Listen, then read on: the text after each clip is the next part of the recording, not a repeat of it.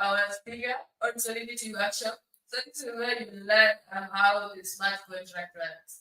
Whatever like smart contracts we need. We come at code. Okay. So smart contract is a set of rules that now says what will the blockchain and the technology do. So nikikwambia off-ramp on-ramp, definitely kuna code ya kufanya hivyo.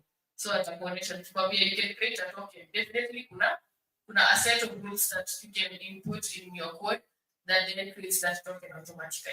Okay, so Enoch, you ready? Welcome. Again, I think you have to help me with the presentation. So we get a copy of the code. The blockchain shares the ledgers in between its participants. That's what makes it decentralized. This means that the ledgers are written and stored in a network, and its members are responsible to update it and monitor it. No record could ever be added without the consensus of its participants. Every block of records is constantly synchronized by the different members of the open network, creating multiple copies of the data through a shared record-keeping system, ensuring no one person or organization holds ownership of the data. So, a blockchain... So I want us to have a very interactive session. Be there with your computer, turn it on, make sure you're connected to the internet. And now we're beginning to do some real stuff, right? Yeah, I believe majority of you here are developers. Kama kuna mtu ako na laptop, naona laptop, karibia mtu ako na laptop muone hizi vitu. Right?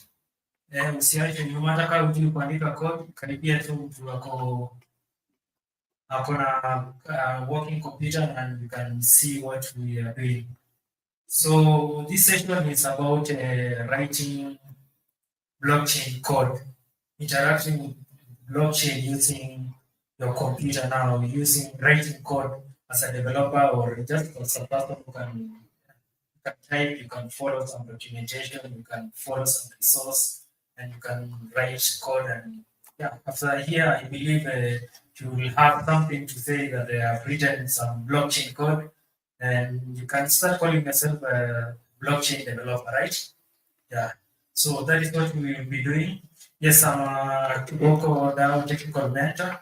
I mentor willing learners in blockchain, writing blockchain code, innovating around blockchain.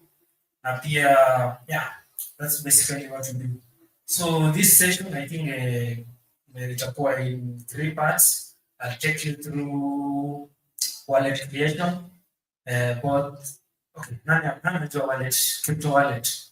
Crypto wallet, nani akona crypto wallet? Niko na yangu hapa. Okay, there's you have a crypto wallet. Brave wallet, exactly. Oh, Brave wallet is actually a crypto wallet because it gives you an address. Yeah. Maybe some crypto wallets in your own maybe Phantom, MetaMask, another one. Anasema yako, rudia tu. Yeah, MetaMask. Coinbase, Trust Wallet. There are a lot of wallets, right? Yes, but I'll take you through creating a wallet using code, where now you don't have to use this MetaMask, I don't know, Trust Wallet. You create your own wallet and have that wallet in your software. Because kama MetaMask wanaweza tengeneza wallet, blockchain ya open source, si hata wewe unaweza tengeneza yako. Yeah, so that is what we're going to take you. You'll have your wallet in your software or in your laptop. You can create many wallets for your users. That's now the innovative part of it, where you're using code to create wallet and not just using this created wallets by these providers like Trust Wallet, MetaMask, Brave. So yeah, so we're going to create our own wallet in our laptop. You can assign your users. You can use it innovatively in your application. Another part to enter around after wallet creation. Okay, the normal wallet creation.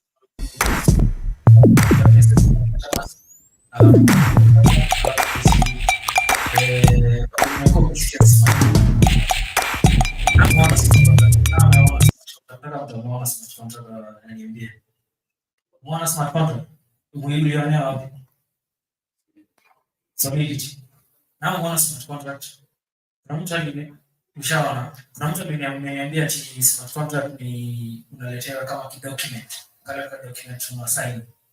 Kale tuseme you are employed ama unaletewa ama contract, ile contract unaprintia unaambia hii smart contract. So, okay, yeah, in real world, that is a contract, a document contract or a copy contract. But if you translate now that a copy contract into code in a smart contract, right? So if you translate any contract, hata hii employment contract, student contract, unaambiwa sign. So if you translate that into code, then inakuwa smart contract, something smart, something that can run itself. Kuna vitu okay, like something that can run itself, like it can execute itself, right? Yeah, if you like you don't hahitaji mtu akuje aseme hii contract yako hujafanya hii, the contract it will validate itself, it will run itself. Ikifika mostly it's triggered by things called events. A smart contract is ama code yoyote tu. Code yoyote is triggered by events. Ukiweka input ina trigger your code ina run. So smart contract is triggered by inbuilt events. You write conditions that if this condition is met, execute this and this. If this happens, run this function. If another thing happens, run another. Like that is how a smart contract works. It's something that it's able to execute itself without human influence, right?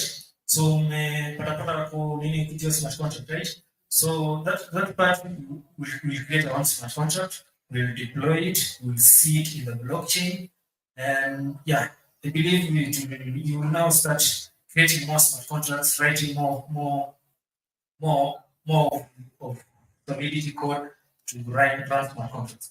Okay, now just twende kwa tools hapa tutatumia. To hapa like you can't just write code without the tools, right? And that's what I'm tools for blockchain one. Yes? Adat. Good. Another one? Remix. Good one. .n. Show. .env. Yeah, .env, yeah, it's a tool. It's a security tool actually. You can say it that way. Another one. Blockchain. Blockchain is the tool. And yes, so before you start writing a smart contract, what do you think about this smart contract yako itakuwa utaipeleka wapi? Where will you execute this smart contract yako? Utairun kwa laptop yako? That's preparations that you need to do before you start writing a smart contract, right? Installation of the tools, ideation. Another thing is the ecosystem, yeah, blockchain ecosystem. Now, as an idea, something about blockchain ecosystem. Blockchain ecosystem, mmekuwa mkisikiza hivi vitu, right? Yeah, one of them, Ethereum, EVM. Hakuna mtu umekopla. Solana, good one. Another person ananiambia, okay, so you choose the platform you want to execute your smart contract or where you want to integrate your software to. So, and yes, for us, we're going with Ethereum virtual machine, that is the EVM. And EVM, it has EVM is the base like the layer one, layer one. So EVM is a layer one. And then now there are protocols built on it. We come at this. So we'll take this as our protocol, or as our protocol where we will be executing our code, where we'll be deploying our smart contract to. So because I have a question, sorry. When you deploy a smart contract, let's say to list, right? how will you see that smart contract? Utaonaje smart contract yako ati iko wapi? Iko wapi pale kwa list? Because we say the blockchain is open source. The blockchain is open source. Anyone can build. You can query data in it, you can write, you can interact with that data. Let's say as a normal user, to interact with the data. What would you use to interact? Zombie. Yeah, is that scan a good one? That is actually correct. Another one.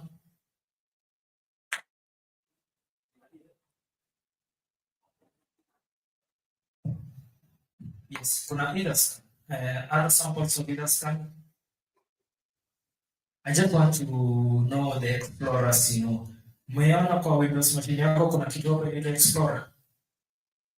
Explorer is an interface for Windows. Ukiklik ya Explorer itakupeleka huko kwa local disk. Right? Kwa hiyo local disk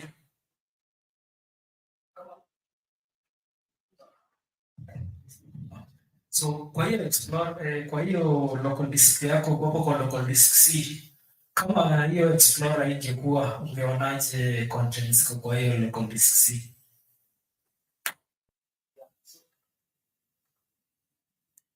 So blockchain has a similar interface called explorers, where you can use to view the contents, where you can use the explorers to view the contents of blockchain. Because basically blockchain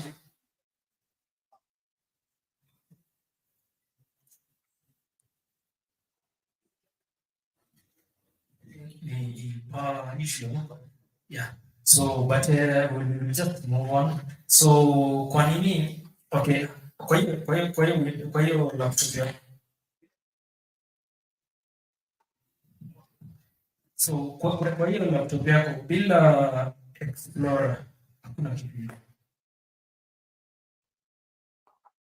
Hakuna kitu ungeona. Ingekuwa tu some hardware like haugeona hiyo hard disk iko na nini. To blockchain. If you don't have an interface to view, hautaona blockchain ati ndio hii venye unaona hiyo laptop yako, so haungeona blockchain.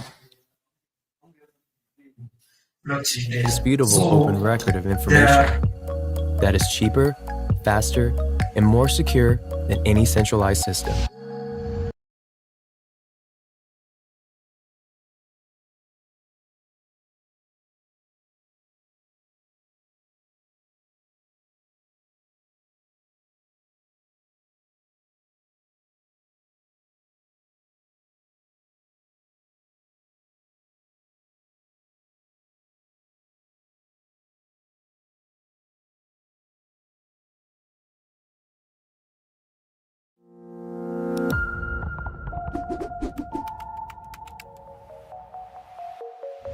What is the blockchain?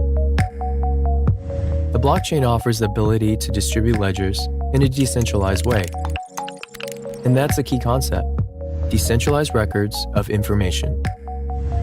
Unlike centralized systems, where the ledgers of records are stored in a single specific entity, like a bank or a governmental institution, the blockchain shares the ledgers in between its participants. That's what makes it decentralized. This means that the ledgers are written and stored in a network, and its members are responsible to update it and monitor it. No record could ever be added without the consensus of its participants. Every block of records is constantly synchronized by the different members of the open network, creating multiple copies of the data through a shared record-keeping system, ensuring no one person or organization holds ownership of the data. So, a blockchain establishes an auditable and indisputable open record of information that is cheaper, faster, and more secure than any centralized system.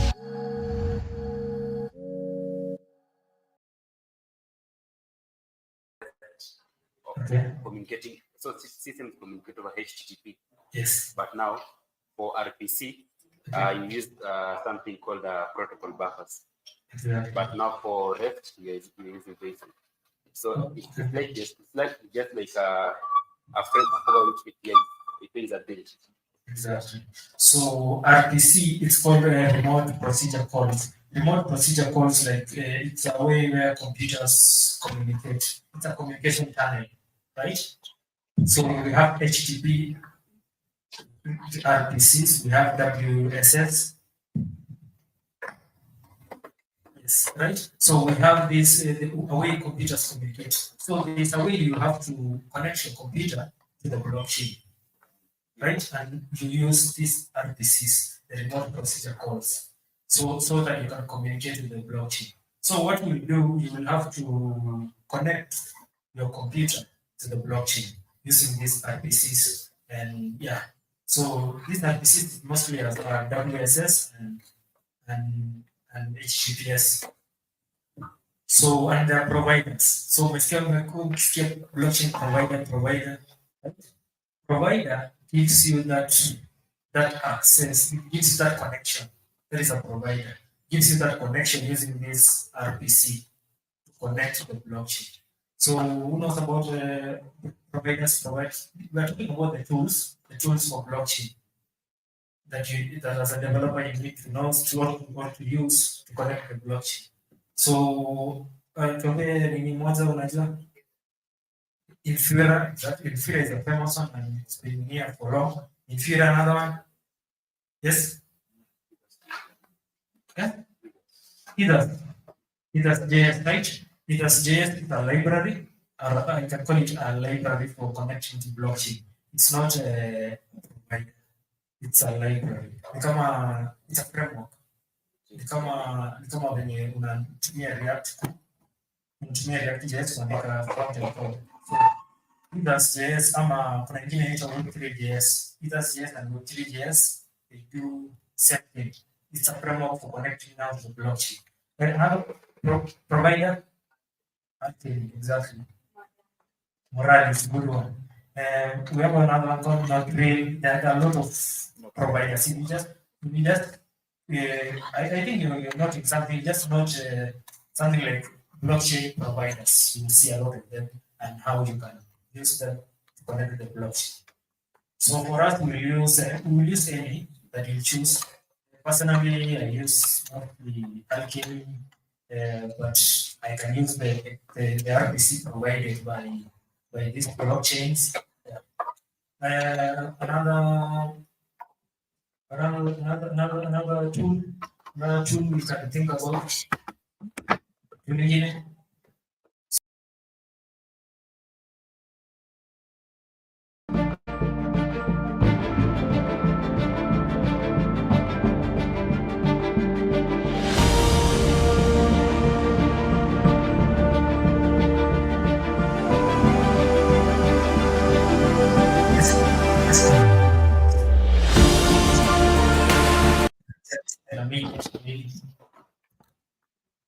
Yes.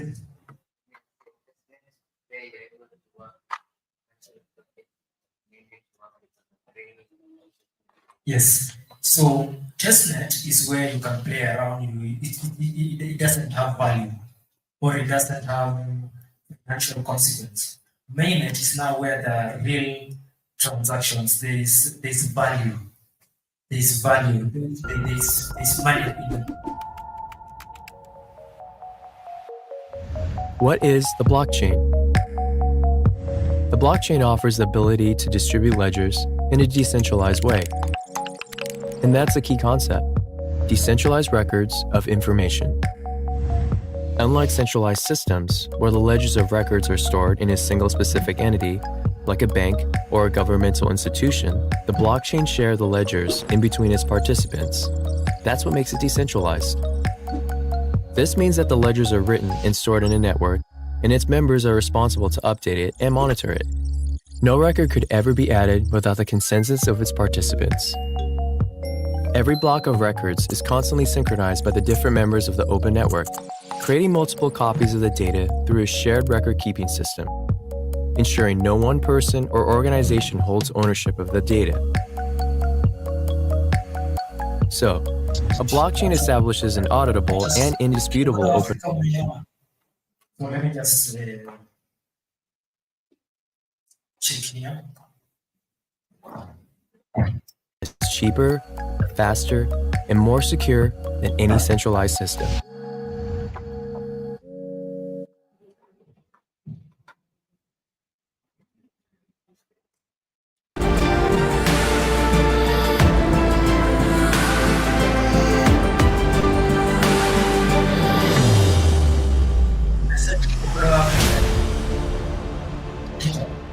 To click on it, enda pale kwa repositories.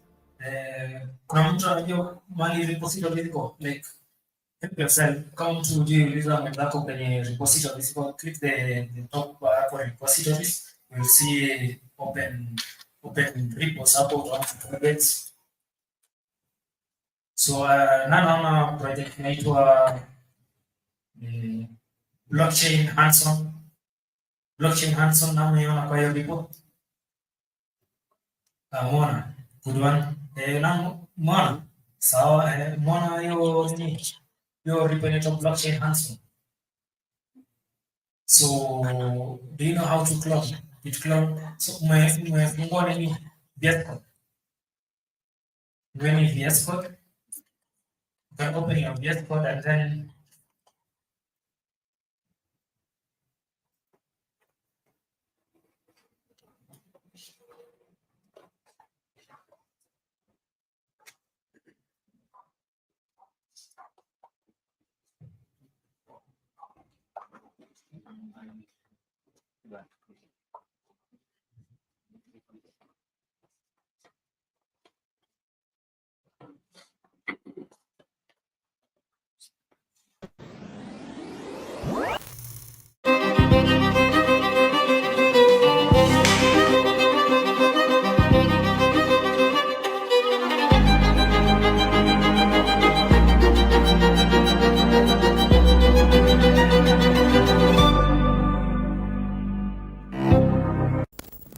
Before we get into the selected startups that were vetted and picked by CV Labs, let's talk about why we're doing an incubator program and what are the main reasons we want to do this. Who should we talk to? Adrian. Adrian is our head of marketing here at Lisk, so he'll give us all the information we need to know. Let's ask him some questions. Yeah. What are the primary goals and objectives of this incubator program? Our main goal, I would say, is to support the African entrepreneurs. so hapo unaanza ku-git clone. So umefungua VS Code. Anajua kutumia Git. So unajua kutumia Git. Kuna mtu anajua kutumia Git. Okay, hapo mbele unajua kutumia Git. Yeah, Git clone that repo inaitwa blockchain hands-on. Come on. Yeah. Yes. So, okay, to go repositories, right? The only two repositories. Kibokodao, Africa. No, you search for In developing blockchain solutions that really fit the local markets, and that's why we specifically have an African blockchain incubator, and we want to make sure that all these people with great ideas have the support they need to make them a reality. And from that, I'm curious on what may be Future economy. But what's wrong with how we pay for things now? In a few words, it is too centralized. Every purchase that we make needs to be approved by a third party, for which they all charge a fee, adding up to a considerable amount of money over time. Transactions can also be extremely slow. It can sometimes take days for a bank to guarantee that a payment has been received. Another issue is that these companies need to store endless amounts of personal data about their customers to work out who is trustworthy, but they can't always be trusted to keep that information safe. If we don't use a centralized source of information, how do we prove that we have paid when we buy something, or that we can actually afford to pay for it in the first place? Solving this issue is one of the greatest achievements of the first cryptocurrency ever created, Bitcoin. Bitcoin uses a peer-to-peer payment network where the responsibility to maintain a trusted ledger of transactions is shared between everyone, rather than one central body. And as there is no central authority needed, there are no disproportionate fees or personal data at risk of being compromised. So, Bitcoin is a cryptocurrency that solves the issue of payment. But what else can cryptocurrencies do? Since 2008, countless cryptocurrencies have been created, many of them carrying out different functions in different blockchain ecosystems. Investors buy into them because they believe in the product that the currency underpins. Many people see cryptocurrencies as tools that can help to then now you write git clone, you text that URL. You paste that URL from your the twin icon. Now we make clone to the machine. Nice one. Another very good. Me clone make yeah, I see that people have done it. So kama unafeel unakwama, just be with someone when you're amefanya uone. Right? So once you clone, that you will just run. Now, once you open it, you know you have VS Code. Okay, open a VS. Utaona, okay, unaona? I believe unaona. So kwa hiyo repo, you will just need to run npm install on that repo. Just npm, you now run npm install. Let me check if my readme has the instructions.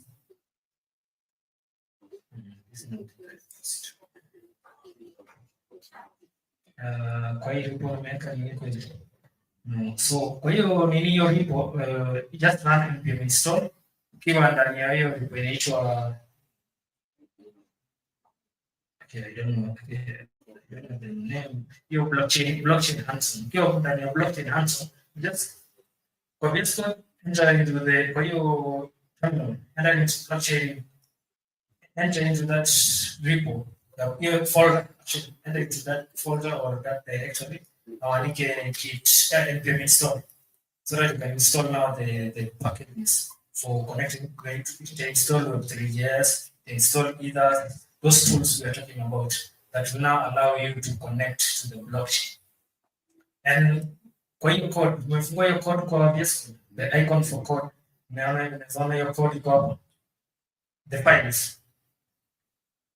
Unaona the files, right? Ukiclick icon ya files kwa VS Code, umeweka VS Code yako.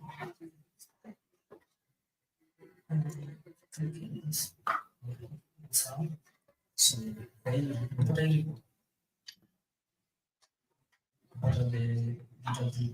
so copy this this one. Select it. So you will see that this is meaning. So copy. And then I will go to this this one. Complete this Windows practice.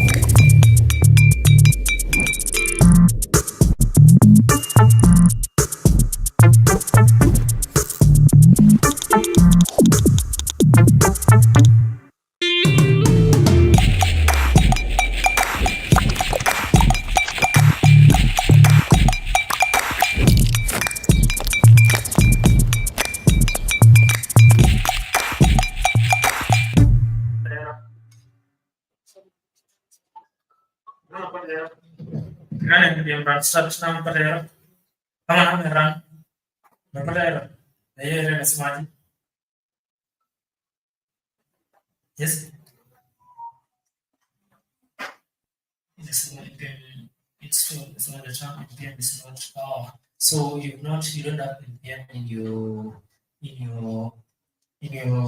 computer. How do you install NPM? How do you install NPM? Now tuambia command ya install NPM. Yes, ile account now. You do have not installed in your computer. Okay. Okay. Installing not.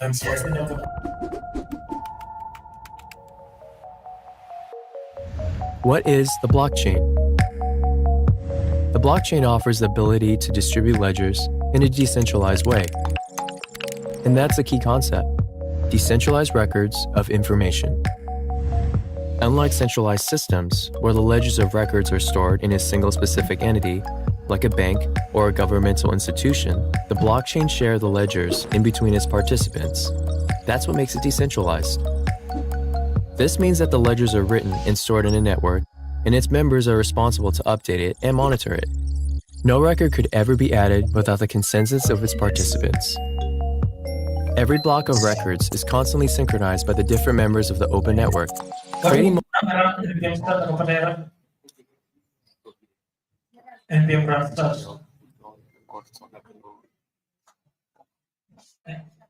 Watu walikuwa wameingia kwa hiyo repo. Kwa hiyo folder ya blockchain Hanson.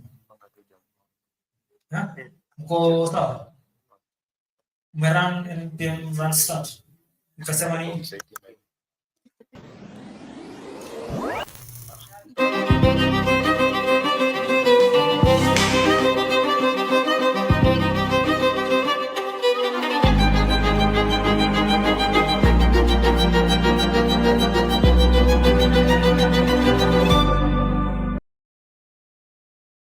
blockchain.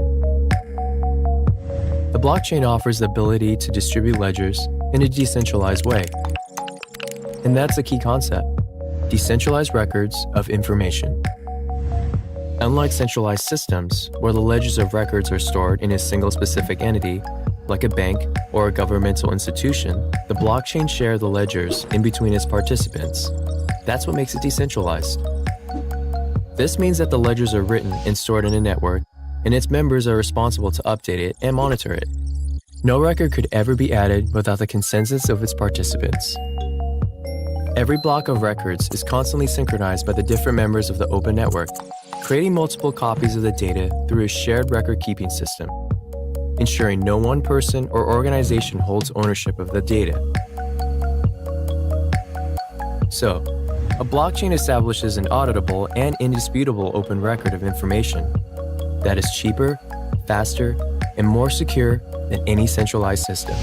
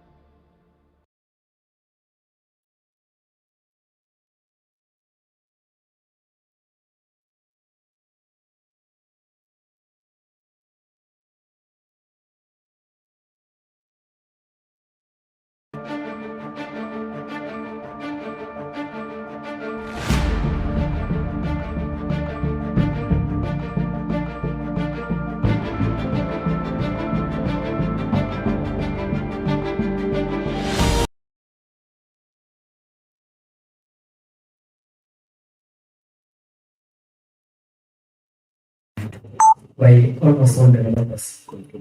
Yeah. Because iko na hiyo Chrome extension. Though other wallets pia ziko, MetaMask is the easy one and we've been using it for long. So the other wallets, ukienda pale kwa extensions, utapata the other wallets you can use depending on how the blockchain you want to integrate. So yeah, mnaenda pale mmeweka password. Oh, you forgot the password. Okay. Kuna mahali pa kureset password kwa MetaMask? I've never tried, okay, because I think I've never forgotten my password. So ukienda pale MetaMask, me login kwa hiyo, me create account, me create hiyo nini, me create MetaMask. Let me come this other side. Me create that wallet, MetaMask wallet. Me install pale kwa Chrome extensions MetaMask, and you can nani create a new wallet. Nani akuwa na MetaMask? Kwa sababu password. I don't know. Kuna mahali forgot password hapo? Ama uko na the recovery phrase. Ulisave your recovery phrase. Sasa hiyo wallet itabidi delete. Delete when install, because if you forget that seed phrase, that is like not your wallet. Not your private keys, not your keys, not your wallet, not your coin. Yeah. So kama umeforget hiyo itabidi tu delete na once nyingine. Ama au save your seed phrase hiyo time ulikuwa unapewa create. Kuna seed phrase ulipewa, kaambiwa save it somewhere. Yeah, so you just uninstall and install a new one. Because kama utumiaga hata kumaanisha hata ina pesa. Ulikuwa bado iko na pesa?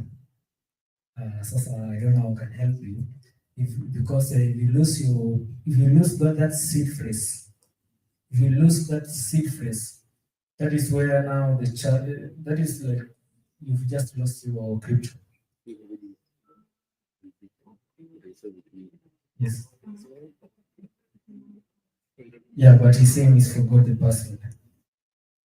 Yeah, so that is one challenge with storing your keys. So, and that's why you're using .n. .n file will not allow you to expose your keys. That private key is very, very important. If you lose that private key, then you've lost your crypto. So that's why as a developer, you need to be very keen with that .env. One of them example .env.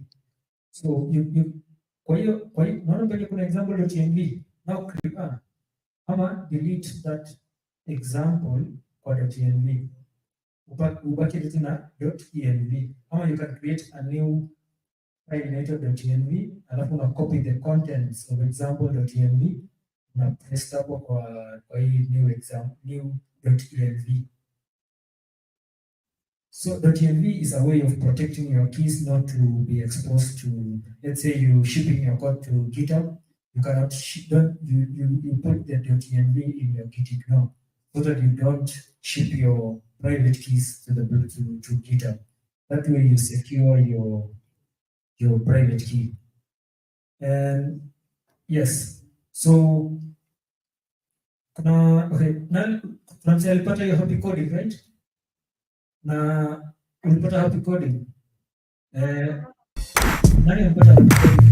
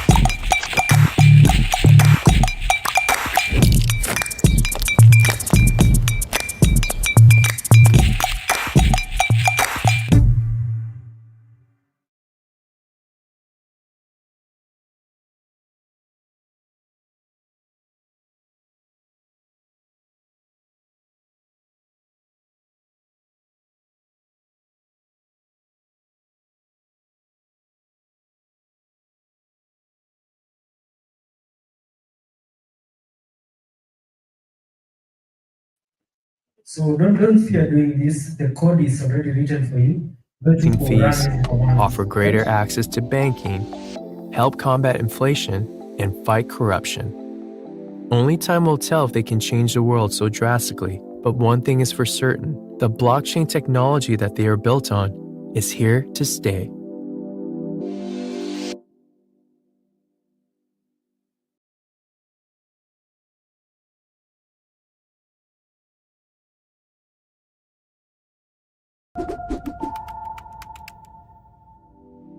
What is a cryptocurrency? A cryptocurrency is the digital representation of something valuable, such as money, that only exists online. Cryptocurrencies use cryptography to verify and secure transactions and are seen by many as the foundation of a better future economy. But what's wrong with how we pay for things now? In a few words, it is too centralized. Every purchase that we make needs to be approved by a third party, for which they all charge a fee, adding up to a considerable amount of money over time. Transactions can also be extremely slow. It can sometimes take days for a bank to guarantee that a payment has been received. Another issue is that these companies need to store endless amounts of personal data about their customers to work out who is trustworthy, but they can't always be trusted to keep that information safe. If we don't use a centralized source of information, how do we prove that we have paid when we buy something, or that we can actually afford to pay for it in the first place?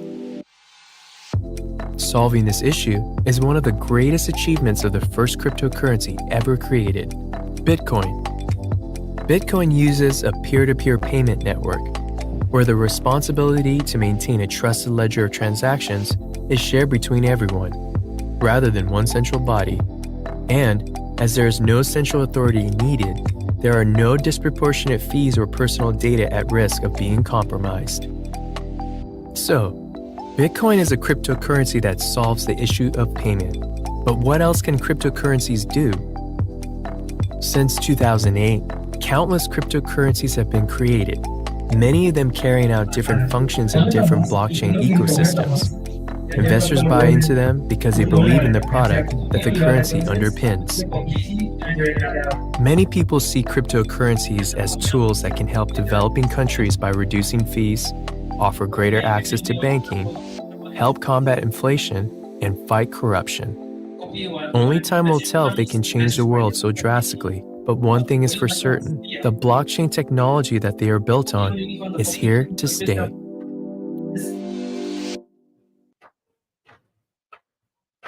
Where.env.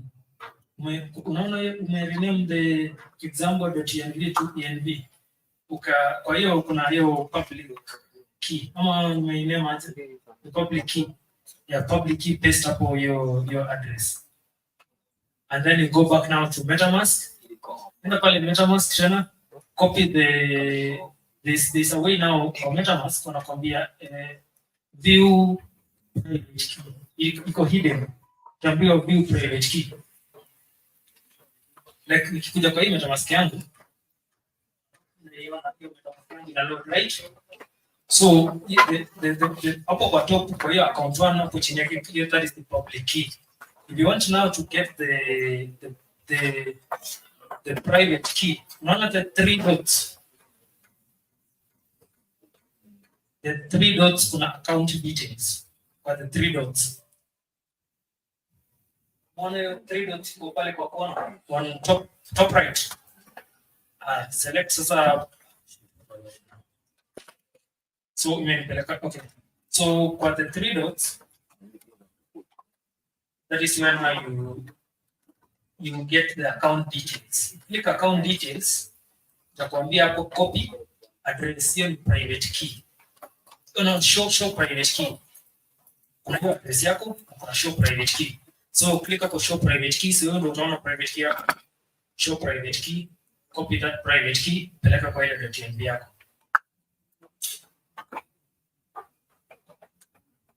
Iko sawa? Umepeleka hapo. Let's now move fast.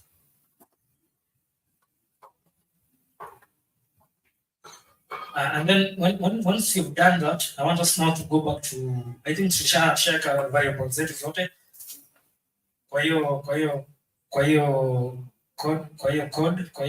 code base. So tunaweka variables zetu zote. Basically tunaweka wale right. Now we can go to the code.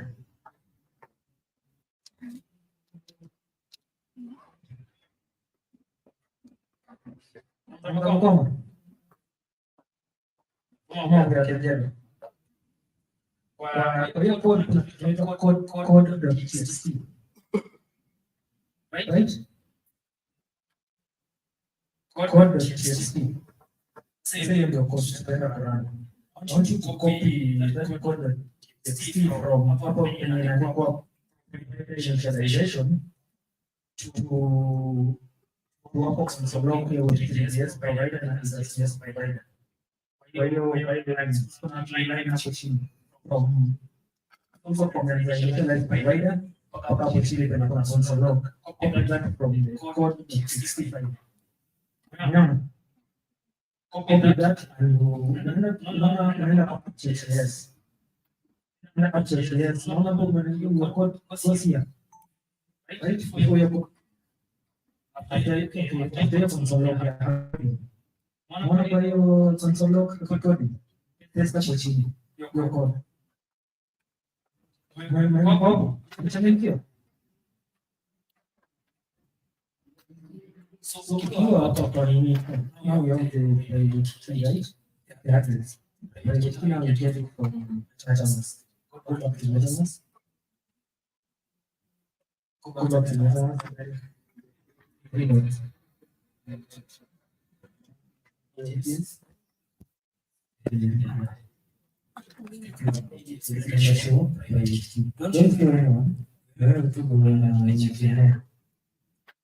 So copy that to process delete that. Make sure you delete your Wi-Fi, right? Access one value that you copy. So which provide your initialization. We paste your code goes here. Right? We paste up. Just take a look.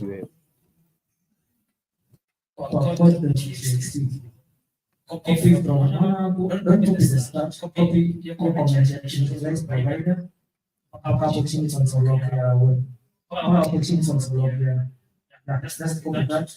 This is for yes. Yes.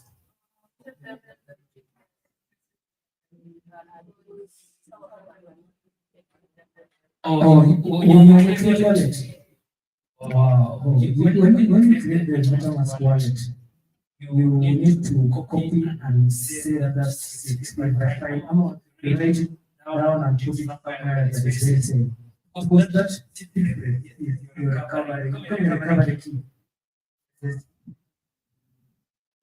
Really important when you have a key, don't keep it on just right forward.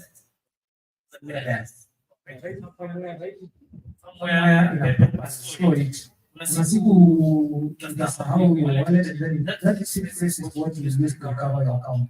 That is very important. Yeah. So when business values, we copy the need. Let's run now and run start. Yes. Yes. Comment your code goes here. Best to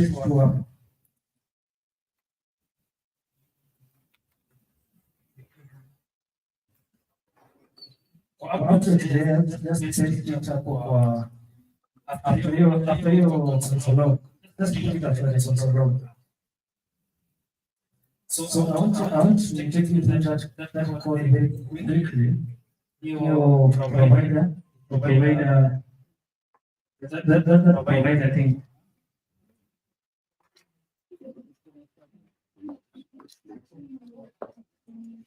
So unaona kwa hiyo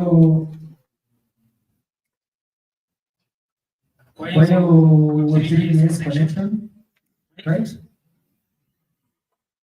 So that is how you connect to the blockchain using the RCC URI in your invest coin .n. So once you have that RCC URI, you use either JS or Web3.js to connect to the blockchain. So unaona hapo kuna Web3.js provider na kuna Web3 provider. So you can just use any one of them and just put them there so that to run simultaneous code on one. So you can either use Web3.js or EtherJS, the one you are good at. That is how you connect now to the blockchain using that RPC. Run npm run search, mkono hiyo console log inakuja hapo. Right? Console log from provider, Web3.js provider na EtherJS provider. Remember? RCC kwa nini kwa readme pale chini kuna RCCs. What is readme? Kuna RCC list. So the RCC will connect us to the blockchain. So we're using the list RPC provider. So ukienda connect to another blockchain, they will have their own RPC. Ukienda connect kwa Binance Smart Chain, they have their own RPC. Ukienda connect kwa Ethereum, Ethereum wako na their RPCs pia. Yes, ukienda Solana, they have their own RPC, right? So that is the RPC for Lisk. We'll be connecting with the Lisk blockchain. Mwana ya RPC umeitest kwa Ethereum. Kwa sasa, so ukirani hiyo nini? Your code unaona some provider, right?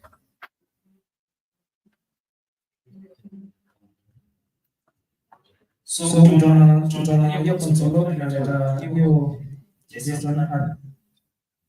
So tutaona my current chain itakuwa mainnet, sio? Mainnet because that RPC is for mainnet. So we get to our wallet address in mainnet physical code. We get to our wallet address in this mainnet protocol physical code. Shall connect? Go on my button. Oh, MetaMask. Okay. I think our internet is a bit slow. So I hope guys tunaendelea polepole, tuko pamoja. Tuko na nani pamoja? Nani ndani from hapo usipata hiyo provider connection.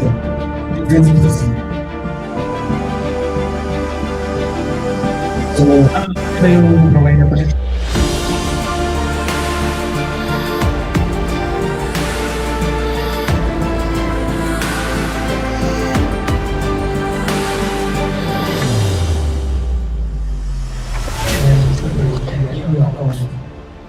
Your account is private key account because every account will have their own private key.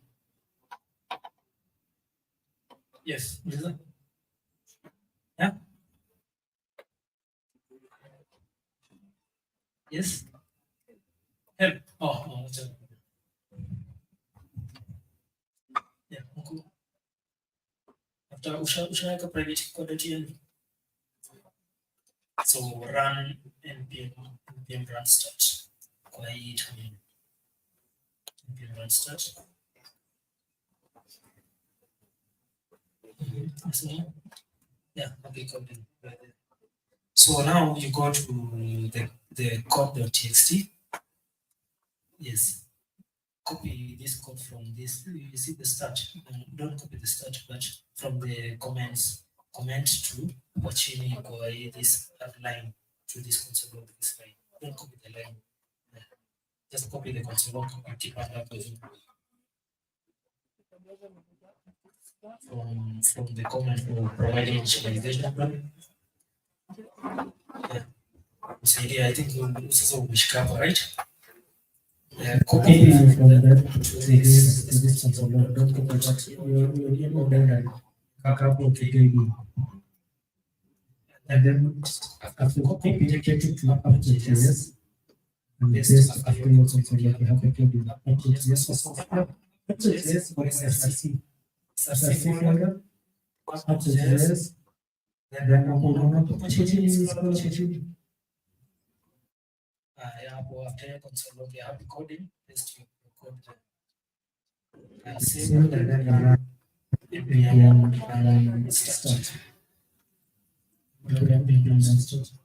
We can run it and slow. Yeah, just start.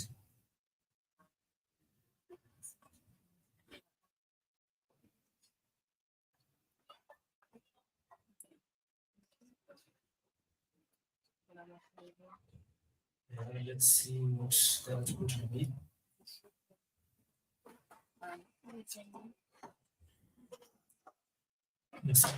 What config. You approach your uliweka kwa .env. Click on .env. Leka this one. Yes. What? Make a 4,000. Scroll actually. Where? Just scroll and there. How to see the error? It is not defined. By your file purchase. Config. Scroll quickly.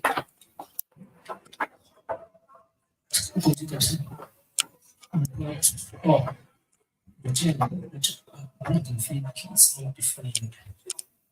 I'm gonna configure just import config. Yes. Just import config.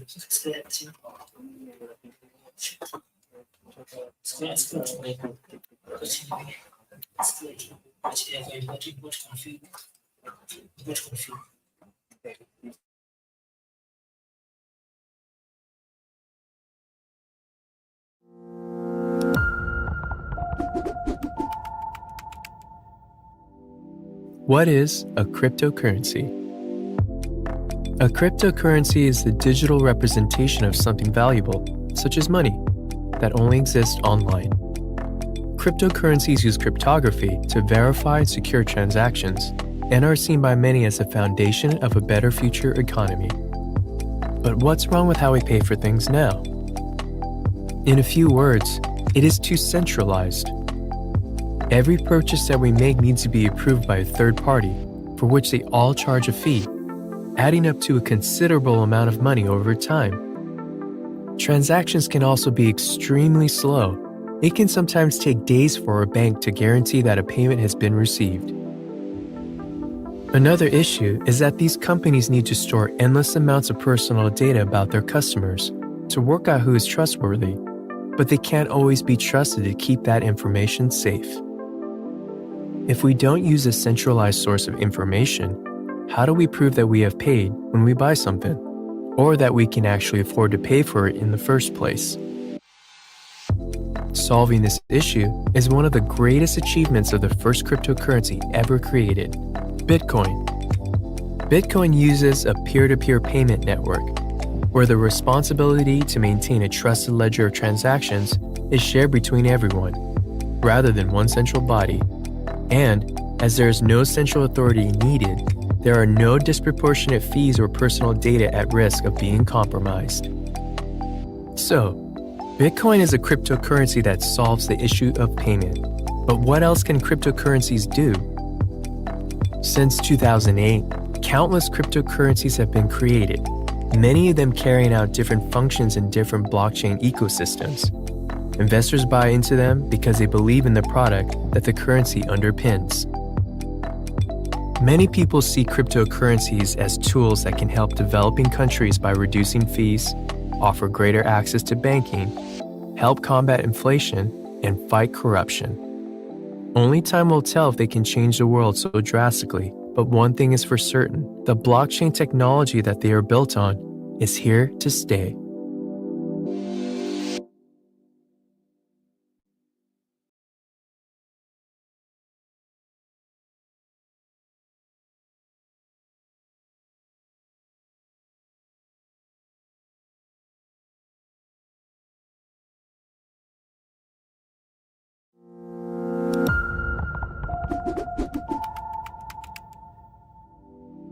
What is a cryptocurrency? A cryptocurrency is the digital representation of something valuable, such as money, that only exists online. Cryptocurrencies use cryptography to verify and secure transactions and are seen by many as the foundation of a better future economy.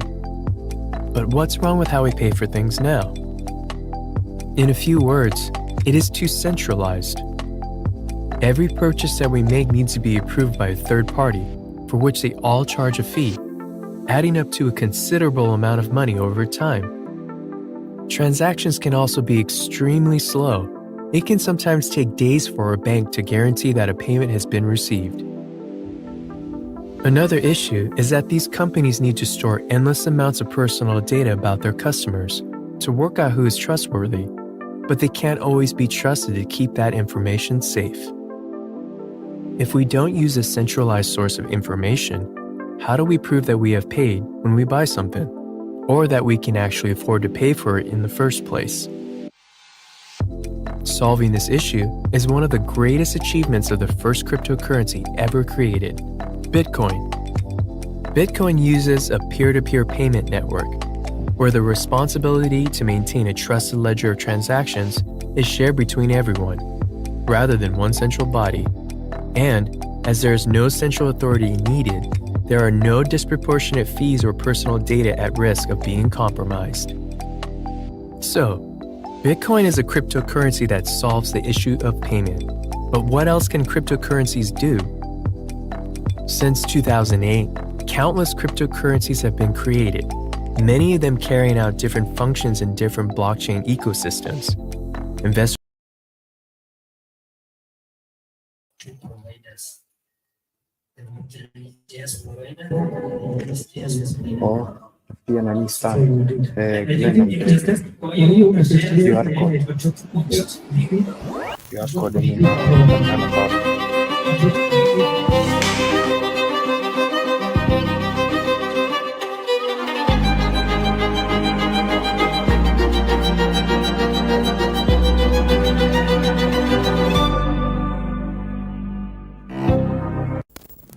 Before we get into the selected startups that were vetted and picked by CV Labs, let's talk about why we're doing an incubator program and what are the main reasons we want to do this. Who should we talk to? Adrian. Adrian is our head of marketing here at Lisk, so he'll give us all the information we need to know. Let's ask him some questions. Yeah. What are the primary goals and objectives of this incubator program? Our main goal, I would say, is to support the African entrepreneurs right on that topic in developing blockchain solutions that really fit the local markets. And that's why we specifically have an African blockchain incubator. And we want to make sure that all these people with great ideas have the support they need to make them a reality. And from that, I'm curious on what may be some of the key points that this incubator will tackle when it comes to supporting the startups. I think it's all a matter of providing the right resources. When you launch an incubator, it's really easy to get lost and provide founders with things they don't need. We aim to provide the right resources there. So we have expert guidance from ourselves, people from the Lisk team, but also from our partners. It can be guidance in terms of marketing, development, strategy, financial, how to raise, all those topics that a founder basically will face at some point.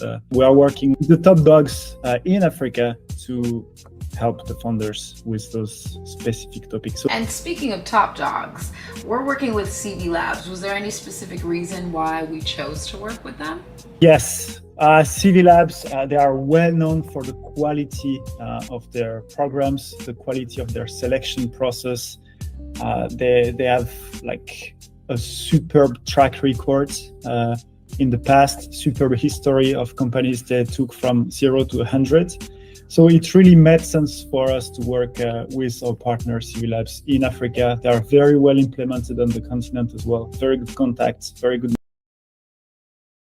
Incubator will tackle when it comes to supporting the startups. I think it's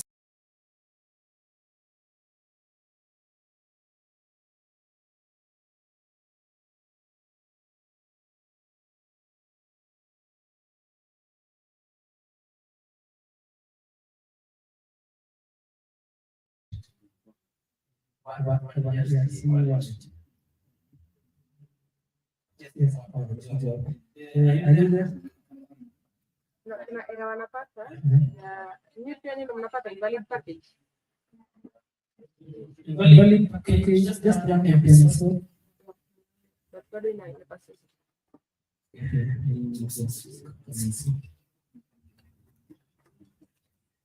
Imefika.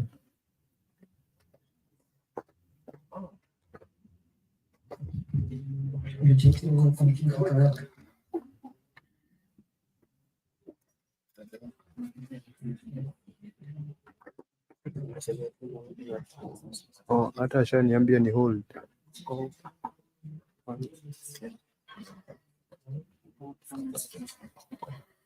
So ni saidi yake inatoka, ni saidi yake.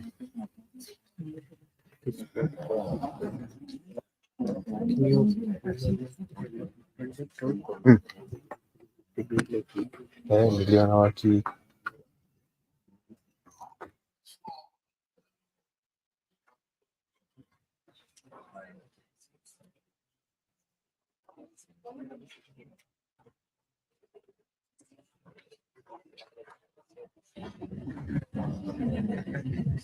Hello guys. What down? Hello. Legislation. Comment. Hello. Hi. I need more energy. Hi guys. Hi. When it's my high back shout, and I get hi.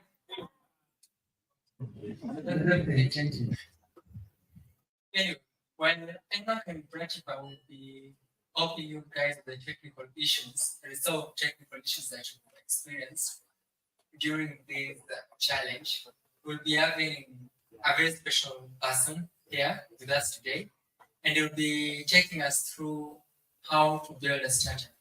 And I think that's the most important thing, and that's what we are looking for at all times, is when we say we are working with the African market, it means we are there. Every single day of the year, we have people on the ground. TV Labs here is really the partner of choice for this exact reason. And one last question I have for you after the program, what do you think are some of the things that are really important for people to know when it comes to this program is finished, what next? It's a really good question. One thing we noticed is a lot of founders during our trips to Africa told us that they are tired of seeing blockchain companies coming, offering a few incubator programs, maybe some grants, and then disappearing and just using it as marketing and communication. That's what we want to avoid at all costs. And our promise here is really to help and follow these founders we are selecting for our incubator program or for our grant program on the long term. So it's not because they finished the incubator or they got their grants that we'll let them go in the nature and never talk to them again. All the contrary, we really wish to stay in touch and build really long-term partnerships with them. All right, these are some key things. We're about to start sharing the startups that have been picked, so why not ask you for some information about what's going on?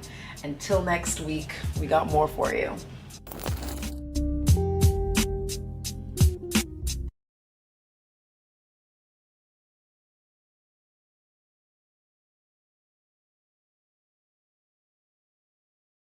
Yeah. Come on, guys. This is tech, man. I was expecting a lot more energy.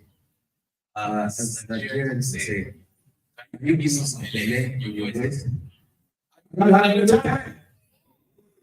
Okay. So let me ask you, all of you are software developers, right? Just by show of hands, you're a software developer. Or you're studying to be a software developer. Most of you, right? Okay. Thank you so much, everybody who's come ahead of me. Liz, thank you, Kibokodao, for hosting me and just to have this opportunity.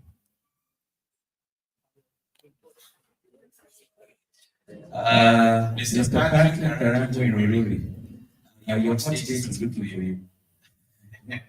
They don't look for what date, but Patrick you look for. It's someone starts looking for you. Please, you're here. Patrick, are you here? Patrick, okay, so I don't know if that is just captures what's happening here. I have situation really nice developments. We have really okay. Just trying to see if it's working. Just say something. So what are the highlights you learned in the past few days? Yeah.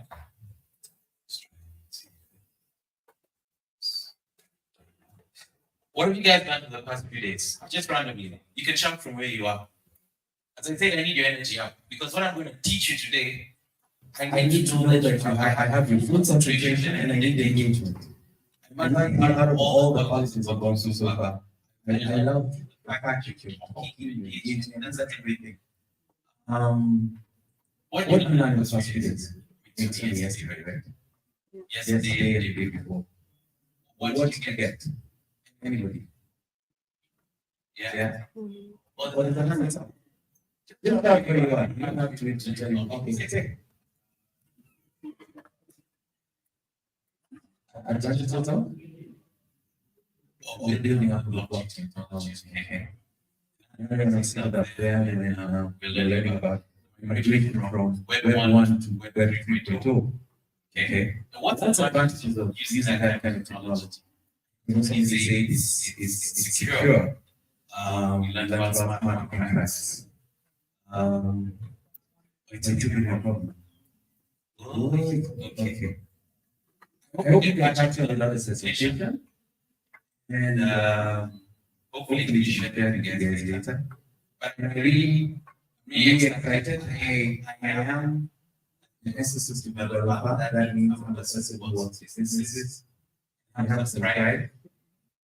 For the past 16 years, I have worked with idea stage businesses. I have caught a lot of interest in tech-based businesses that use integration of technology to actually make the businesses more efficient. Efficient. And for me to be here, the greatest advice I'm going to give you is basically just pointers that the world is changing. It's in from 1.2 to 3.2. We are moving from depending on a fixed kind of employment to actually need solutions and getting self-sustainable. I was listening to a clip and President Uganda was talking about what is sustainable development and should really move beyond that. And I like what he says, the analogy was when a woman is pregnant, it's for 9 months, the child is born and the child grows, the child becomes something. And the truth of the matter is, we talk a lot about growing, we talk about learning things, but we don't talk about the transformation. And for me, today, I hope by the end of this talk, is that I'll transform your mindset from just looking at your skill set as an expert, but thinking as a business person and being able to scale and become something. Because it's something I do daily, I support businesses. Also, as you said, I am involved in investor relations. I have investors who are actually looking for companies, looking for businesses. There's never a time I've seen that there are millions of dollars in euros being set aside for you if you're a business. Now right? You might not be able to get that amount of money, but you can do that kind of money. What are these examples of software companies or software developments that actually are valuable and some of them you use? And one thing I want to encourage you, I'm going to focus on technologies that started with university and college students that become groundbreaking and shattering. And one of the advantages you have working on this centralized system that's independent allows you to have a community that allows you to grow. You actually matters. Okay. It is refused. How does that? You may not have that. Okay. It's all Well, good. It's all good. I'll just switch to yeah. Okay. So Yeah. So So basically, how to build a startup and find product market fit. Okay. So what's the startup? I want to ask that question. But everybody knows what a startup is. What's a startup? Is it everybody knows what a startup is? Startup. Yes? Yeah.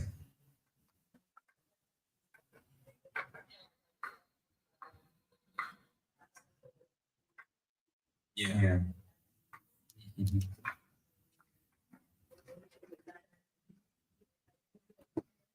It's a new idea in the industry industry that is new, that is young. young. You say It's it's a a new new idea. idea. No, it's not a problem. Just Just get my point. It's It's a a new new idea. idea. It can be one One person, person, it can be it's several several people. And it's in an industry where where it's it's effective. How hard You don't want to get anything wrong. But a startup is basically a business that has a disruptive behavior, that has a quick acceleration and growth rate. Yeah. And It's it's rapid rapid in in nature. nature. Do you know what I mean by disruptive? It basically changes the course of how things are done in certain cities. Okay. Who knows all of startups that we mentioned in the thing? The number of companies. Name a few startups. Tech sector. Pay. Okay. Another one. Yes. Botanic Bay. Yes. Apollo. Yes. Class. Black. Okay. Which other one? Yes. You get the rest of the data. You just technologies are so basically these startups brought disruptions to how financial services are done, right? Yeah. And before that, where was financial services? It was banks, right? And our time also post offices. Okay. I'm not that old, but old enough. Our time we could transfer money through the post office. If not, it was through a bank. But today, you can actually use any IoT that is legal, provided it has a system and the software, and you're able to get electronic or physical money. We also have blockchain. Yes, cryptocurrencies. Okay. Now, those are what startups are. The unique ideas that have a disruption. But not most startups are successful. Unfortunately, what's the lifespan of a startup? What's the lifespan of a startup? In most cases, the ones that die, they die in years. 2 years, that's right? First 3 years, yeah? First 3 years. And let me show something. If you have a startup running in 2 years, you can get successful. In the first 3 years, you can't get investment funding because it's certain characteristics that investors look for. It's a certain thing that the market looks for. But from year 3 to year 5, something happens, right? Most startups and the conversions from initiation to being considered a successful startup is between 3 to 5 years. So it means if I started my business in 2017, by 2020, I will know whether it's going to happen or not. Okay, now I want to ask a question. Does anybody remember a company called Kodak? Have you ever heard of a company called Kodak? You did. Okay. Are you photography by any chance? Oh no, okay. Guys, the photography, you ever heard of Kodak? You guys in the video cameras. Oh, you did? Okay. Now, there's something interesting about disruptions when they happen. There are those who are leading and who had such a great idea, but they eventually die. Now, the disruption I'm going to mention here, for example, I'm not going to it. I'm just trying to help you understand some of the things I'll talk about. Yeah, are based on these storylines I'm giving you. Now, Kodak used to produce photographic film, and we used to have cameras that used to have this photographic film, and this photographic film will have to be developed so you can get pictures. So basically, it's not like today, the digital camera, within a few hours or a few minutes, You've either edited or you've sent it. It's across the network. And Kodak was one of the leading photographic film production companies. But along the way, one of the developers in the company said, why don't we move to digital cameras? And they dismissed and said, why would people go to digital cameras? Which technology is there? And everything. And over the years, one of the development team guys said, let's go to digital cameras. And it's like, what will happen to us? Now, when we're talking about that, digital cameras came to life. And the moment digital cameras came into life, the only thing that was needed was a printer if you wanted a physical print. But beyond that, you didn't need the photographic film. So what happened to Kodak? It died. It woke up too late. By the time they went back to the idea of digital cameras, they were a brand to no one. So there's something about a startup. You need to be able to adapt and change, okay? I'm going to talk about these things. So as I talk about this journey, I want you to put yourself in that space. What unique idea do I have? People think because you have a unique product is that you're a business, that you're an entrepreneur. No. You're only an entrepreneur when you go through the curation process. Okay? Oh, I have a different machine now. Oh, it's working. Okay. Cool. So I'll just go through as we work on this thing to make it work. So, oh no. Okay. Is it working now? Okay.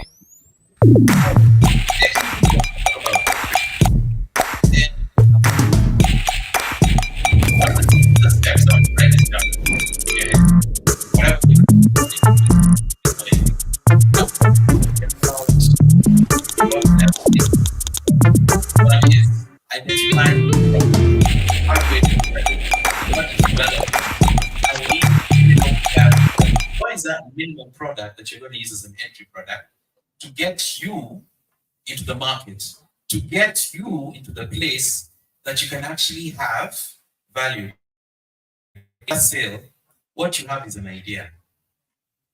But until you do your first sale and able to scale it, then you're probably a business. Note, I said you're probably a.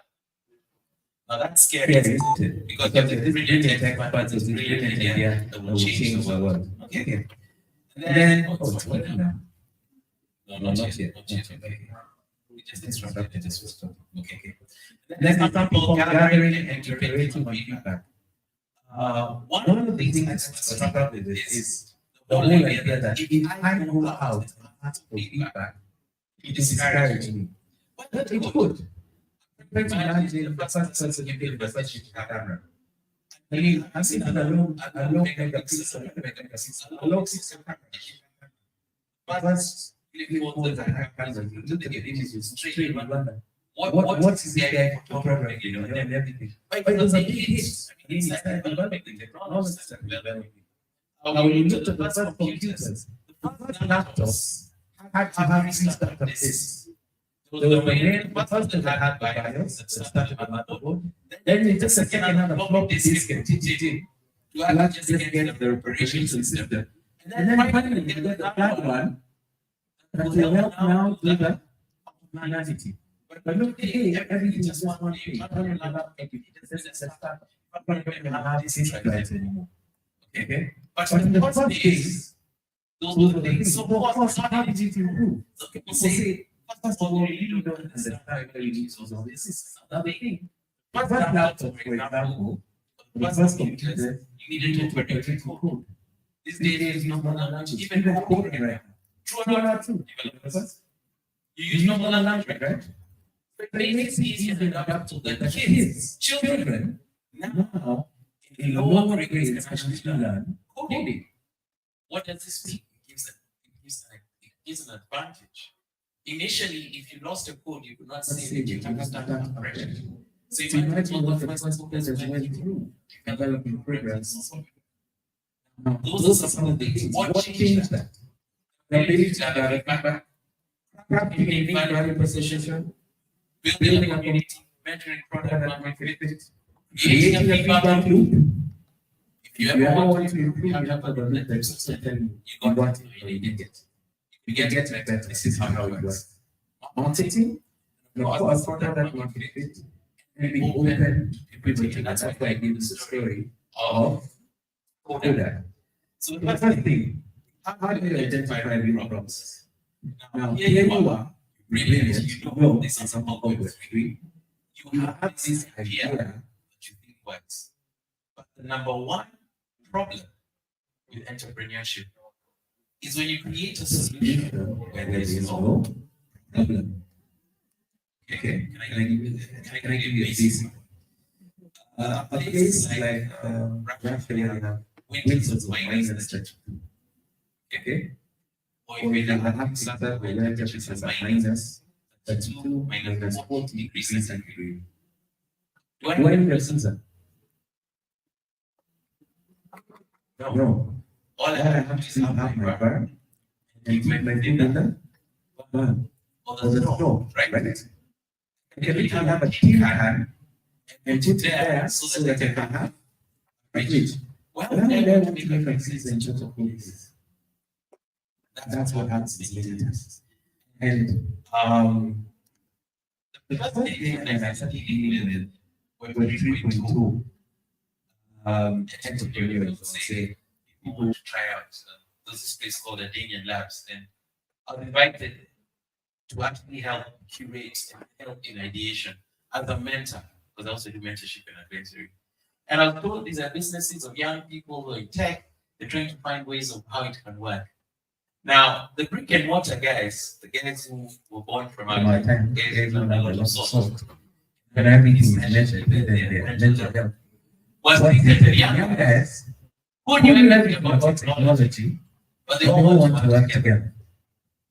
And I remember the about integration. So the one person who was in construction, and the one person who was good in doing web applications, and what do you call this? E-commerce sites, right? So this brilliant e-commerce institute has come up with brilliant web page designers, you know, interactive systems and all those tools and state features. And here we have a guy basically has hardware products and just wants to digitalize its processes. Now the things come together. And so I listened to the guy who wants the hardware, and his partner is in the next with him. And of course, both of them say what they do. You know, I had a lot of technical stuff with them. But there was no synergy. You know, right? It's time to focus on what you're able to do. For you to be able to leverage and sell what you have, you have to shift in your mindset. Okay? And this is the major thing. What is the problem? And how I sorting out that problem? So that's the first obstacle you have. If you're going to be a startup, do you understand the pain points? Do you understand how your solution delivers the person from what they're going through? And typically, you need to avoid building a solution before validating the problem. Do you understand the problem? The problem is financial services. We need to have an effective way of ensuring that finances get to the people, right? So what is your solution going to be? I mean, you're using the thing, and you can do this by either doing interviews or being on site and listening to people's problems. I have a kiosk tab. So what is this solve? Okay? And basically, the process starts from pain points through search, discovery, and purchase to actually give a high point. The high point is basically you solve the solution. And depending on how innovative that solution is, the more valuable it will be to that system. So the next thing to talk about is very interesting point. To identify the problem, the next thing you have to do is develop a lean minimum viable product. What I mean by minimum viable product is the basic product that you're going to sell. If it's a plain text solution, what's the basic product that you're selling? Are you going to create a solution that basically deals with money transfers. And now the examples of suppliers one simple solution. Ability to move money from point A to point B. That can put this of money here and you can withdraw this of money elsewhere. Do you know the story of how much was just got approval? For Safaricom to get their centralized. So there was a business called Mishiki. And Mishiki was in charge of that document at that time. When Joseph went in his cell phone and went and visited the minister in his office, he told him, "That's frustrating. And this is the next edge technology." This was after 2007, 2008. Those are crises. Do you know what was happening in 2007, 2008? What was happening at that time? It was the election. It was the election bias, right? People were not lockdown experience.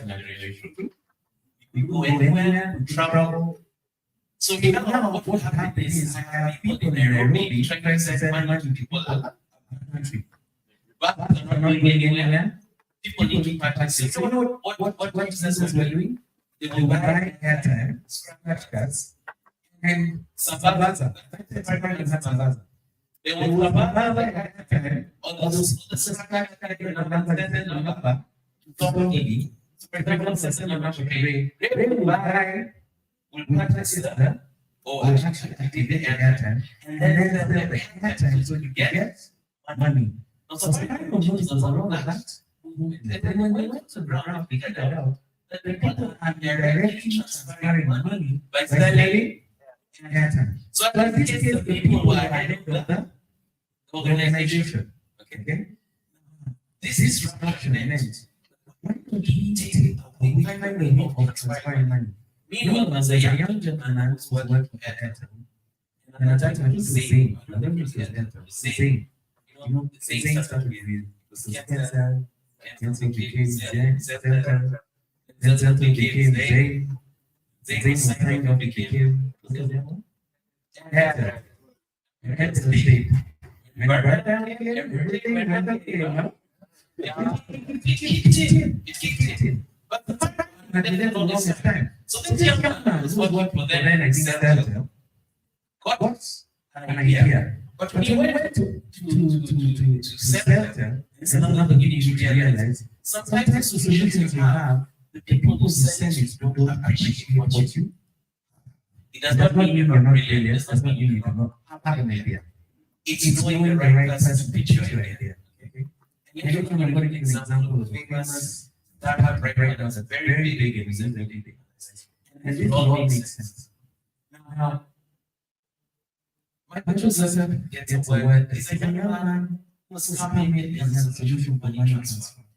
Microsoft said, fine, guys, don't put me in city, you're going to get the guy proposes a technical one that can give what is diagrams, process diagrams. Project that, you can run your Java. Yes, we need the finance pieces down. You know what to tell my finance team. You want regulation, right? How do I know my customer? So everything was sorted, everything worked. Sat down and developers the software. Okay? Now, fast forward, which is now things much as this is there. It tells us, you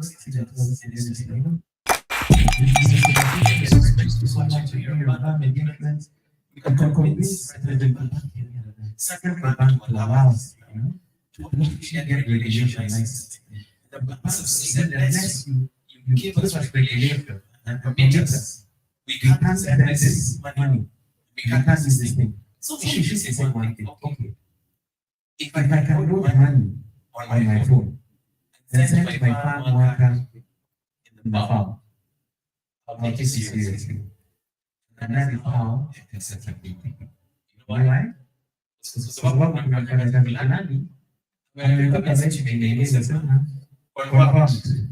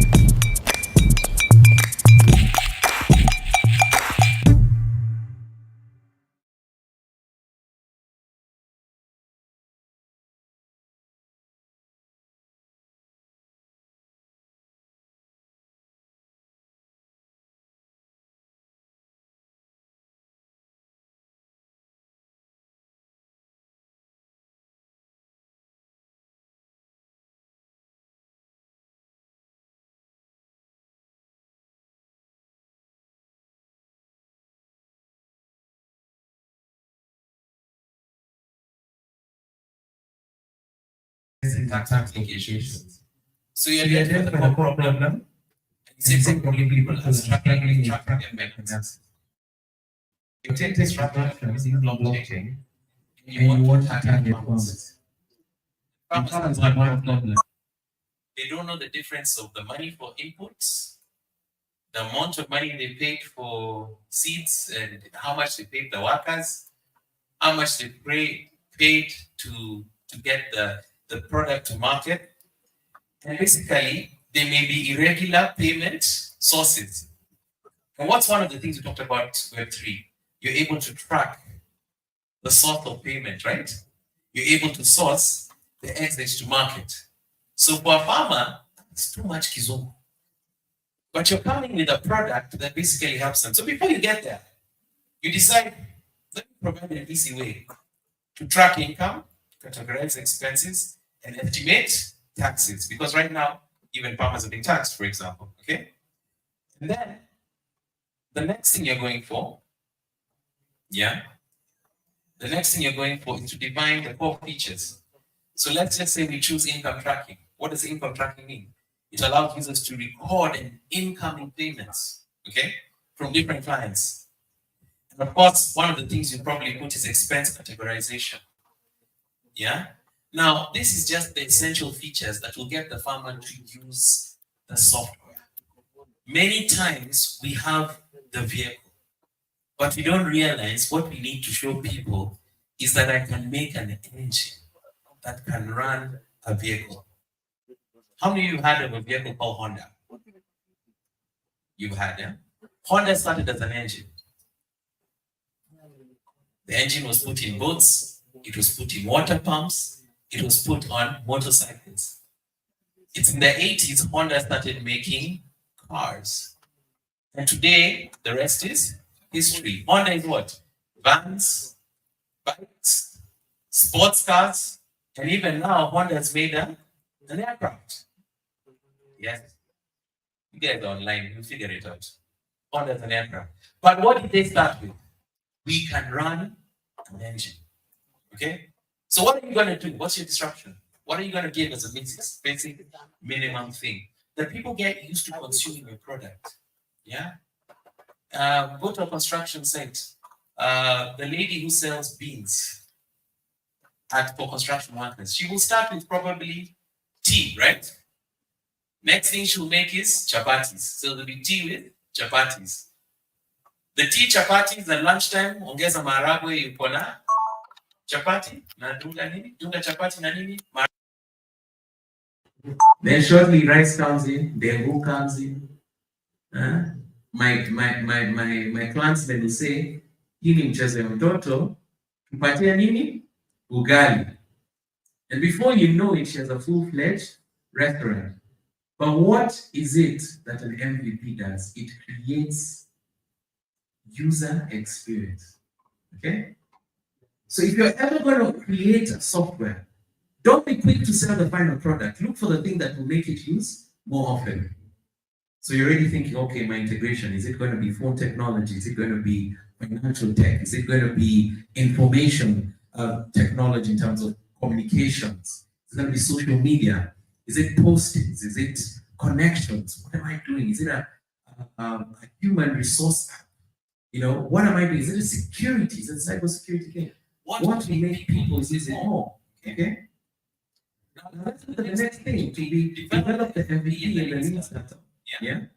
Design a simple interface. So this is the part you're looking at functionality. Yeah? Maybe also the first Facebook pages, very basic. The idea is that somebody is able to navigate from point A to point B. You're able to open the site, you're able to log in, you're able to upload, you're able to post. And it all had the same interface. It's later on they started putting features like you can change colors, you can put sounds, you can put all these things. Look at mobile technology. Before the smartphone came, emojis were basically characters. But now the characters in the smartphone more than just the simple pictures. You have GIS. I don't know if they call GIFs. I don't know. And then there's also something baby. so easy. If you're online, you know what I'm talking about. Yeah. After you do that, the MVPs, you get a functionality, you go now to deployment. And most people, if you notice, whenever new app comes up, it's normally free. Why? So that people can use it. Which gets tested on iOS, App Store, or Google Store. The mistake you make is you've not tried it out with a person you know. The first question I should put using app as Glenn. Tell Glenn, I want to use this thing. Tell me how your experience is. And get 10 other Glens to use it. At the end of a month, 2 months, you get to know what it is. You get to know where the bugs are. When the test crash. By the time you're uploading it, especially on an app store, you're really done user testing. And then, of course, one of the things is you get your outcome, based on the feedback and customer experience, you should know. So that's definitely an MVP. Now I talk about interacting on iterating on how they launch early, don't make it late. Because most likely there are 10 other people in the same technology. How many other people do you think are in investors? Maybe there's a whole lot of new investors, investors or no. You saw certain money coming up now. You saw even all the other, even I have his own money transfer system. Meta has also have money transfer systems beginning in South America. Okay. So when you have that information and you want actual launching, you need to be able to be open to be pivoting based on users' needs. Don't start here to users' needs. And this is happening a lot with startups. The guy has this formula on how to create this product. But the customers are saying, we're not comfortable with this alone. I just need to try to do this. Yeah. What that's what we do things. Is there a way we can actually see digital films? Even if it's today, they're digital and you don't wait for the film to do it. It's digitally. And you don't want to see that you don't have to wait for 20 hours to get a diagnosis. Or your internal changes. A doctor in a different country can be contracted to give a report based on your results. So these are some of the things we're talking about. The needs of the people keep changing and it keeps pivoting into different places. And sometimes I think because of that something that has been mentioned, it's stopping you from focusing on one. It's actually telling you where the next place your product is going to go. Okay? So you have to be available and we need to do that. Okay? And then of course, we can always use tools. What was the one to actually take things back and it's not working. That experience is very important. Okay? I was listening to Airbus. That was the difference between Airbus, Boeing,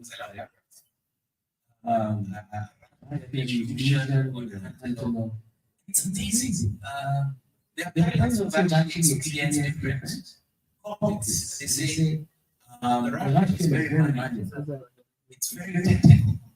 All gauges and all these knobs. Let's also say Boeing is it's in between. It's a bit very technology that it's very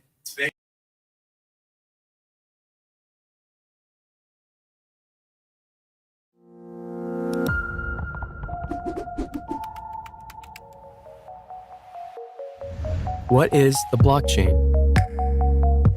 The blockchain offers the ability to distribute ledgers in a decentralized way. And that's a key concept: decentralized records of information. Unlike centralized systems, where the ledgers of records are stored in a single specific entity, like a bank or a governmental institution, the blockchain shares the ledgers in between its participants. That's what makes it decentralized. This means that the ledgers are written and stored in a network, and its members are responsible to update it and monitor it. No record could ever be added without the consensus of its participants.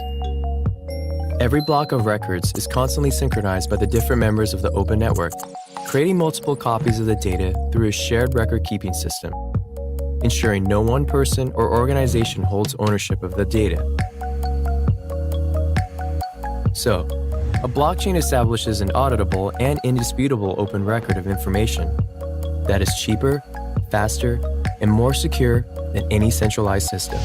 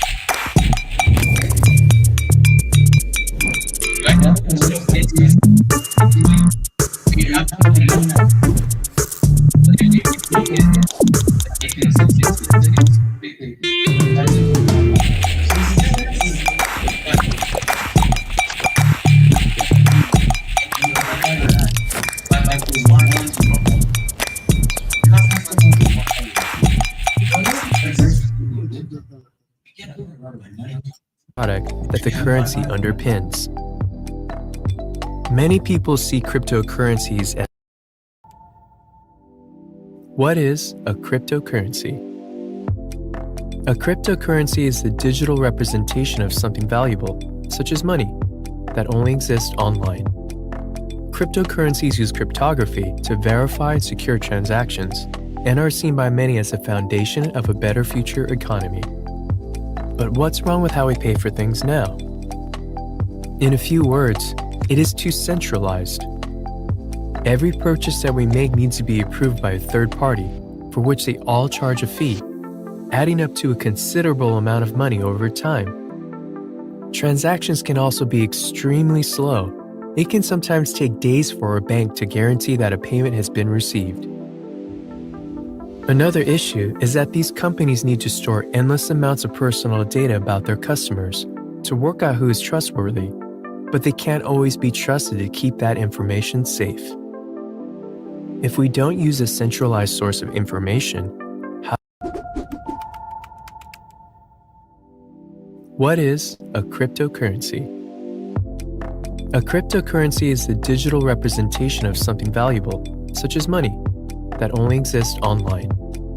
Cryptocurrencies use cryptography to verify and secure transactions and are seen by many as the foundation of a better future economy. But what's wrong with how we pay for things now?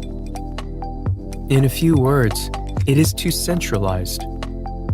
Every purchase that we make needs to be approved by a third party, for which they all charge a fee, adding up to a considerable amount of money over time. Transactions can also be extremely slow.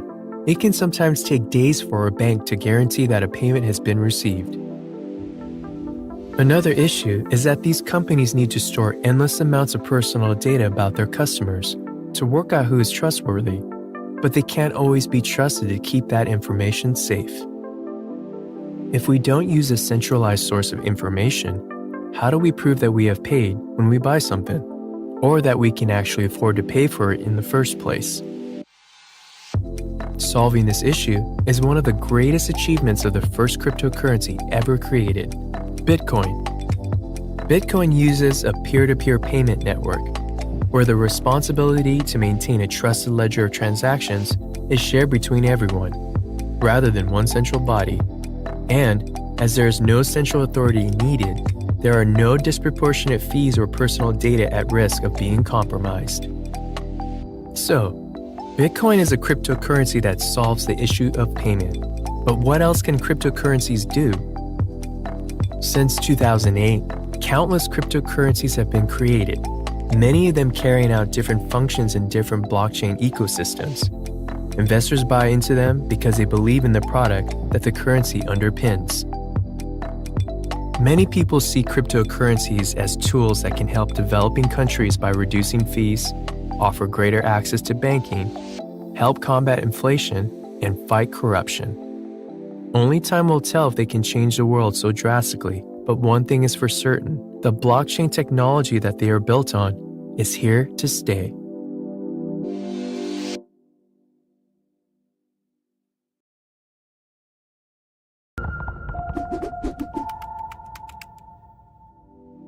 What is a cryptocurrency? A cryptocurrency is the digital representation of something valuable, such as money, that only exists online. Cryptocurrencies use cryptography to verify and secure transactions and are seen by many as the foundation of a better future economy. But what's wrong with how we pay for things now? In a few words, it is too centralized. Every purchase that we make needs to be approved by a third party, for which they all charge a fee, adding up to a considerable amount of money over time. Transactions can also be extremely slow. It can sometimes take days for a bank to guarantee that a payment has been received. Another issue is that these companies need to store endless amounts of personal data about their customers to work out who is trustworthy, but they can't always be trusted to keep that information safe. If we don't use a centralized source of information, how do we prove that we have paid when we buy something, or that we can actually afford to pay for it in the first place? Solving this issue is one of the greatest achievements of the first cryptocurrency ever created, Bitcoin. Bitcoin uses a peer-to-peer payment network, where the responsibility to maintain a trusted ledger of transactions is shared between everyone, rather than one central body. And, as there is no central authority needed, there are no disproportionate fees or personal data at risk. You could be very hard about wearing that specific label, that specific type and design. And the thing is this, you need to clearly define how different your product is. That when a person sees this, they say, can have a safety there. But there's nothing so unique about it. And it should be recognizable, whatever it is that's attractive. And then with this, you imagine having three sets. One is what does your customer need? Yes, about. What you care about what should do. It's not right? It looks good. Good. Well, that's very good because that's what we need there. I think you really feel very good. But it feel good, people looking at them, right? And it's a competition. Think about it, yeah. What the customer needs and cares about competition provides is none of your business. I'm sorry to say that, but it's true. Because we get caught up trying to be like competition. Stop being who you are. So yes, they want Safaricom provides a fintech solution. But what if the point of that financial services to farmers? That's not there.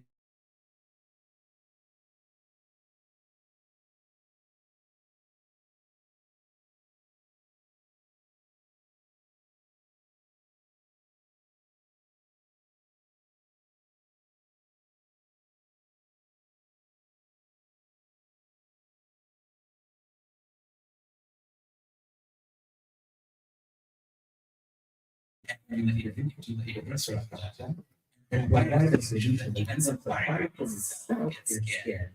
Says, hey guys, let's say now you have to have a unique value proposition that you don't think twice. The customer does not think twice. I have 5. Yeah. If the value has taken is more shoes, they will buy people that buy you. You provide shoes or you buy food, the value that buy you.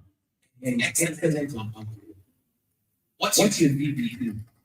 What's that solution you're building? Yes. Websites and apps and everything. Probably $50 a year. But that's $50 a year.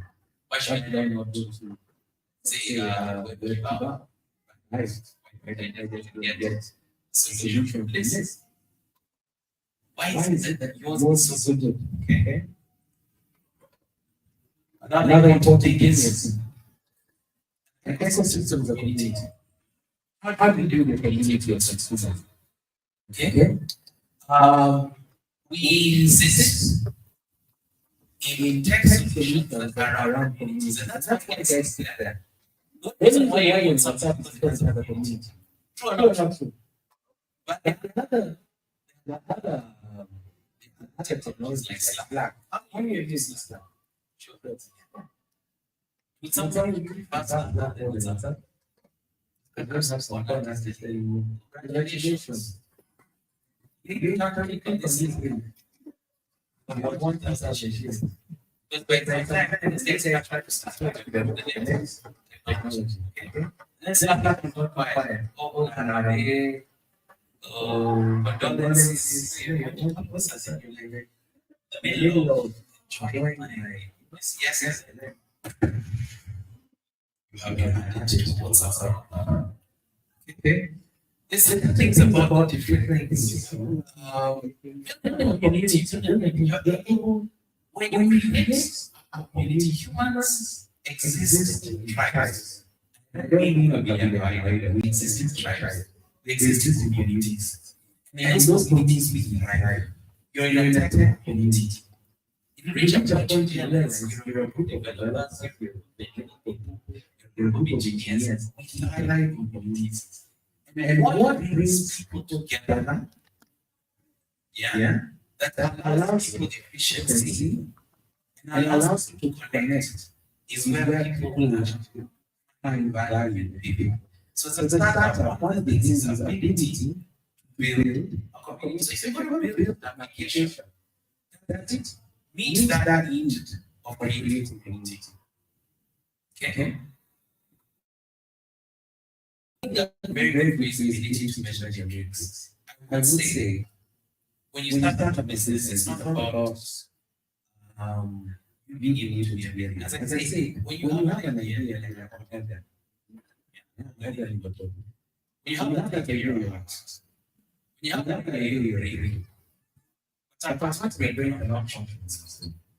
It needs a whole system. And you need to understand what this is going to work. And have a body. What components are you going to put together to function the system? And one of the things is you need to be able to measure how your program is market. And some of the things you may have to do is outsource an evaluation part, a business partner who's able to track metrics, get where engagement is high, where engagement is low. The thing about a supportive system or a technical system that you can be able to monitor. You can put tools, right? You can monitor tools, the technology, true. It's easier for you. But you also need something that actually help you understand. So I'd say as much as you have the tools and the technology, have somebody who can sit down and do the analysis, help you understand what these numbers mean. So I have 10,000 downloads a day, right? But how many of those 10,000 downloads are still there at the end of the week? Or how many of them are actually being used? And I really laugh when I go on Play Store because you see those apps, it announces, oh, 100,000 downloads. Then you look for the 1 stars, they're like 2,000. Yeah? There's no 5-star. All of them are 1 star, 2 stars. I think the most is 3 stars. And probably the developer tries to pay a few guys in a rate to put 4 stars, 5 stars. Oh, what a wonderful experience. Where have you been all my life? Yeah, okay. And part of what you constantly need to do as a startup is keep renewing your feedback loop. How are you going to know? How do you stay aligned with your users? It's a bit tricky because the age we live in and with disruptions like COVID, right? We've learned to live in cells, right? Literally, blockchain came to life. We live in blocks. And the unfortunate thing about that is we don't get to interact with our business customers. And most of the times we deal with them digitally. What does that mean? We don't really get to know whether it's true or not. Ask for feedback at the end of the day. In fact, I don't know if you guys have feedback forms. I gave up on training having feedback forms because people say, oh, wow, it was such a great meeting. I learned a lot. What did you learn? You're giving me what I want to hear. You need to have feedback loops where people are honest and they can tell you. I think it's a Kenyan or an African culture where we don't want to offend because like, hey, that guy really worked hard. Hey, I mean, jamaa alikuja, atalivaa suti, hata uliona vile alinyonga tai. Oh, jamaa, alivaa viatu mshaino. You know, you think, hey, that guy has put effort. I don't want to break his heart. But, you know, in the West, they don't care. Even if you walked in a sari, whatever you wore, they don't care. They just want to see the value you're giving them. And they'll tell you in your face, we think you messed up. We don't think what you gave was valuable. Go back to the drawing book. This is what we understood. We didn't understand this. We didn't understand that. And that engagement dies, you know? Like the first time I met Aziz, I was like, what is this you're doing, you know? I don't know if Aziz will ever tell you that story, but it's been a song we've been singing for some time. The first time I met Aziz, I think he thought, why did I stand at this vehicle? Why could I just hide in a corner? You would have hidden in the corner, but I'm seeing it's a good thing you didn't hide in the corner because here we are. The feedback loop will tell you whether you have a business or you have a comedy show. And the people who are laughing at you are the same ones who are encouraging you to go on. Until one day you realize they're not laughing with you, they're laughing at you.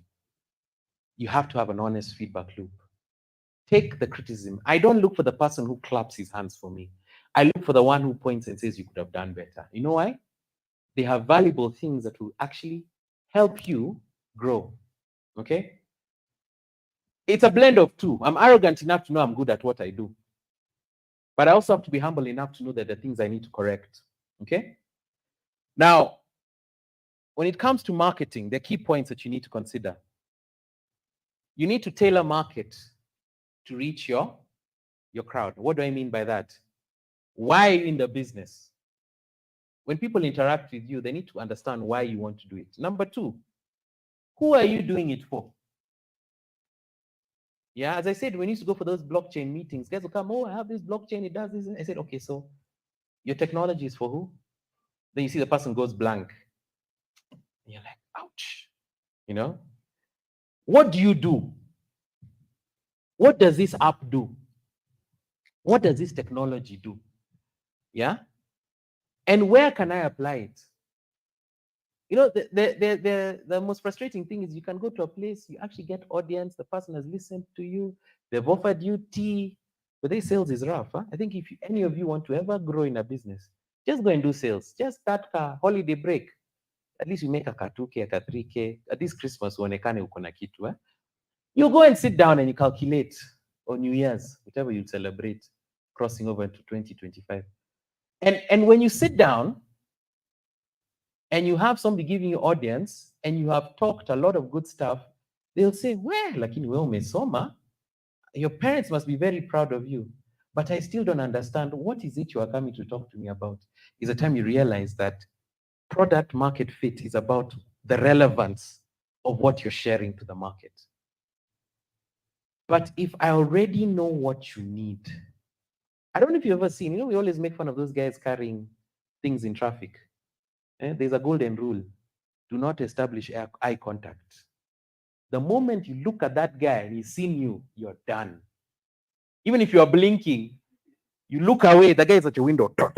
Boss, uliona gani unapenda? And trust me, by just you being in traffic, they know what to sell to you. Yeah? For some of you, probably they sell you sports magazines. At least they identify with you. Probably you're an Arsenal fan going through depression and need something to motivate you. Or you're a Man U fan in denial. You know, as in, no pun intended. Hey, waswamanu, relax, bana. Hey, breathe in, breathe out. You know, some of you, they look at you, they're like, oh, they'll give you something on probably education. I mean, I feel proud. Yeah? You see that I'm actually having a career in education. Others, they just bring you something about education for kids. They see like you're a baba nani. Peleke kwa mama na watoto, you know? Yeah? Others, they'll give you why they have profiled you. And by the time they're coming to talk to you, they already know what you want and what you need. Yeah, and I'll tell you, 95% of the time they're right. When him say unatafuta charger, unatafuta power bank, trust me, power bank will be brought to you. And you'll be like, how did this guy know? Or you look at you, you're straining, you're squinting. He gives you your sunglasses. Yeah? And this is what I'm talking about. When are you going to publish your event? That's another thing, the 5 Ys. I mean, the 5 Ws of social media strategy when you're going to do your market fit. You need to know why you're doing it. You need to know who you're reaching out to. You need to understand, people need to understand what you're about. And you need to know where you're going with this content, where you're going with this stuff. And you need to know when to release it, okay? So you have to tailor market to reach your right audience. Yeah? Michael Joseph knew by going to Simishuki, this guy is a decision maker and he can influence regulation because that's the only stumbling block I have. But this product, people have been looking for it. And unfortunately, for once, Safaricom was behind the disruption, okay? Use targeted efforts, you know, in how you're going to do it. And as I said, open to pivoting, yeah? As I talked about the Kodak story, for those who are here. You have to stay flexible. The feedback you get, use it to change your insights, but you still stay aligned to the market needs. You're a fintech, you're not going to agri-tech. You may support agribusiness, but you're still a fintech. Don't change, don't change. It may be restaurants, but you're still a fintech. If you're offering loans, if you're offering finance, you're connecting investors to customers. It's a value addition. What can change is the sector you support, but you're still a fintech. But learn when the market is shifting. Yeah? If transport is going to get more money, move to transport. If it's going to be, but you're still a fintech that provides standard, safe solutions for financial services. Okay? Now, I said I'll promise giving you a case study of a software company as a startup went through all those loops I've talked about and has successfully grown to a point they've even been sold out and been bought by a major Web2 corporate and became a success. And we still use it today. In fact, I was posting on this very, very platform. And I'm going to talk about Instagram. Okay? And let me just take you through the story of Instagram. So in May 2008, this software guy was sitting at Google at his desk. He was just going through spreadsheets. You know, Google, you know, they're mining our data. So the guy was just given spreadsheets. Sasa, guys, between 25 and 35. This is your work. Get the following stuff. So he starts looking for prospects after work. And then it takes a lot, you know, just trying to think about starting a startup. And then, fortunately for this guy, I don't know how it worked, but his motivation was his girlfriend. I don't know if that's a story or it was true, but it's possible. The relationship in his life at that time was a motivation. So in May 2008, at the end of it, he took the jump and quit Google. Yeah, I'd love to see how that would work for some of us if we quit. Would be left alone. The boys club will become more popular. Yeah. So the guy leaves Google because he realized he had something, he had shared his vision. His partner tells him, you know what, go for it. I believe in you. So he goes for this great idea. Of course, he looks for a co-founder. So I look for Aziz. I say, Aziz, I have this great idea that will revolutionize transport industry, you know? Money. Huh? Aziz is like, say no more. 20 kazi. So what happens with most software developers, you have your MVP, you make your first product. And this product was not Instagram, but it was something similar. a mobile app. It failed. Part of being a startup is failure. You'll go the day to do your demo. At least Michael Joseph had threatened all those engineers. If this thing fails, not only will I fire you, but I'll make sure the money I pay you, you know? I don't think he did that, but I'm sure he was holding his breath. Yeah? It worked. But there are many times they walked into banks and they were denied. But that one opportunity worked. So they switched, got a third co-founder. So I go and look for Ray. I'm like, Ray, let's try this thing. Now, at this point, you realize tech is not cheap. True or not true? Your software is expensive, right? So, of course, at some point, bootstrapping doesn't work. You've sold everything. Your neighbor's rabbit. When they ask what happened to you, say, Sungura ni mjanja. But you sold it because you need money. Yeah? The kiddo's bicycle that was left in your front, you've sold it. You've sold everything, you know? You're wearing a pair of jeans and a t-shirt. Sometimes you think, manze, that's, tech swag. No, tech swag, nothing. You can only afford a pair of jeans and a t-shirt. And it's washed every day because you can't afford multiple clothes. It's expensive, okay? You get rejected. Investors say, well, what did I tell you? Most startups fail between year 1 and 3, right? And no one is going to give you investments below year 3. You remember that's what I say? This guy is a few months old. Who's going to give you money? So, of course, you get embarrassed. You suck the pill. You go back to Google and say, that resignation I sent you, that's a bangi zimeshuka. But something tells this guy that he needs to keep going. So what does he do next? He goes and dyes 50 different versions. Now, 2 years later, in March 2010, imagine it's how many years it's been? 2 years from 2008. Actually, that's year 3, right?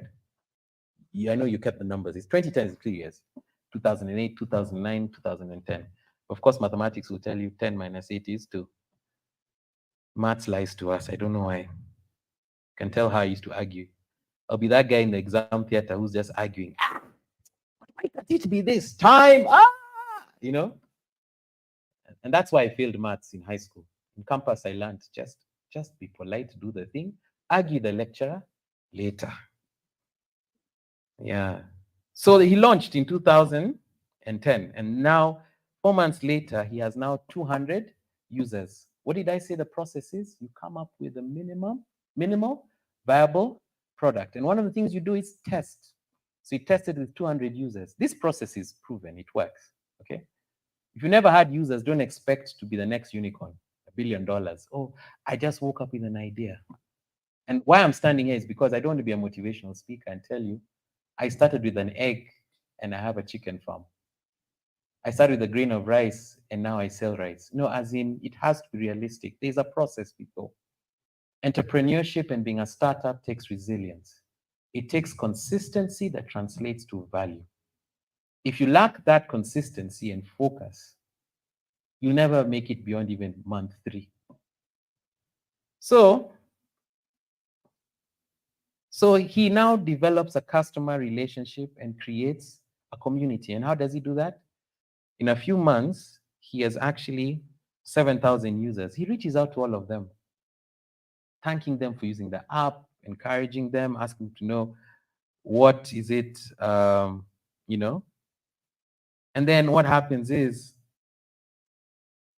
he realizes that he's grown up to 25 million users in 2013. That's 5 years later. He has how many? 25 million users. Today you have Instagram. Kibokodao is using Instagram. We're all using that service. And by the way, there's a part of the story where he had gone to Apple. iOS said we can't put this on our phone. iOS today uses Instagram, doesn't it? Android opened its doors to him. It's on desktop, it's on web, it's on your smartphone. What am I trying to say?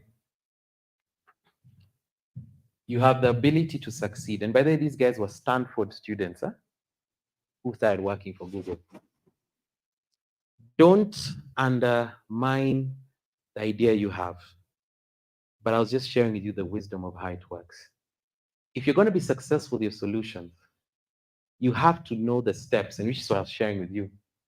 That whether it's identifying the real problems, developing a minimum viable product, using that feedback to create a unique value proposition, building a community of users, and making them feel that they're part of something, they're a tribe, measuring how your market fits, and that loop. You're basically growing from an idea to a product that has adaptability, that has user focus, and continuous improvement. And my fellow business people and startups, I'm hoping to be said that on this day, somebody sat down and listened to the talk given by this strange guy who had a crazy idea and believed in us, that your ability to build a startup and find a product market fit is possible. And with that, I end and conclude my talk on building a startup and finding a product market fit.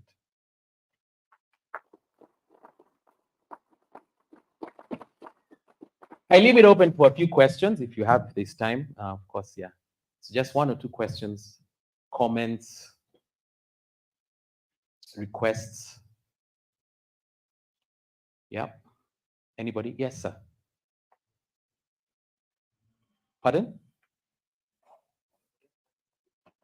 Yeah.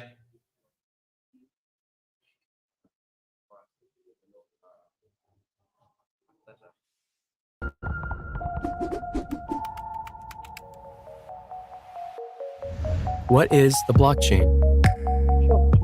The blockchain offers the ability to distribute ledgers in a decentralized way. And that's a key concept: decentralized records of information.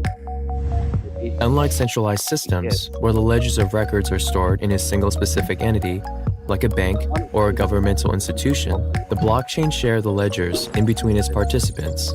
That's what makes it decentralized. This means that the ledgers are written and stored in a network, and its members are responsible to update it and monitor it. No record could ever be added without the consensus of its participants. Yes, sir.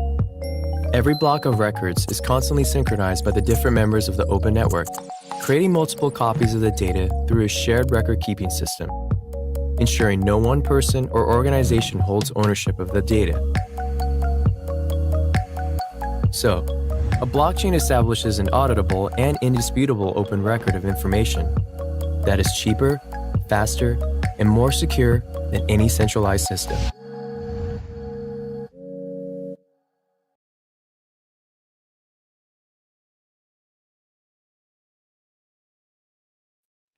And for example, you can sign up as a software developer, and you probably have an idea and everything, and you can sign up and get enrolled. But they'll give you probably $10,000. They'll probably give you 20K US dollars. That's about between 1.3 million, right? It's 130 or imeshuka tena to 79, Bob. It can be 1.3 million to 3 million. Now, when they give you that money, it's just for you to be able to get your software running, to get your thing running. They'll never give you something for the value of your product. And the reason why after year 3 or year 5, they'll give you money is, one, you have done sales. You have shown that there's traction being that people are adopting, they're paying for it, they're using, they're consuming your product, that you actually have value. In fact, investors fight for businesses that have value. Value in the sense that, for example, if I walked into the mess and I saw it was full of students buying food, I'll ask the restaurant owner and ask, how much do you make a day? Oh, we make about 100K, What's the main product you sell? Oh, kawaida, waru, chips, nini. Oh, okay. So how much is in volume of chips do you sell? Now, you see, for me, at that point, if I was an investor, I would probably say, can I buy you out as a restaurant and just focus on chips and, the signature dishes, like what the McDonald's family did, the McDonald's story. They focused on the food that actually people bought and made the processes more efficient. But you see, when it comes to a point that I walk in, you're starting, I don't know you don't even know yourself how many customers you get a week. You don't know which is the product that is sold. Between year 1 and year 3, you're literally like a child. You're just babbling and saying noises and just, wah! You have no definition, you know? But around year 3, year 5, you're able to say, this is where I struggle, this is where I've succeeded, and this is what I'm good at. But there are those, as I say, unicorn. They're fantasy, weird ideas where somebody probably within 2 years has gotten it together. And most likely it's because that person just stumbled on a brilliant idea and focused on the minimal product that had the traction. And now that has caught on. Yeah. But you don't want to become a one-hit wonder. In most cases, those ones are bought out by big companies. The software development department modifies it.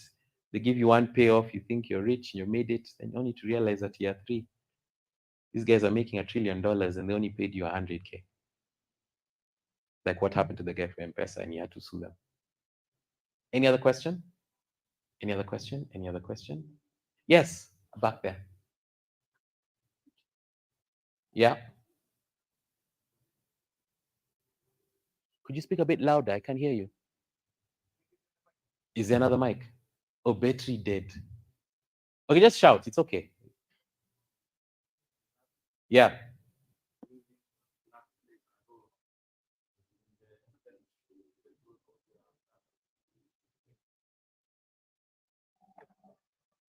Just get that. What's the first word you said? Luck base?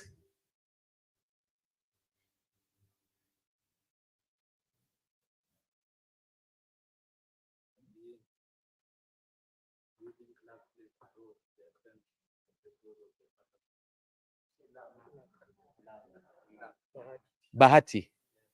So you say if luck can be the base of your business, does luck play a role? Of course it does. Logistics, for example, over COVID. Who would have thought Ndu these would be the most valuable product? Why were Ndu these valuable?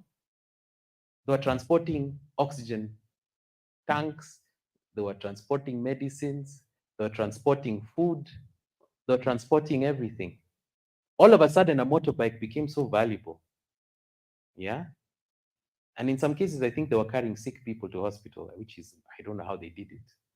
But all of a sudden, if you had a truck, if you had a van, you had a form of logistics. Supermarkets were getting overwhelmed with orders. So luck, in a way, does it. But the unfortunate thing about luck, it is not sustainable. It's not predictable. Okay?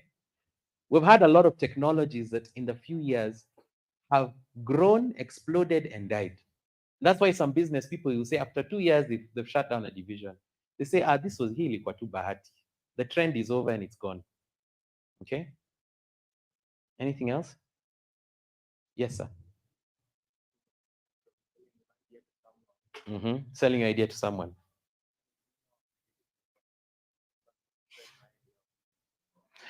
Okay, so there is a process, and I think if I was to do a curation for that, I'll say there's a process of selling your idea. One, the same way you sell to a person, is this solution valuable to them? Because I could present something to somebody and they will not see the point of buying it. But there's somebody who, the moment you start speaking, they're like, hold on. Call finance, call COO, call CFO, Ketichini. This guy has a brilliant idea. It's because you have to, selling an idea, you have to have understood the need of who you're selling to. It's not just getting up one day and say, I'll just walk to Safaricom and sell them whatever. They'll listen to you. They'll say, okay, fine. When you're ready, give us the API. We'll give you the integration codes. But if it's really valuable to them, you'd say, okay, fine. We want to sign an NDA with you. Because what we're going to discuss from here is a totally different thing. That takes you understanding the value they'll see in what you have. So before you sell an idea, understand the person I'm selling this idea to. What will they see value in what I have? You see, for Lisk, for example, the value I'll have in them is the fact that they have an upgrading to 3.0 and they have support for that. Now, if I'm an organization that probably is tired of Web 2.0 and I'm looking for something, the day they walk into my room and start telling me about how this will enhance my cybersecurity, imagine you're sold to the choir. You're not converting me, I'm already converted. The next question will be, when can we do this? Do you have it here? Is it in the country? Okay, when can we sign? Do you have documents? Who's your lawyer? These are my details. Can we sit down and discuss this? It's about the value that people see. And that's what your connection is. I hope I've answered your question. Question, sir. A quick one. Yeah. You explained about how to sell your idea. And I know about some incubation labs. Yeah. Whereby you Mhm. tell them your idea, and the next morning the idea has been developed. Is there a way you can protect yourself, like patent rights or non-disclosures, and the steps to follow before you disclose your innovative idea? I agree. Now, as I said, you guys, you're young but not naive. But nitakuchanua na kitu kamoja. Yeah. You're old. No, but for most of the guys who do that, you're old. You're like some of us. We know if we walk into national museums of Kenya, we might get a stand. But anyway, not yet. But what I mean is, you see, I've dealt with software developers before, and I find that you guys can be very naive. You're so happy about your idea, but you give away your baby. And years later, you realize, wait, that's my son, Barack Obama. He's the president of... You realize when it's too late. Yeah? And this is the thing I'll say. Any idea you have, any concept you want to sell, don't give them the technologies. Share the concept. Hear what they say. Because you understand the technologies, you understand the steps, it's very hard for them to figure it out. Or get into a place, the incubator, learn about the projects that seem similar to yours, learn and see what they've been working on. Then, when you're ready, come back and get legal and say, listen, I'm going to share with you an idea. And because I've been here for some time, I know no one else has this idea. So let's sign a legal document that says that if by any chance it smells like me, looks like me, walks like me, laughs like me, and you say it's yours, I'm suing you. Because that's what you need to do. Any business. I know some people say they don't sign NDAs, but just say, listen, I'll share this with you, but there's legal here that this was my idea. And patenting is there, but it's very hard to patent something that has been done before. Like now, I can't patent a car. I can patent the technologies as innovations to a car. But the car as an innovation has been done. And even now, the flying car has been patented. Okay? One last question. And I can release. One last question. Huh? Oh, there's somebody who's raising a hand. Putting the spotlight on me. Oh, he wants my number? Talk to me after this. Yeah? Anything else? Anybody else? Anybody else? Thank you so much for being an incredible crowd, Z-Tech University. I really appreciate you so much. I hope to see innovations from you. So, Bitcoin is a cryptocurrency that solves the issue of payment. But what else can cryptocurrencies do? Since 2000, and let's see. What is a cryptocurrency? A cryptocurrency is the digital representation of something valuable, such as money, that only exists online. Cryptocurrencies use cryptography to verify and secure transactions and are seen by many as the foundation of a better future economy. But what's wrong with how we pay for things now? In a few words, it is too centralized. Every purchase that we make needs to be approved by a third party, for which they all charge a fee, adding up to a considerable amount of money over time. Transactions can also be extremely slow. It can sometimes take days for a bank to guarantee that a payment has been received. Another issue is that these companies need to store endless amounts of personal data about their customers to work out who is trustworthy, but they can't always be trusted to keep that information safe. If we don't use a centralized source of information, how do we prove that we have paid when we buy something, or that we can actually afford to pay for it in the first place? Solving this issue is one of the greatest achievements of the first cryptocurrency ever created, Bitcoin. Bitcoin uses a peer-to-peer payment network, where the responsibility to maintain a trusted ledger of transactions is shared between everyone, rather than one central body. And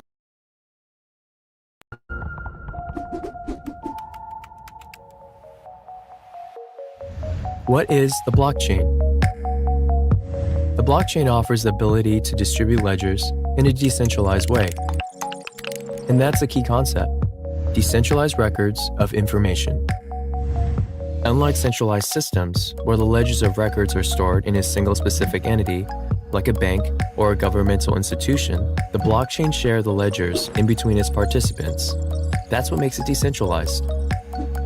This means that the ledgers are written and stored in a network, and its members are responsible to update it and monitor it. No record could ever be added without the consensus of its participants. Every block of records is constantly synchronized by the different members of the open network, creating multiple copies of the data through a shared record-keeping system, ensuring no one person or organization holds ownership of the data. So, a blockchain establishes an auditable and indisputable open record of information that is cheaper, faster, and more secure than any centralized system.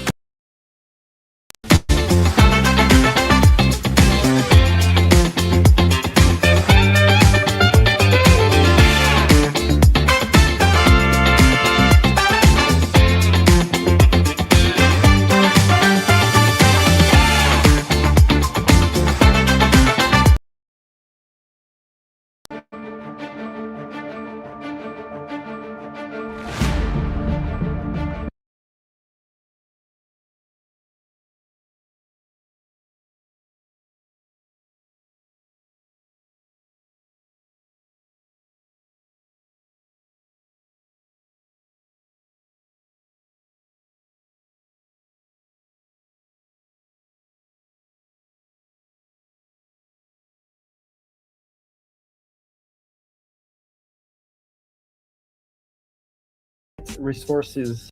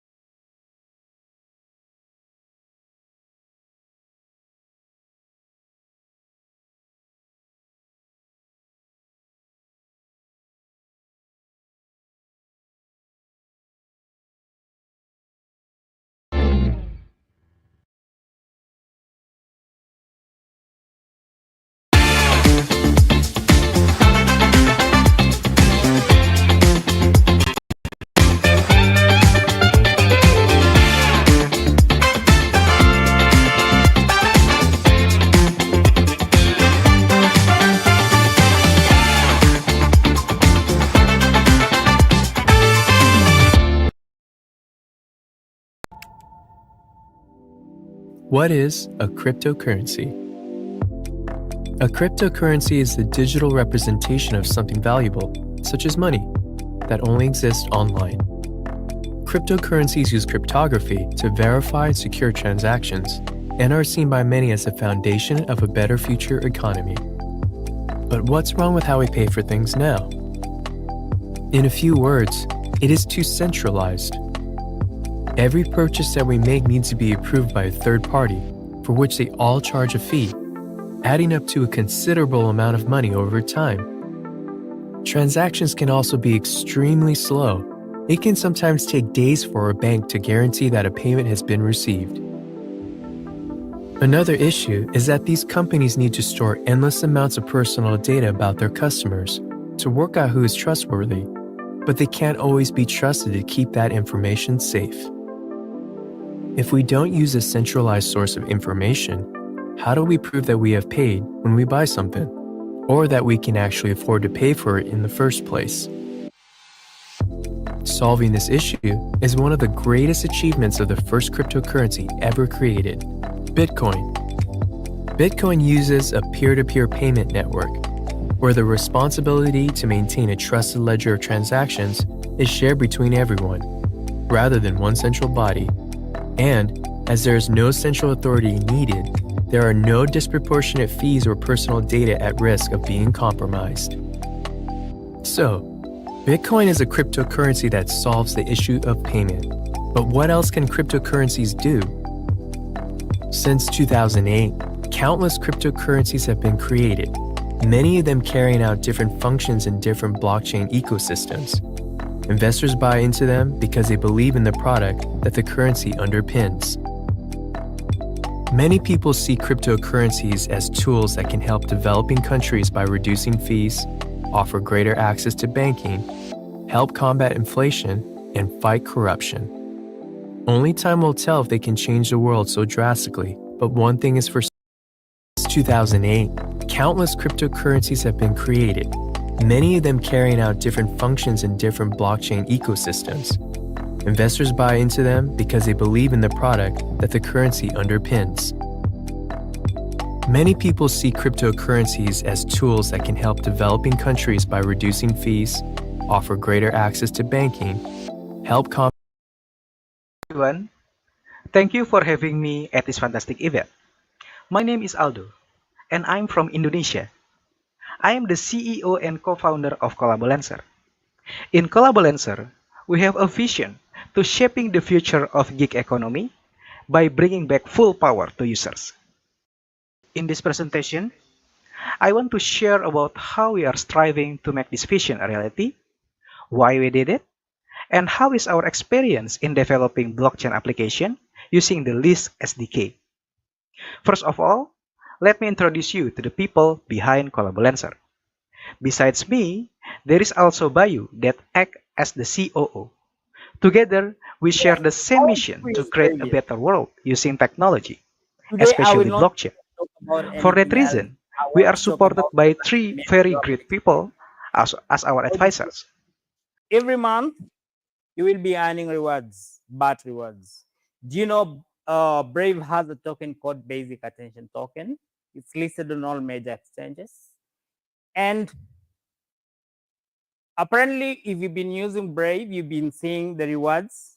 If you have activated, if opted into the privacy preserving HUDs, you've been seeing at the end of the month, you had like, let's say 10 bats and they disappeared.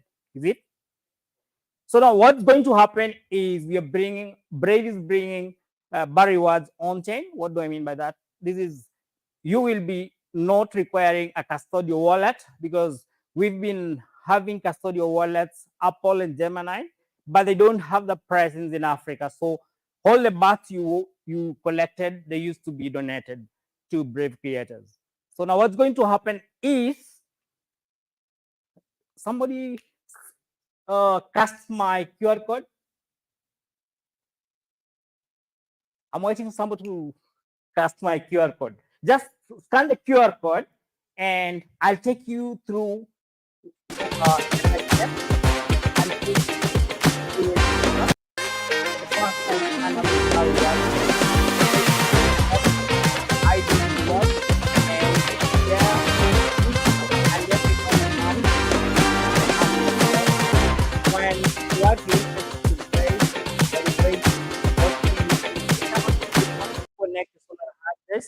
with bar rewards so that all the rewards will be coming on Solana.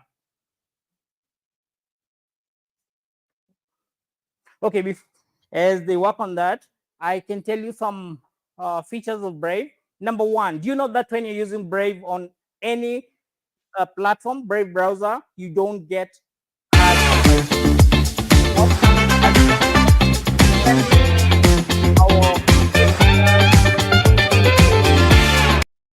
previous speakers talked about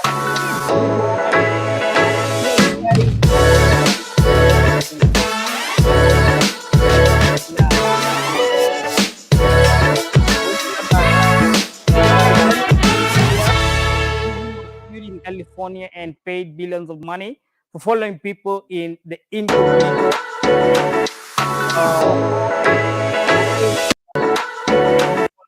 Still, people found logs for people when you search like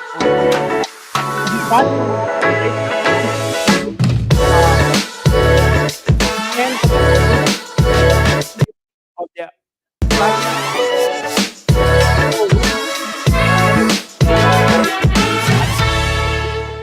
sense that that is deleted immediately out of when you're out of the search.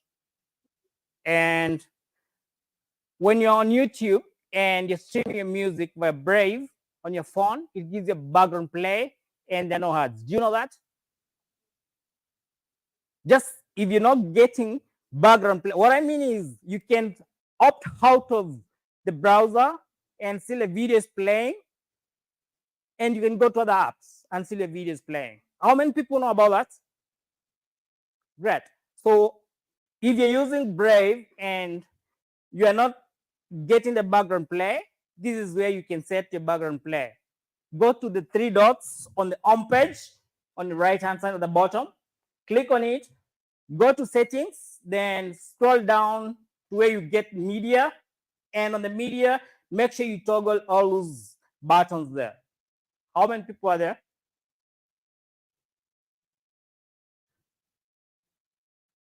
Okay. Another feature of Brave is something called Brave Talk. How many people here have ever done a Web3 call?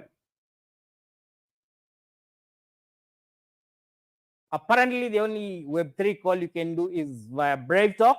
Brave Talk is like Zoom, Google Meet, but it has advanced features in the sense that when you can set up a meeting on Brave Talk and token gate it with a token or an NFT. For example, if I give you all of you who are here a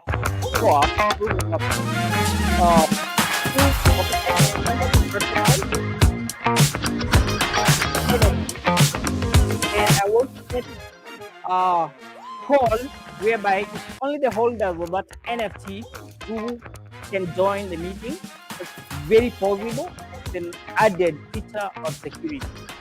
So you can also mess around with the background when you're in the call. Apparently for Brave Talk, you can do 4 people if on the free platform, but if you want to do as many people as you want, you can do it on the premium Brave Talk. So are we good there? You're gonna try doing Web3 calls? Yeah, good. Okay, so let's go to today I want to just talk about how to get the rewards full time. So scan the QR code. How many people have scanned? And one thing I know what's going to hinder you is if you don't have how many people have Discord accounts? Great. When you scan the code, it's gonna ask you for you Discord server account name, your account name, so that when Brave whitelists your address, it will communicate with you through your Discord server. And it's good you join the BAT community Discord server. The other thing is when you have prompted who referred you, you can indicate San, the Kenyan ambassador. So I hope you guys, is it working in the first place? It's not working. What is it giving? Expired. Okay, let me do it up. I want a fresh. Just a moment. I'm going to create another QR code. For that, meanwhile, you can be trying something else. So DJ, maybe you.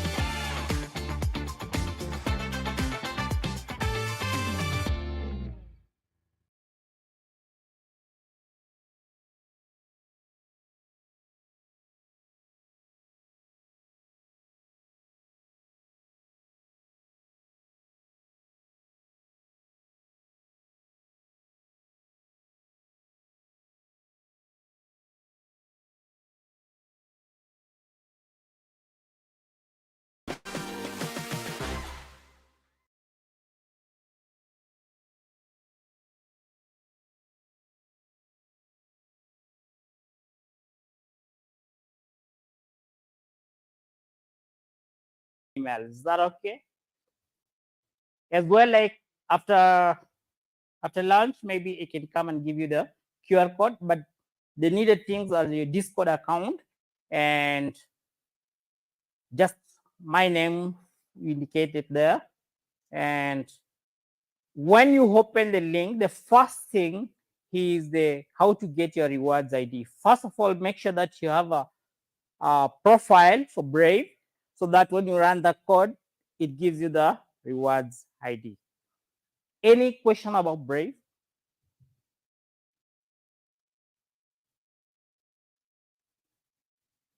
No question? Can I ask questions?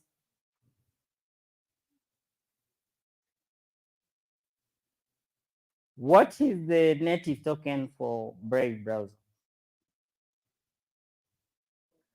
Yeah, it's got bad. Maybe you have some notations? You have some notations? Can you give them? Yeah, it's already gotten. Thank you.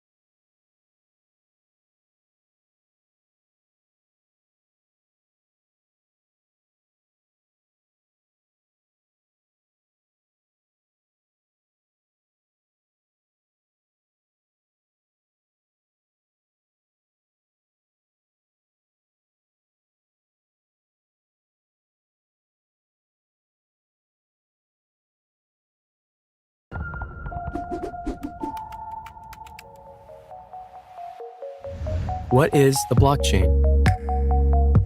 The blockchain offers the ability to distribute ledgers in a decentralized way. And that's a key concept: decentralized records of information. Unlike centralized systems, where the ledgers of records are stored in a single specific entity, like a bank or a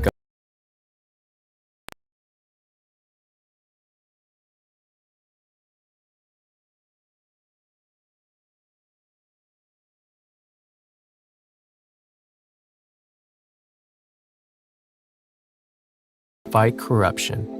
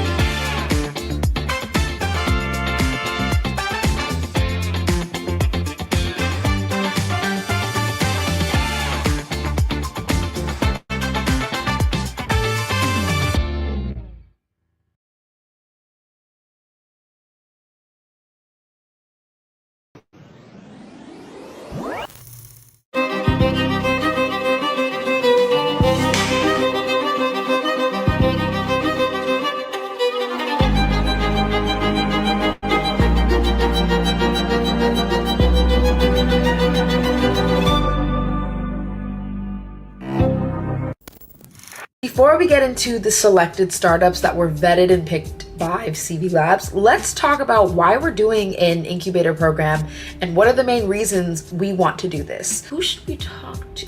Adrian. Adrian is our head of marketing here at Lisk, so he'll give us all the information we need to know. Let's ask him some questions. Yeah. What are the primary goals and objectives of this incubator program? Our main goal, I would say, is to support the African entrepreneurs right on that topic in developing blockchain solutions that really fit the local markets. And that's why we specifically have an African blockchain incubator. And we want to make sure that all these people with great ideas have the support they need to make them a reality. And from that, I'm curious on what may be some of the key points that this incubator will tackle when it comes to supporting the startups. I think it's all a matter of providing the right resources.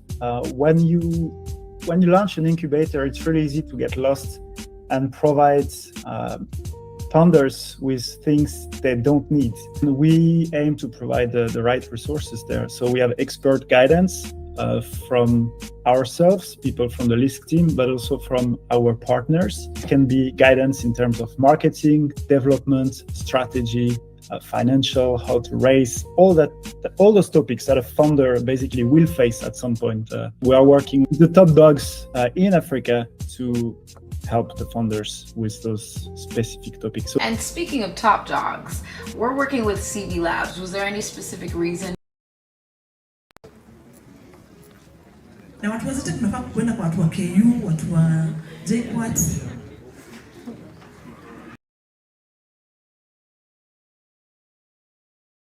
Yes, CV Labs, they are well known for the quality of their programs, the quality of their selection process.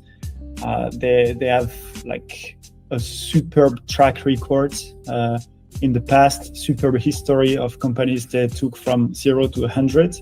So it really made sense for us to work with our partner CV Labs in Africa. They are very well implemented on the continent as well. Very good contacts, very good network. They are on the ground. And I think that's the most important thing. And that's what we are looking for at all times. So my name is Stan. I'm the Kenyan ambassador for Bars and Break. And I attended an event in Zitech University. It was really awesome. A cool event whereby I met so many students who are developers, blockchain developers, and I'm happy.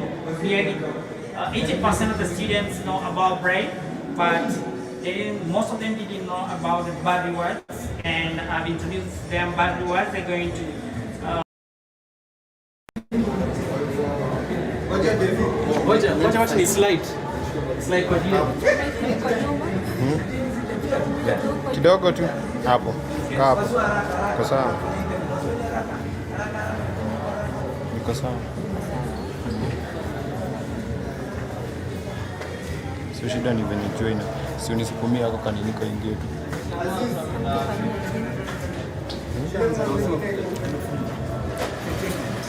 Kwanza ningependa zipewe huko saa hizi zingine. Napeana hii iende mbio mbio. Tiki.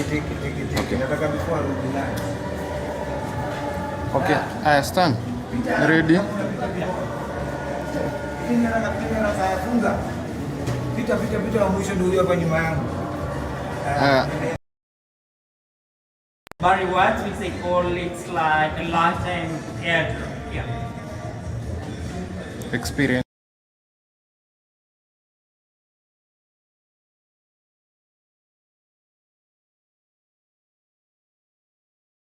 To understand. Hello, my name is Stan. I'm the Kenyan ambassador for Bars and Break. And I attended an event in Zitech University. It was really awesome. A cool event whereby I met so many students who are developers, blockchain developers, and I'm happy. Clearly, 80% of the students know about Break, but most of them didn't know about the bad rewards, and I've introduced them bad rewards. They're going to register for the bar rewards, which they call it's like a lifetime airdrop. Yeah. Experience.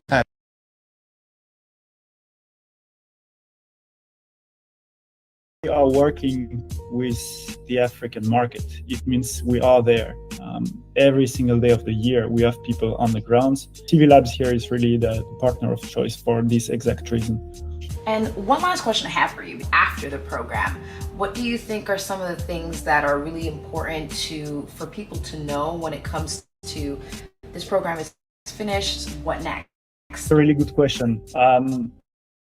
One thing we noticed is a lot of founders during our trips to Africa told us that they are tired of seeing blockchain companies coming, offering a few incubator programs, maybe some grants, and then disappearing and just using it as marketing and communication. That's what we want to avoid at all costs. And our promise here is really to help and follow these founders we are selecting for our incubator program or for our grant program on the long term. So it's not because they finished the incubator or they got their grants that we'll let them go in the nature and never talk to them again. All the contrary, we really wish to stay in touch and build really long-term partnerships with them. All right, these are some key things. We're about to start sharing the startups that have been picked. So why not ask you for some information about what's going on? Until next week, we got more for you.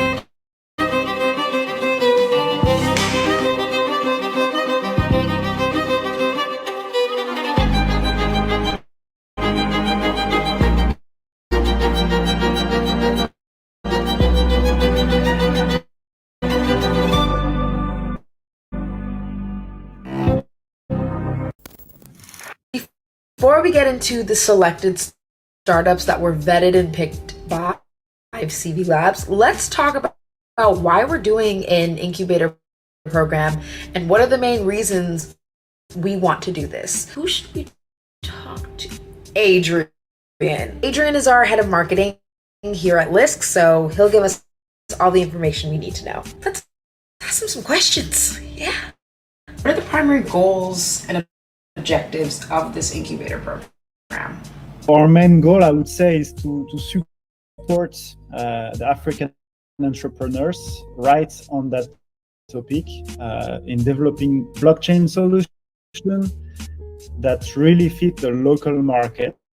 And that's why we specifically have an African blockchain incubator. And we want to make sure that all these people with great ideas have the support they need to make them a reality. And from that, I'm curious on what may be some of the key points that this incubator will tackle when it comes to supporting the startups. I think it's all a matter of providing the right resources. When you launch an incubator, it's really easy to get lost and provide founders with things they don't need. We aim to provide the right resources there. So we have expert guidance from ourselves, people from the LISC team, but also from our partners. It can be guidance in terms of marketing, development, strategy, financial, how to raise, all those topics that a founder basically will face at some point. We are working with the top dogs in Africa to help the founders with those specific topics. And speaking of top dogs, we're working with CV Labs. Was there any specific reason why we chose to work with them? Yes, CV Labs, they are well known for the quality of their programs, the quality of their selection process. They have like a superb track record in the past, superb history of companies they took from 0 to 100. So it really made sense for us to work with our partner CV Labs in Africa. They are very well implemented on the continent as well. Very good contacts, very good network. They are on the ground. And I think that's the most important thing. And that's what we are looking for at all times, is when we say we are working with the African market, it means we are there. Every single day of the year, we have people on the ground. CV Labs here is really the partner of choice for this exact reason. Who is Eric Mudonga?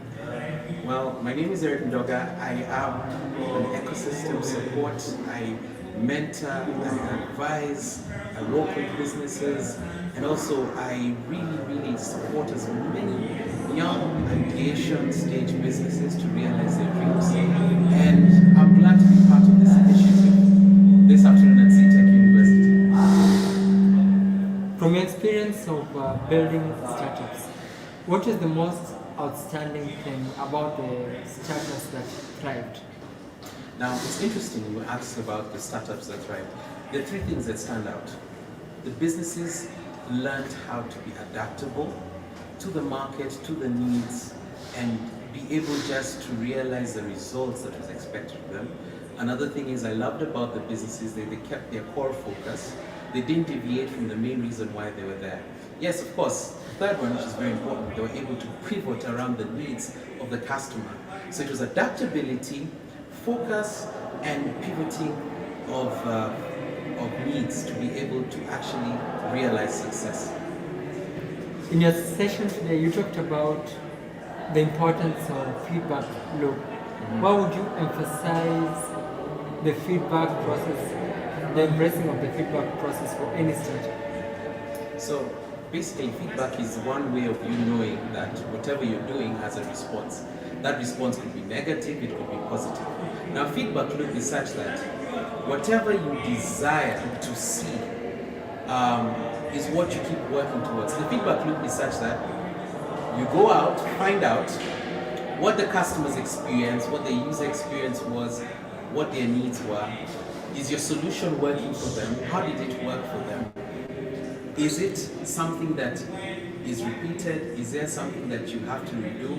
And if you got it right, get back that feedback now, do it again, and how do you improve it? Because one of the problems people have is you get into a feedback and you don't actually realize that it's actually to help you get better. And that feedback loop actually helps to do two things. One, it gives you the response to know how well you're doing, and number two, how to improve and change your customers' needs. What last words would you like to share with the ZTech students here? Well, ZTech students, all I can say is the opportunities you have now in Web3 and the opportunities to actually grow, to have a disruption or a change in the specific field you're in is unmeasurable. It's an open check, I would say. Take advantage of it. Get the contacts, work with Kibokodao, work with all the experts who have come in. They're willing to help you, they're willing to work with you. We love your energy. And I think you're one of the most interactive crowds we've had in a long time. And we're looking forward to see the results that you have. So try it out. Probably try to be a startup. Probably work with the co-founder and see how you can be part of this project and how you can improve. All the best. And thanks again for inviting me. One last question. Why do startups struggle with funding? Now, one of the reasons I'm always asked, and plenty of times asked, why is it that startups struggle with funding? It all boils down to the value that a startup has. And sometimes that value is not able to express. Probably the startup is too young. There are no records of what you do. You're not able to actually showcase the value that you create. When it comes to finances, your financial records are out. You've not put your financial structures in order. And in that loop of things, what happens is when an investor comes, they may not fully understand your business. They may not really see the traction that your business has. You may not be making profits. You may not be scaling. You may not be growing. And probably the value is not really clear. So for investors to actually see value in what you do, you have to be distinctive, you have to show your capability of growing, and you have to show that your operations and your ability to deliver are way up there. So it's a gamble, and it's a high competitive market to get investment. Nice. Recording. Recording. Yes. Hello everyone. I'm Enoch. I'm a Kibokodao technical mentor. I do mentorship in Web3. Speak up kidogo. Speak up kidogo. Oh, I speak. Uongee na nguvu azi. Yeah. Naiona hapo. Sawa. Iko sawa. Nianze. Yes. Hello everyone. My name is Enoch. I'm a Kibokodao mentor, technical mentor. I mentor beginners in the blockchain space, how they do coding for blockchain. What I basically do is I advocate through Kibokodao repository where we've written our codes. We share with students how to create projects on blockchain. Here at CETIC, we've been doing wallet creation using code, and we've shared the code base. We've done wallet creation for list protocol, and yes, you can just check our Kibokodao GitHub repository. It's called Kibokodao Africa, and there you get our open source repositories for blockchain codes, blockchain projects. Yes, that's all from me. Njoro.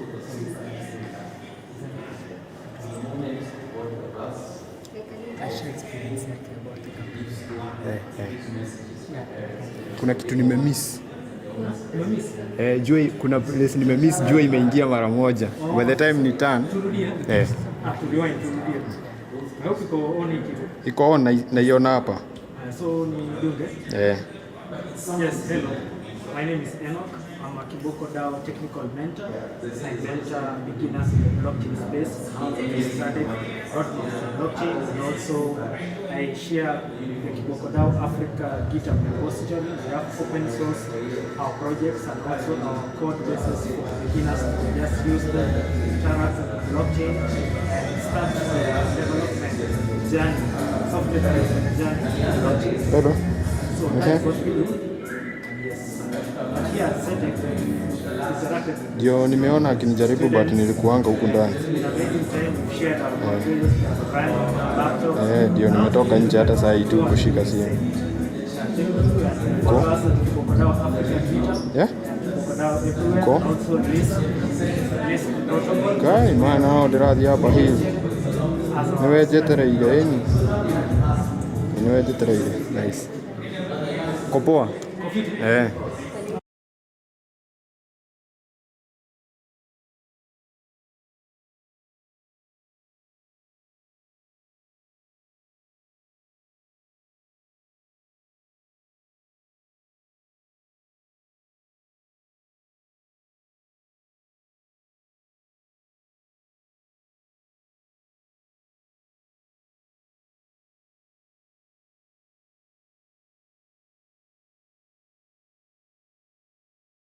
Seated in Kibokodao Web3 training. My experience has been great. I particularly enjoyed the hands-on session. We got to go on our laptops and get our hands dirty coding. We deployed some labs to train and Nice.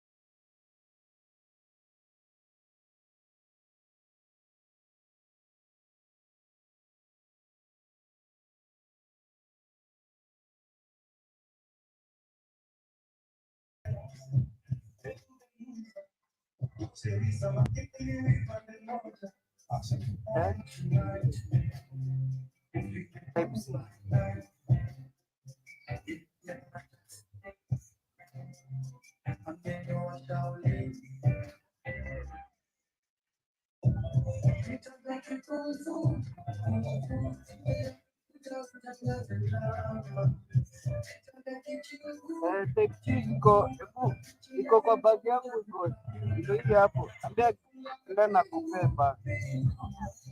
Saidia nitakusaida hapo. Ndio hilo nani anaitisha. Very nice, very nice.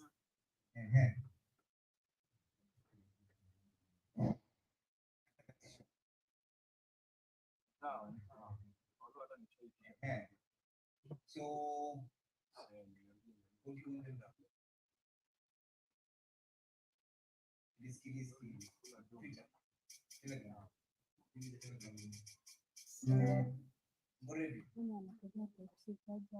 you want to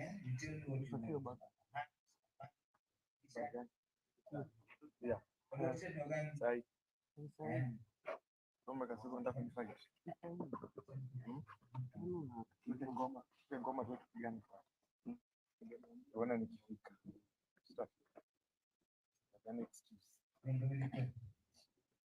Baby girl, unachai hapo kwa mguu yangu. You're ready, eh? So we're going to go to the next session. Do you know deployment? This sort of beginning and you know deployment. You want to know deployment. Okay. There you go. Everyone, thank you for having me at this fantastic event. My name is Aldo, and I'm from Indonesia. I am the CEO and co-founder of Collabolancer. In Collabolancer, we have a vision to shaping the future of gig economy by bringing back full power to users. In this presentation, I want to share about how we are striving to make this vision a reality, why we did it, and how is our experience in developing blockchain application using the LIST SDK. First of all, let me introduce you to the people behind Collabolancer. Besides me, there is also Bayu that acts as the COO. Together, we share the same mission to create a better world using technology, especially blockchain. For that reason, we are supported by three very great people as our advisors. First, we have Mr. Ardian Perdana Putra, the Executive Secretary of one of the largest startup communities in Indonesia, which is MIKTI. Then, we have Mr. Muhammad Faisal, a government person from the Information and Communication Ministry of Indonesia, who also leads the largest national incubator in Indonesia, which is 1000 Startup Digital. Finally, we have Mr. Jeremy Shilson that can guide us on how to develop and implement blockchain application that have a real significant value. Okay, so have you ever thought, what is the future of online working? How's the online work should work? And what is the key factor? Is that about fairness? Is that about minimum wages? Or is it about transparency? Fortunately for us, we have some glimpse of answer. Because recently, the International Labour Organization has reported the 18 principles of decent work in the online world, which will be the initial guides for the direction of future online employment rules. These principles emphasize equality and fairness between employers and workers. Principles such as the need for collective bargaining power for workers, the need for the ability to contest harmful activity, the need for transparency and full payment without fee deduction are some of the principles. Of course, there are 15 more other principles that are worth exploring. I highly encourage everyone to see these principles deeply so together we can be part of this global mission. Now here's the problem. Let's face it, the online world is broken. Why? The data shows that 85% of resumes are fake. At least 48% of employers have experienced fraud issues. And then 51% of freelancers have experienced at least one non-payment case. In addition, there was also a platform inefficiency where they set the fee too high, up to 30%, not to mention the withdrawal fee also. And all of this happens because centralized paradigm of the platform. In the end, it creates imbalance between workers and employers, as illustrated by the International Labour Organization report that I mentioned before. Paying attention to these problems, that's why we are creating Collabolancer, a blockchain-based freelancer marketplace that has at least 3 advantages: trustworthy, incentivized, and ownable. What does that mean? First, trustworthiness. Collabolancer is built on a peer-to-peer network, thereby eliminating intermediaries. Collabolancer stores our resumes, work experience history, portfolio, and other digital identities data on blockchain records, making it permanent, transparent, trackable, and verified. And not to mention, Collabolancer also provides a secure and immutable payroll solution, thanks to blockchain implementation. Next, incentivize. We understand that incentives are beyond gift. It's a driver to have a good behavior. Data shows that incentive can increase up to 22% service capacity that leads to loyalty. Collabolancer will provide incentive in the form of tokens for all parties when the work has been done. Last but not least, ownable. Thanks to blockchain technology, for the first time in human history, now we can achieve true ownership of our digital data. Just imagine, now you can have an ownership of a submission file in your projects like you own a property. Imagine, you can have an ownership of your digital portfolio like you own your NFT, which is very mind-blowing in my opinion. In addition, blockchain is also enabling a true decentralized platform that empowered us to become an ownership economy-based platform, which is a platform owned by all token holders, not just a single central entity. Ownership economy is actually good. Based on research, it can increase job tenure by 53%. So in short, the owner of Collaborancer is you, not us. Then, here is the timeline of the progress and partnership that Collaborancer has achieved up until now.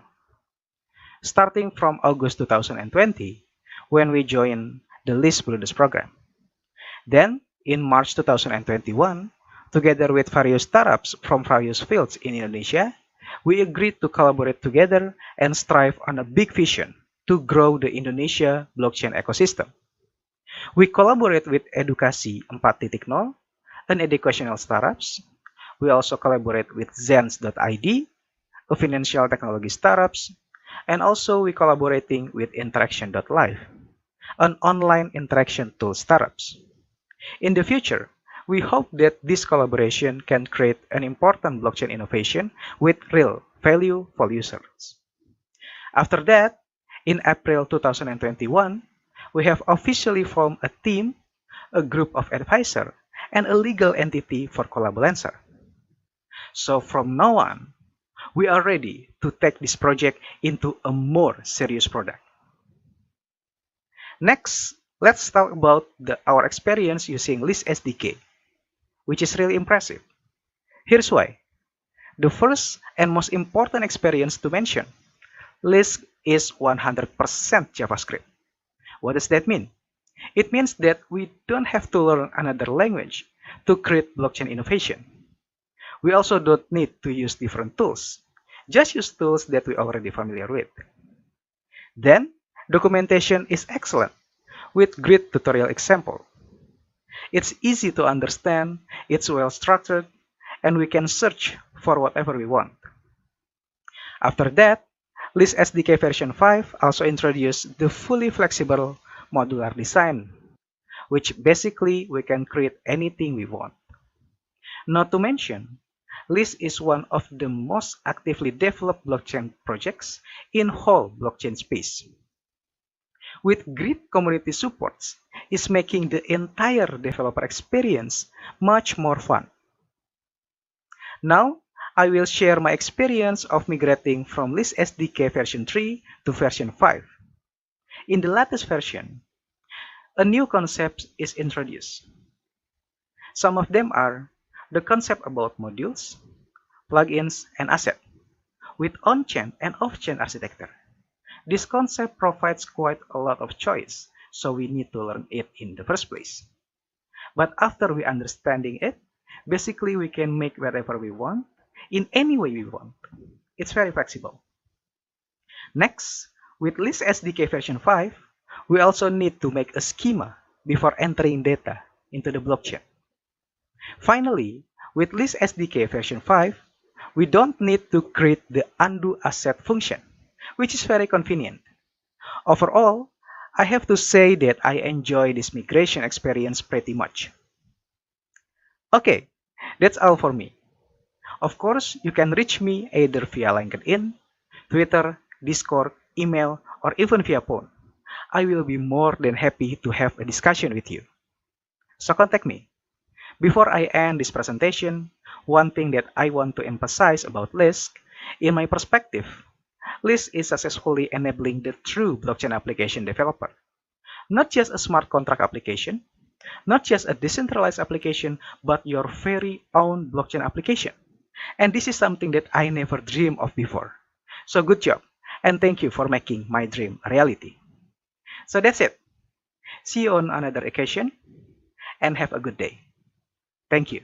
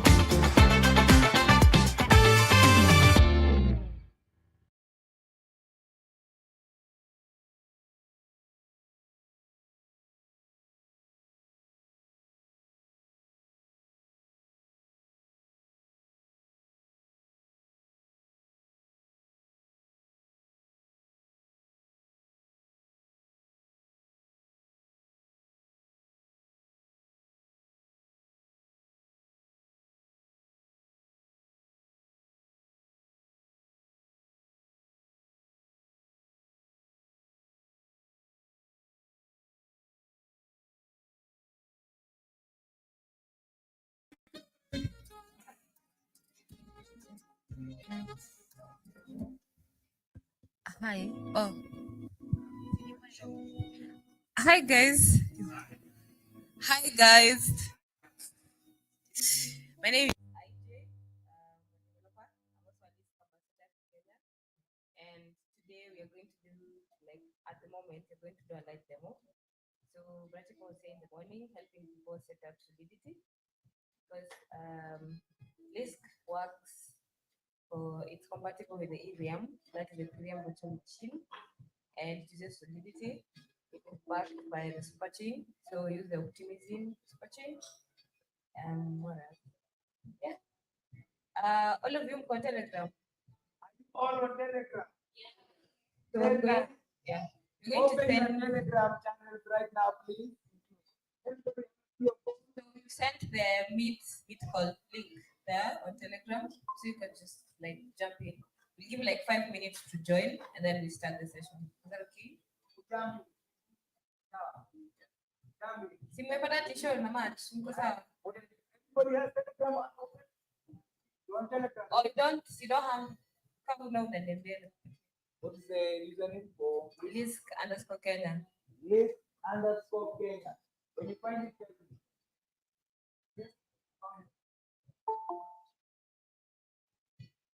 When you find it, tell me. I'm not seeing you follow. Follow. Follow. Follow. Are you seeing them? Nimeona Anita. Anita, no.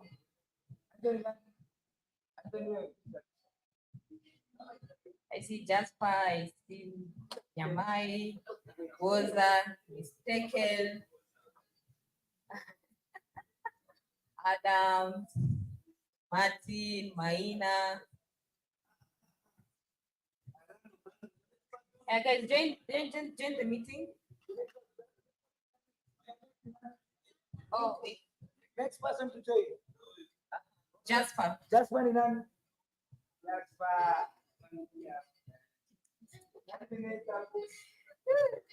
Nyamai.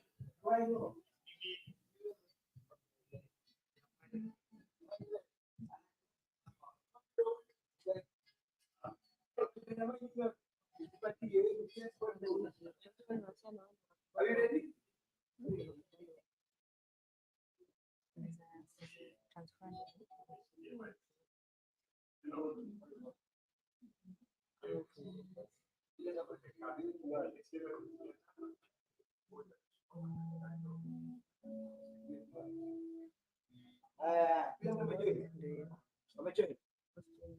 Yeah.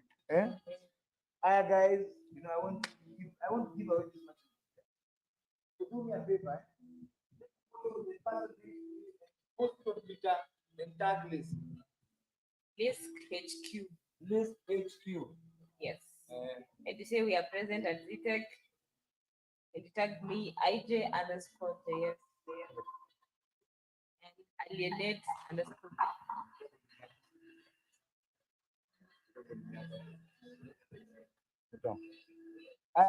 Kila mtu amejoin hiyo meeting, zimeni microphone zenyu kwanza. Feedback. So are we on Twitter? Tag Kibokodao. Follow Kibokodao. Ready? Great. I'm seeing you there. I'm seeing you there.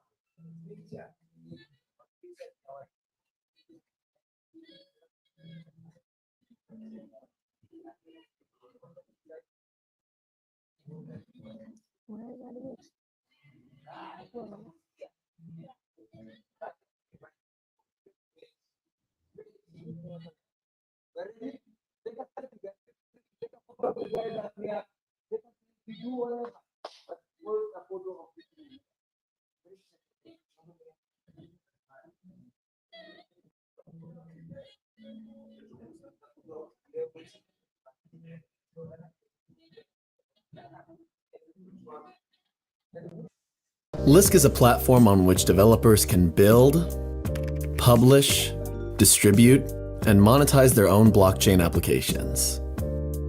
A blockchain application looks and feels like a regular application, but it's built on top of a blockchain or decentralized network, rather than hosted and managed by a single entity. However, a number of challenges associated with developing blockchain applications, such as a lack of tooling and frameworks, prevents it from being widely adopted. Lisk aims to remove these obstacles by providing developers with an easy-to-use sidechain development kit to build their own blockchain applications. Each blockchain application runs on top of its own sidechain, a fully customizable blockchain that is connected to Lisk's main chain. And the SDK is completely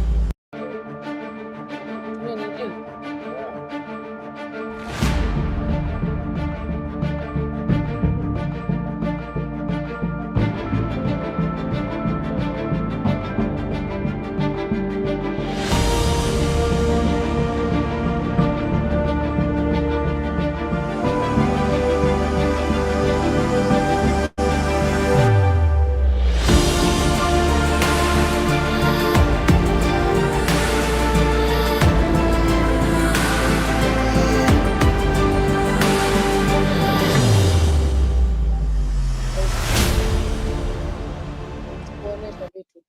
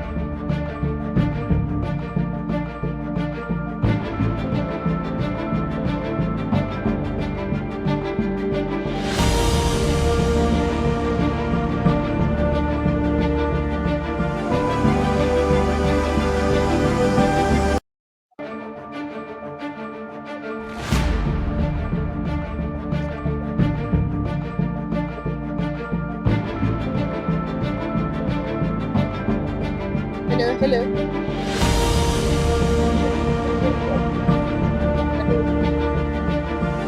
Who's doing the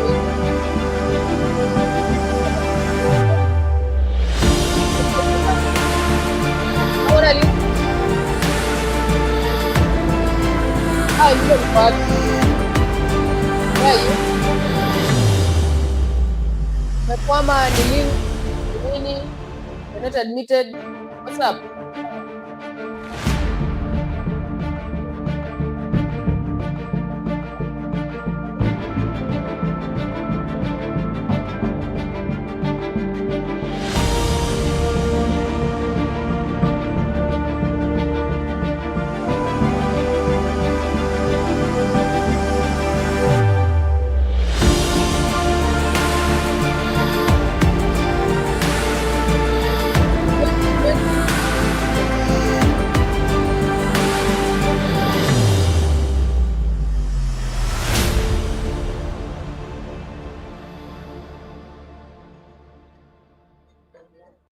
Mkoshoka hii room mko 21 peke yake?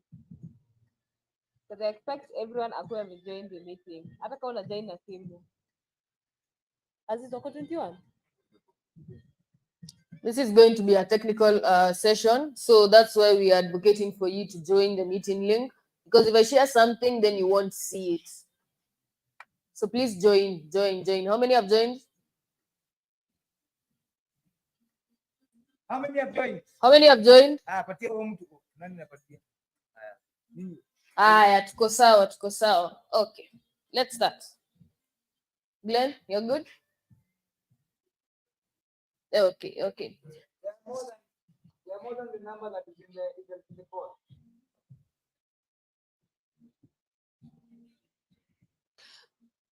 Okay, so I want to introduce to you what is LISC. Say LISC.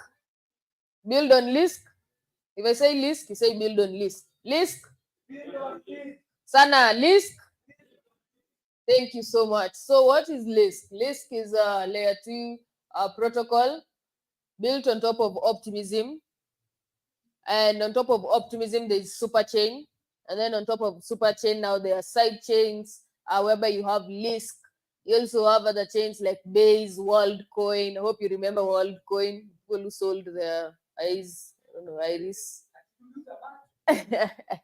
Mlikula za macho. Anyway, so those are the chains that are built on top of Superchain. And then Superchain belongs to Optimism. Okay? So the vision of LISC in Africa is to bring real world applications into the emerging markets. Okay, that's why I told you this is the best time for you to join blockchain. Why? Because we are on an emerging market, an uproll, whereby we are going to be moving. While you build on LISC, you are also getting access to global market. Okay, so LISC is a global blockchain protocol, and I'll continue to introduce to you on what LISC is. So as I've told you, it's built on L2, and they are bringing a Web3 adoption, especially in Kenya, concentrating on real-world applications. Okay. So when was LISC founded? I mean, there's so many speculations, especially when you go to ChatGPT today and you try and search Lisk. It might tell you that Lisk is not EVM compatible. It might tell you that Lisk is not built on Solidity. Why is that? I mean, I've found so many developers tell me they've built a code and it's JavaScript and it's not Solidity. Why are you lying? So this is the reason behind it. Lisk was a layer 1 before it became a layer 2. It was one of the prominent blockchains at that time in building layer 1, and they had a very huge traction as Lisk. So moving on, they saw that they need to scale and they need now to build on layer 2. So in 2023, Lisk was launched, and from then on, Lisk has been a layer 2. Okay. So currently on the whole world, we boast of around 200K members. And with Lisk, I told you about the supply, right? Who remembers about the supply? Who can tell me when I talked about the token supply, what did I say about it? What is it? What is the token supply? Yes. The amount of tokens that are supplied in the chain. Good. You get a t-shirt? Any other person? Uko mmeboeka huko. Mko sawa? Tuko huku na nyinyi? Yeah, let's engage. So currently our list boasts of 200 million total value locked. So this means that thinking about it, that you can be able to trust this chain. Okay, this means that if this amount of money is locked on the Lisk, it means there's liquidity for you. You can be able to stake a Lisk whenever you want. And it also means that compared to other chains, this is the amount that shows you on how much the blockchain protocol is. Okay. So just to say about statistics, in Africa currently, right now we have 1.5 billion population that are aware of they're aware of crypto. Okay, so now that shows you that how many people in Africa do know about crypto. And you've been in this space, you are adding up on the statistics of people who know crypto. And actually not crypto, Web3 for you, right? Are you happy to be onboarded on Web3?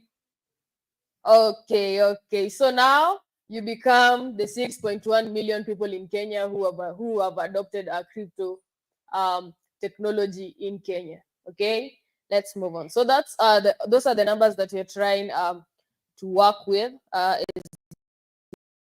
Lisk. And as I've told you, since Lisk now it's built with other side chains like Base, WorldCoin. You might ask me, I mean, recently maybe you've had a Base, they're really booming in Kenya. So why Lisk? Okay, so one is it has a lower transaction charges.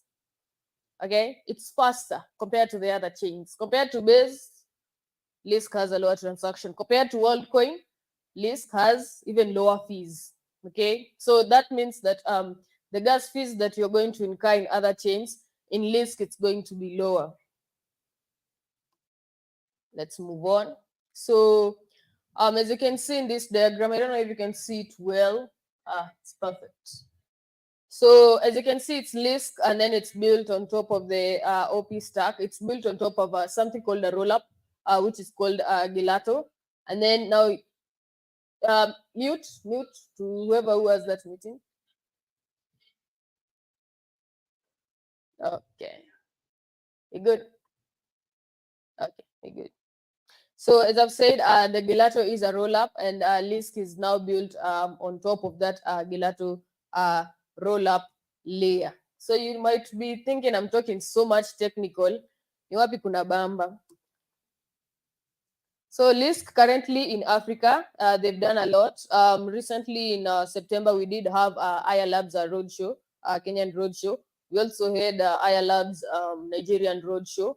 So you might ask me what Aya Labs is. So it's an incubation program whereby if you have an idea and you go and apply on Aya Labs, then you're able to get a grant. So how we did it in the roadshow, we did a hackathon with developers in the Kenyan ecospace, and they applied. It was like a 3-day hackathon, and then the developers who even applied to those, they got now into the incubation program, and they're currently ongoing on in the incubation program. We also add Safari. So for wale wananiambianga defest ya blockchain iko wapi?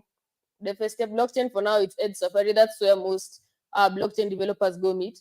And with Lisk, while we were the lead partners, we had a bounty of can I say the price? Pigeni drum rolls. Almost $10,000. Hiyo ni pesa ngapi?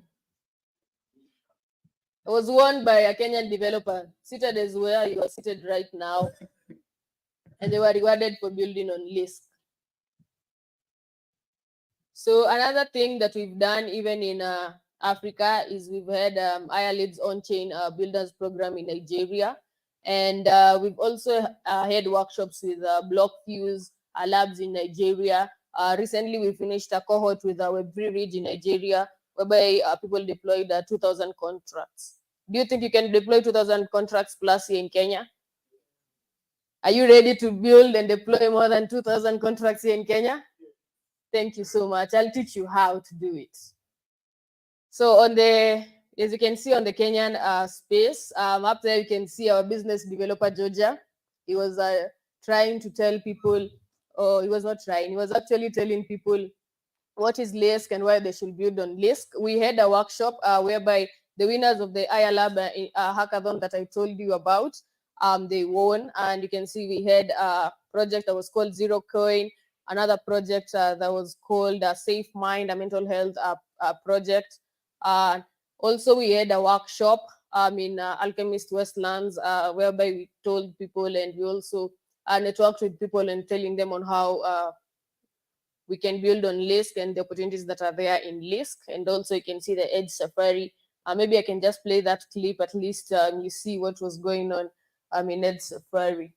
Yeah, so that's how it looks, different. It's a kind of a bush energy, and their developers go and rest, they go and talk, network, and you can see our different business developers. There was a workshop on Lisk. Yeah, and people networked and they feel good about Lisk. So let's move on. Okay. So are you interested to be part of another workshop that Lisk is going to build? Meboeka, are you interested? Mnataka workshop ya Zitek ya Lisk? Mnataka nini? Mnataka kujua nini? Somebody? Bounty? Mnataka nini ngine? How to deploy smart contracts. That's the energy I want. That's the energy I want into the room. Now by the time tunamaliza hii call, kutakuwa kuna something for you. So that's the QR code. For those who have not joined the Telegram, please join in. Yeah, and I'll move on now to show you on how to build on Lisk. Something I've not said is najua mnangoja kusikia mambo za grants, mambo za hackathons and everything. So as I've told you, we had an Ed Safari hackathon, we had an IRLabs hackathon. Currently, we are looking on to board strategize the real world applications that have user base, because we have an incubation with Key Difference in partnership with Lisk, whereby you have an idea, yes, but we want to see you developing on it. We want to see users that have interacted with your product. We also want to know what's your economics model while you're applying for the grant. So hizo zote siwachanganye, nitawaonesha tu zote. Okay. So just to show you a few of the Kenyan companies that have received grants in Kenya. Yesterday you had a session with Kotani Pay, and they are one of the people who have received grants and are in partnership in Kenya with Lisk. So mnaweza cheki hiyo, inaitwa kotanipay.com. It's an off-ramp and an on-ramp system. And we also have Paydi, which is a platform that helps to pay crypto of freelancers using crypto. But the payment is not just done using crypto like that. They have an escrow payment on the Paydi platform. So as you can see, a very good platform. Do you think you can build something better? I mean, this is just a website, but on the backend side, it has, you can see it has a link whereby people can pay gigs. You can see it has businesses whereby they can handle invoices and payments. You can see you can have a payee wallet and store your coins over there. And you can also see that you can swap between currencies. So to the people who are asking me, how can I start? This is one of the motivations for you to go and look in such projects that are built and try and see the problems that you have and what solutions can you improve on it. So on this grant, there was wave 1, wave 2, and then wave 3. So Paydi received the grant on wave 2. We just finished the grant for wave 3 last week, yeah, Friday, yeah, and we received a lot of applications, and we are waiting to see which one looks best, which one has the best user base, who are integrating blockchain and why are they integrating blockchain, and we will get back to you on who won on the grants.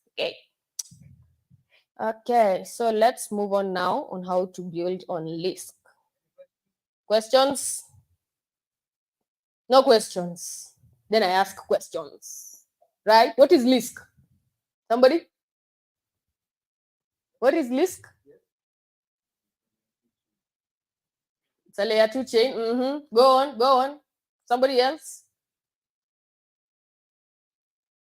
Jameen. Yes.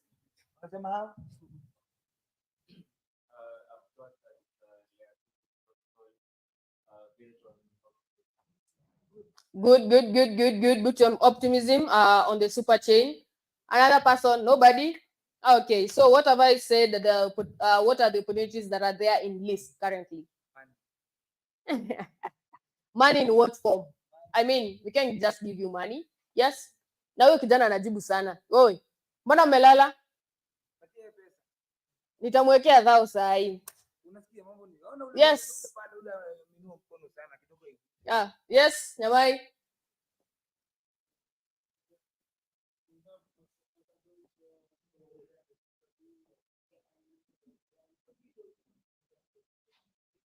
Okay, you said we have hackathons, we have grants. Who knows how much are the grants? Yes? No, that was the pool for the Ed Safari hackathon. The grants ran up to $80,000, $80K.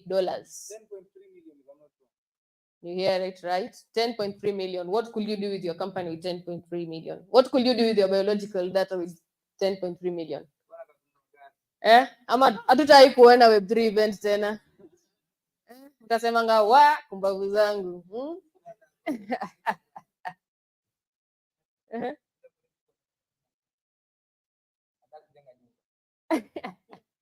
Unataka kujenga nyumba. So always keep in mind that we just don't give grants to people just to do their own personal thing.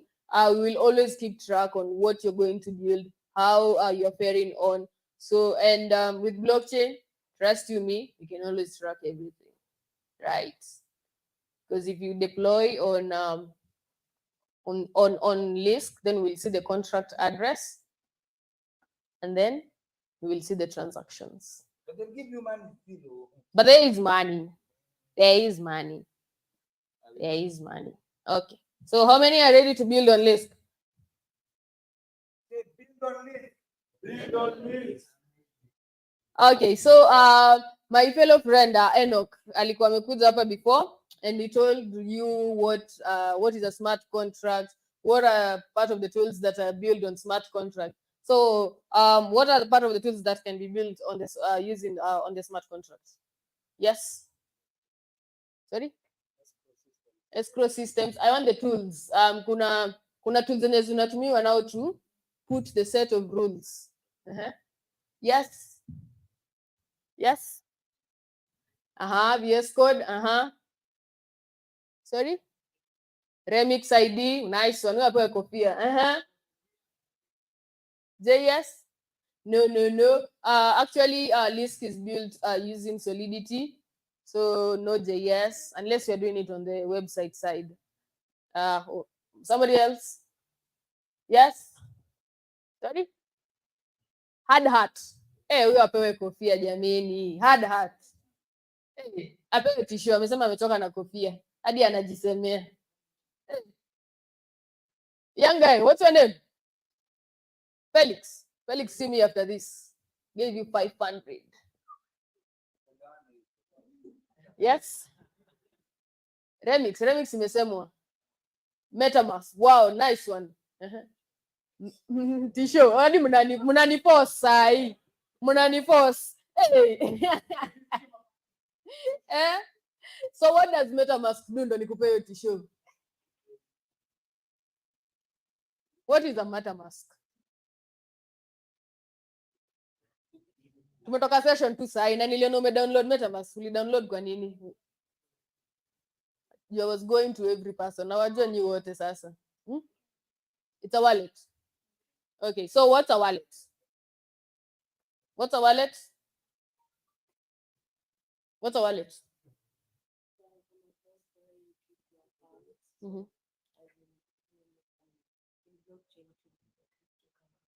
Okay, so you said it's a wallet is where you keep your funds, but I'll say it's where you keep your crypto funds. So let me show you what a wallet is, right?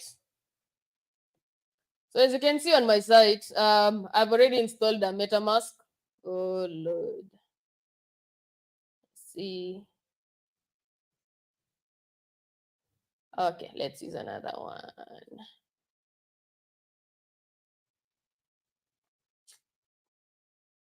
A minute, and then I'll just get back so that I get my passkeys.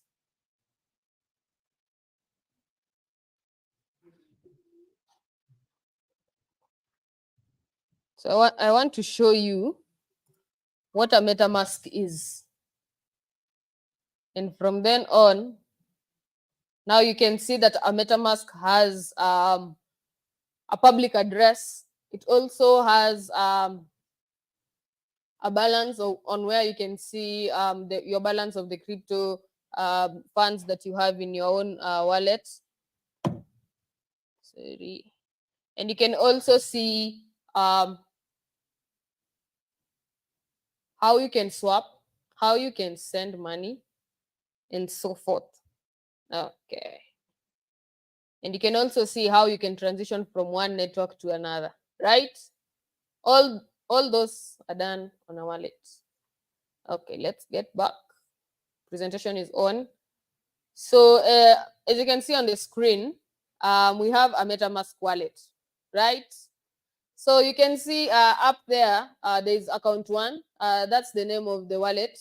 Down below, you can see there's a lot of characters, which were the ones that you're copying on the ENV file while you're doing the Solidity workshop. So this is what is called a public address. And when I say what's a public address, it means, in another terms, is when you go to Google and you try to sign in, and then you see an icon on your far right, and you can see Bratipa, or you can see Felix, depending on how you've called your username on Google. So in blockchain, we don't use people names, okay, because it's anonymous. You always send transaction anonymously. So what defines who you are on the blockchain network? A public address. And that public address, you can share it with anyone, okay? So you share that public address either to receive funds or to withdraw funds or any other function that you'd want to do, right? Okay, I have a question. What's the difference between a public address and a private key? Anybody? We did that session with you in the morning. Yes.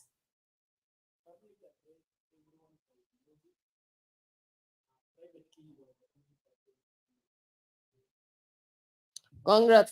Oh, well done. So a public address, you can share it with anyone, and a private key, it's like your password. It's like, let's say when you go to M-Pesa and usiuze pin yako wewe. So a private key is it could be a seed phrase which has like 12 words. As you've seen, it could be like a random number of words: cat, dog, broom, floor, anything. But those words don't mistakenly have an arrogance to them, because once you lose your wallet, those are the words that you're going to use to recover your particular wallet. So take it as if it's a reset password. So when you reset password, you always input your email there, and then it sends you now a recovery letters, or it tells you to reset your password or something, input a new password. But in blockchain, you don't get that opportunity. What you have is your private key, and if you don't have it, then we are sorry for you. We can't help you. On to the next. So as you can see, we have the buy sell function on MetaMask. We also have the swap icon. We also have the bridge, the send, and the receive. Okay, now the wallets have started to. Okay. So who knows what's swapping? Naona huyu amenifanyia swap. Yes. Na sitaki mnyamaze huko nyuma. Yes.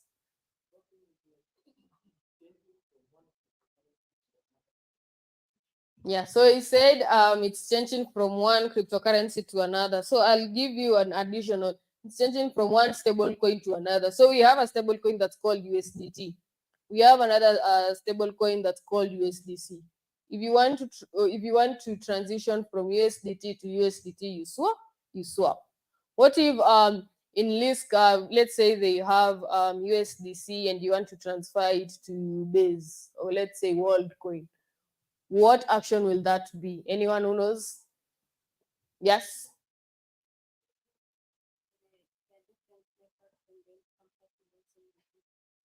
Meskia, it's bridging. It's called bridging. Just the way you could cross a river because you are in one destination that you don't want to be in, and you want to be in another destination that you want to be in. You use a bridge. So that bridge is when you are trying to transition from one chain to another. Okay. And I said when you are sending funds from one person to another, you ask them for your public address. So let me say this. Let's say my friend here, Adams, gives me a public address. And what do? When I go to send the public address, or in that exchange I try to send in funds, I omit one letter, maybe to a 0x8, and I say 0x9. Where do you think those funds will go to? Zimeenda. So yeah, they will go to another person, and you won't be able to see, the other person won't be able to see the funds. Remember, the funds are non-reversible, okay? So once it's gone, it's gone. Hakuna reversal hapo ya M-Pesa, sindo? So always double cross check. And advice, if you're sending to a person, you can try to, if you're trying to send them, let's say 10 USDT, you can try to send 1 USDT, and then you ask them, Mefika, kami Mefika? Okay. That's one way on how you can deal with it. Instead of sending the whole amount and then now you are crying over there, where are my funds? And ask as Lisk, we can't help you because that was your responsibility. So as you can see, even on the MetaMask side, there's tokens, whereby you can see different tokens, and you can always import a token. And you can always also add a custom token. So this custom token, mostly it's used when people are developing. So you find that somebody has created a smart contract, and once they deploy the contract, they get a custom address. So now once they want to use it or see it on the MetaMask, they input that token custom address, and then now they can see that particular token on the MetaMask. Okay. So you can see up here, you can see that there's different networks. You can see there's Ethereum, Base, on-chain, Z-Sync. So you can also add Lisk as your own network. So how do you do that? You go to Lisk. We have a documentation where it's called docs.lisk. So that's how it looks. As a developer, you go to build with Lisk, and then you get started. And then you'll see you can connect to a wallet, and then you start to see how you can be able to add Lisk on the mainnet side. So as you can see, we have a mainnet and we have a testnet. Okay, so the RPC for mainnet is rpc api.lisk.com. So let's try to add Lisk on our MetaMask wallet. Okay.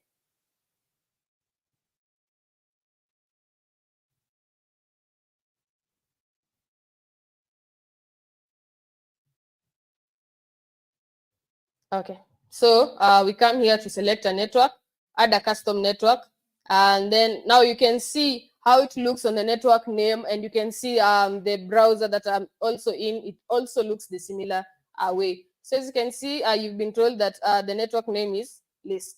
And what's the default RPC? You're given the RPC endpoint, right? Are we together? Melewa? Melewa? Melewa? Kila mtu ako kwa MetaMask?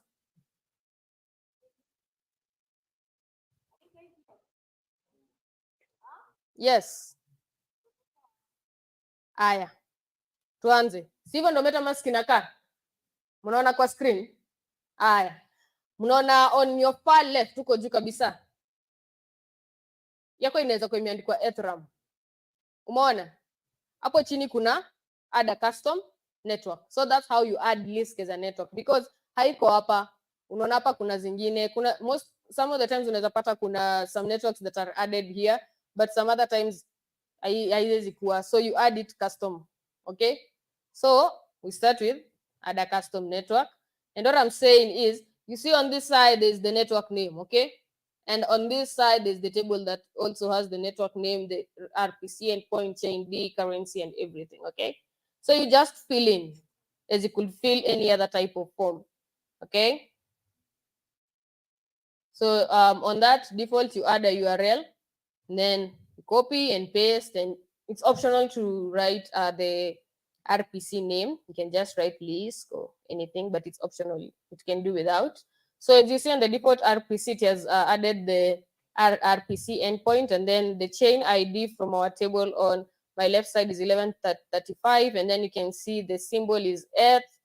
That means Ethereum. And then you can add the block explorer. So anybody who knows what's a block explorer? From the word explore. Any idea?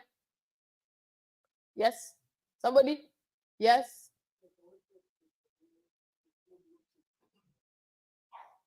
Yeah, so it's a Block Scout Explorer is where people go and now check out everything. I'll show you how it looks. You can see the available tokens that are built on LISC. You can see the transaction that have happened even a second ago on LISC. You can also see the total amount of transaction LISC has been having since they founded a LISC. Yeah, so such things. Okay, so I'll show you everything on how it moves. But that's basically that's what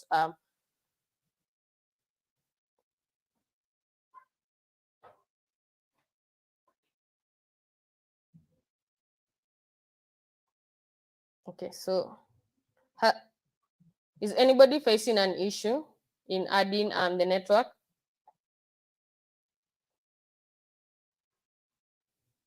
So always copy and paste. I'll do this because I'm trying to fasten it up, but always try and copy and paste.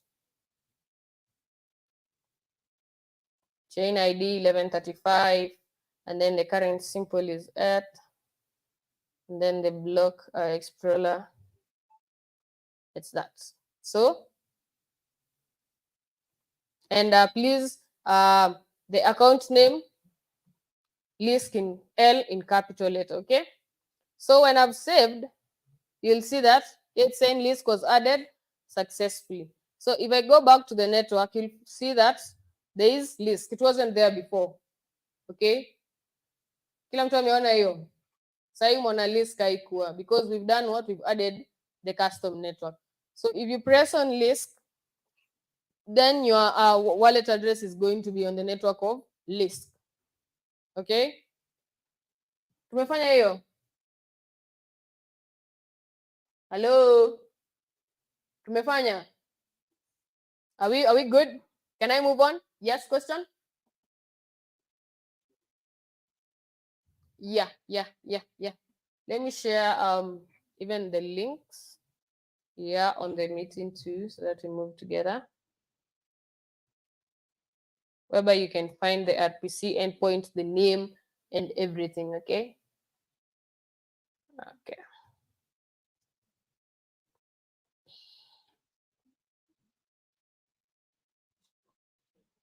Okay, so that was the main net. So mnaona hapa juu The RPC endpoint for the mainnet is rpc.api.lisk.com, but on testnet it's rpc-cipolia-api.lisk.com.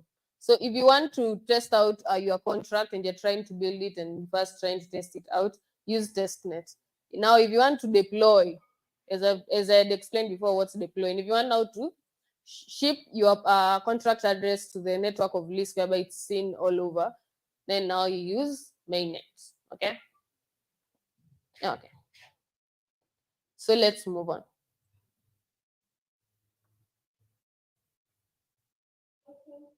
Question. If you have any problem, use IJ. She'll be here to help you. Just lift your hand up and then she'll come to you. Okay. So moving on, you people had said some of the tools.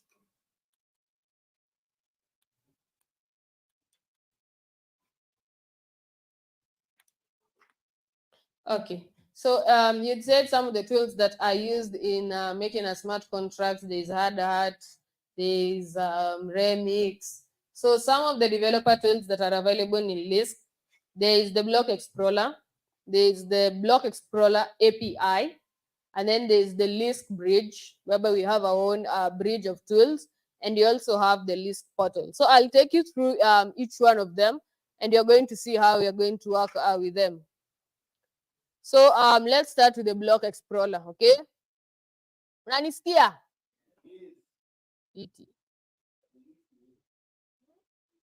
You can list in me. Nice one. So as you can see, this is the Lisk Explorer. This one is for testnet, okay?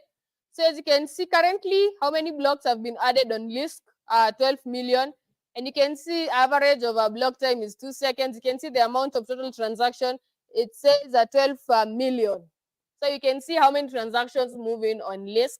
And you can see the type of wallet addresses that have been created on Lisk currently are 58,122. And a grass tracker, we are told that the GUI is the small unit form of doing the gas. Okay, so we have it, and then the small unit is GUI. Okay, so it's like shillings and cents. So now the cents in blockchain side is GUI. Okay, tuko sawa? Questions your side? Tuko sawa? Ume-install MetaMask? Okay, let's move on. So this is the point that I want you guys to concentrate on. So as you can see, as I told you, that in blockchain, you can always track all the transactions that have happened. So as you can see on this one, you can see this particular public address sent some ETH to this particular address, and you can see the value is 0. Okay, so and you can see how many blocks have been transacting over the time. Okay, so on the left side, you can see there's tokens. So here you can see all the tokens that are available on Lisk, or the tokens that have also been deployed on Lisk. So you can see there's USDT, there's Make Lisk Great Again, Hampton, Printing. So you can see, let's use this one, ERC20, and see that contract, how it looks and how that token looks. Okay,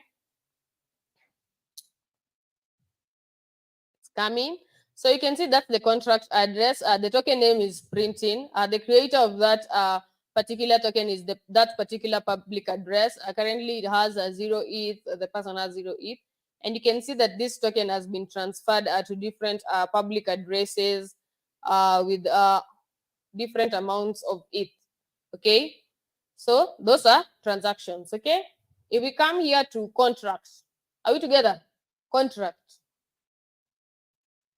So that's why I was telling you, in blockchain, people can see your code, and you're going to see it in just a minute. Can you not see the code? So this is, so an ERC20 token, that's what it's mostly used to create tokens in Lisk. So if at all you wanted to create a token in Lisk, then you'll use this particular code. It most probably will look like this, whereby we have an interface with the interface errors. We have an ABI which shows the list of the tokens that have been created. You can see that in this particular one, they're having a function whereby they look for insufficient balance. They have an error whereby if at all it's sent to a particular address, for example, if the public address is supposed to have 25 characters and then it's 24, then that will have an error over invalid address. An invalid receiver the same way, and also an insufficient allowance. That means maybe the user doesn't have enough tokens to send to the other person as the amount they've indicated they want to send, okay? And also an invalid approver and an invalid spender. So when the token is sent from one public address to the other, it has to be approved. I told you, because in a blockchain network, you can't do anything unless someone has validated or approved, okay? So if at all it has not been approved, it's going to have a status of pending, okay? But if it's approved, it's going to have a status of success, okay?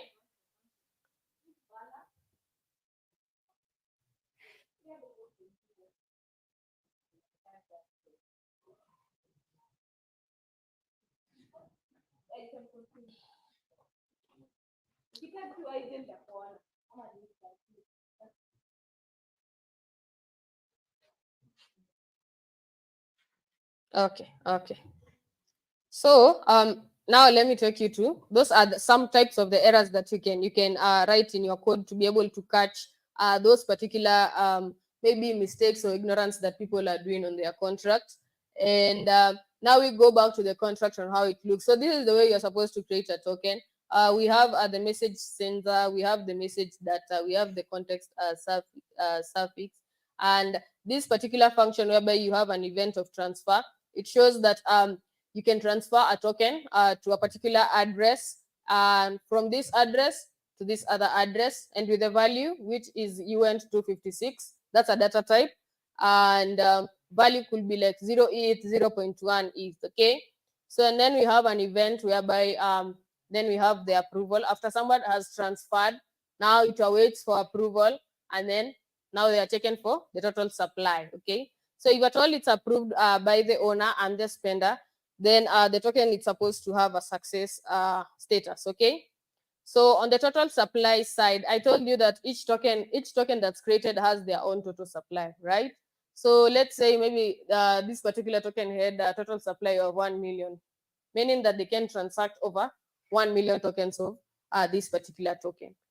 So then it checks if they have a supply, and then they look the balance of the supply, and then now they try to check the number of tokens the sender that's trying to send, and then they also set a value amount of the tokens that allows the person who's sending the tokens to send them, okay? And then now we have the approval, and we have also a function of transfer form.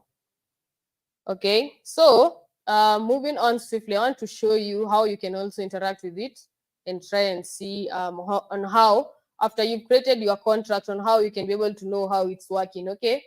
So let's say you've already deployed your contract, you've already deployed your token. So you come here in the API and it will show you some endpoints, okay? So let it pull up a little bit, and you can find endpoints like get balance, get token name. So if at all it doesn't give you something, then you know something is wrong with your code, and then you go back to development. Okay. So as you can see here, there's transactions. You can get transactions. You can get blocks.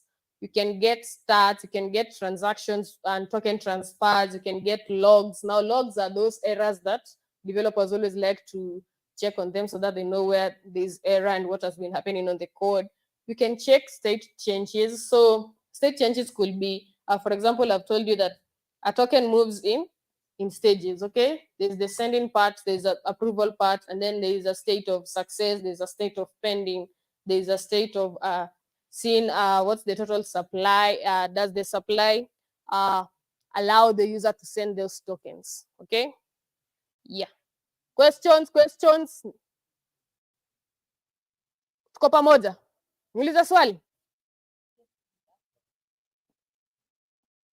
What are some of the events tumesema unaweza fanya using a token? Yes, stop murmuring, raise your hand. Anybody? Tumetoka kuzisema tu sahi. Nani? Token what? Token transfer. Token what else? Token receive, token approval, and the total supply, and also the balance. Okay. Sawa. So those are the particular events that you can do on a token. Okay. Now events, they keep on changing. If at all you are doing something else, for example, let's see, you are creating an NFT, then it will have different events, whereby there's an event of minting an NFT. There's an event of transferring that NFT. There's an event of seeing, does that NFT have the money that you're trying to mint on that NFT? Is it the money that's allocated on that NFT? Because you can find an NFT has 0.05 ETH, but you're trying to send 0.02 ETH. Then with that smart contract on that event, hapo kwenye unaona event na function, you just write a function or an if else that says if this certain sender is trying to send a less amount to try and mint this NFT, then reject or have an error and tell him or her that you have insufficient funds to mint this particular NFT. Okay, so so let's press one of them whereby we say we can check out the token transfers. Okay, so you can have a transaction hash. Where do you remove this transaction hash? You go back to your blockchain explorer. Okay, kuja hapa. So unaona kuna transactions. Okay, unaona hapa kuna transaction hash. This particular transaction has this particular transaction hash. Okay, so in a transaction you can get a transaction hash. You can get the public address from the person who sent and from the person who's been sent to. Now the ID of that transaction, it's the same. The transaction hash is the same as the particular code that you get in M-Pesa, SM, something, something. You get? So that's the same code that you get. So using this particular transaction hash, you can copy it, and let's go and see if at all we can now use this API. You can input. Now that's because that we've not connected our wallet. So you connect your wallet, and then on the transaction hash, you can input the transaction hash, and you can say what are you trying to do. There is a token called ERC20, and then there's ERC71, which is it's the NFT, and then ERC1155, which is the fungible token FT. Okay, so NFT and FT, what's the difference? Anybody who knows? What's the difference between an NFT and a FT?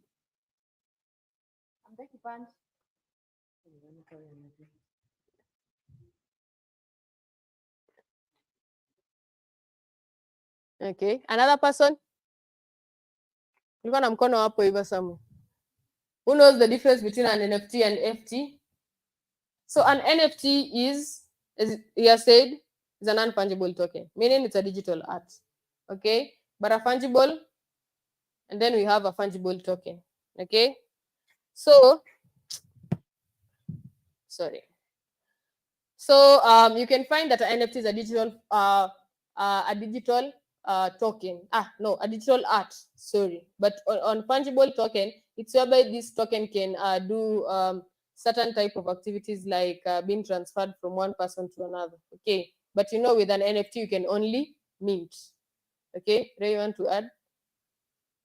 Oh, I thought you were asking for a question. So let's move on. So for the people who want now to interact with the API, this is how you know your code is working. There's also the bit of using a test unit test, as you've seen the part I was showing you on the error side. So those are some particular tests that you can do, whereby you do a mock-up of the contract that you've done, and then once you run your contract and then it passes all the tests, then you tick that your contract is good to go. Okay.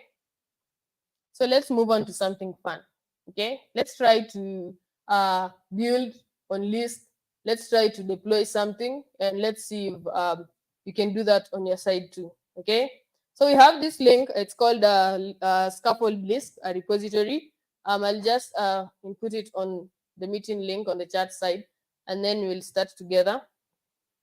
So I realized that some of you have an issue of maybe you don't have maybe a VS Code on your machine. you can use GitHub code spaces. So what you do is you go search code spaces on the browser, and then you create a new code space, and then it will ask you for a repository. You input that link I've put in the URL. Okay, so let's do it together for those who might not know how to do. So you search code spaces, right? Now that's GitHub code spaces, and then you press on the first entry or the first link, and then you get started. And then tunaenda pamoja. Tuko sawa? Pole, pole, pole, pole, pole.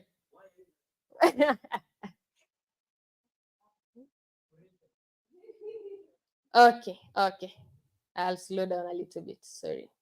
So, search GitHub code spaces. Have you found that link? Have you pressed on it?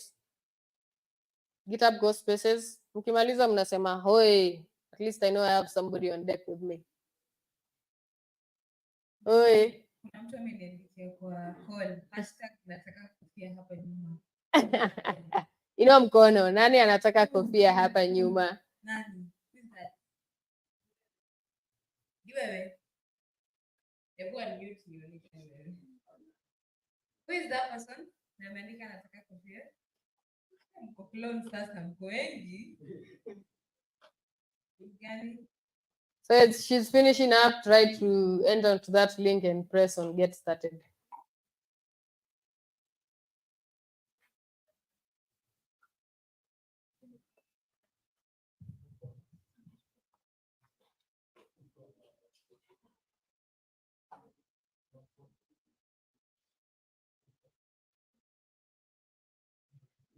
Tumefika.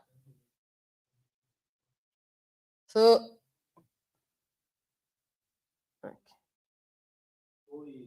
oi, bas. Thank you so much.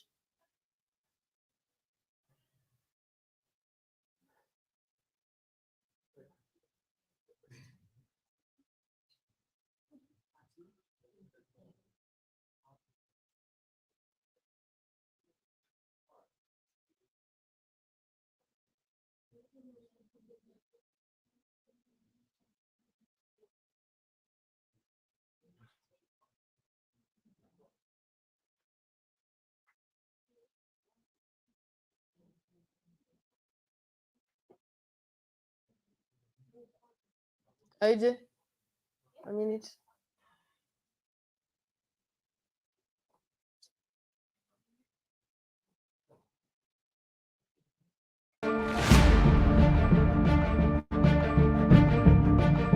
Where's Glenn?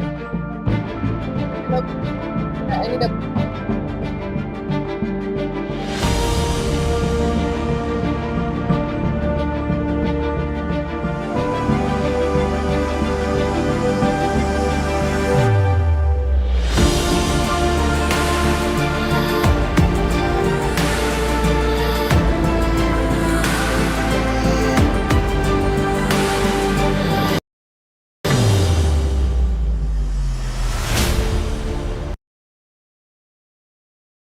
IJ?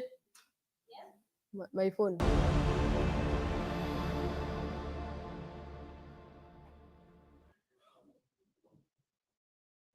So we try to sort that Wi-Fi.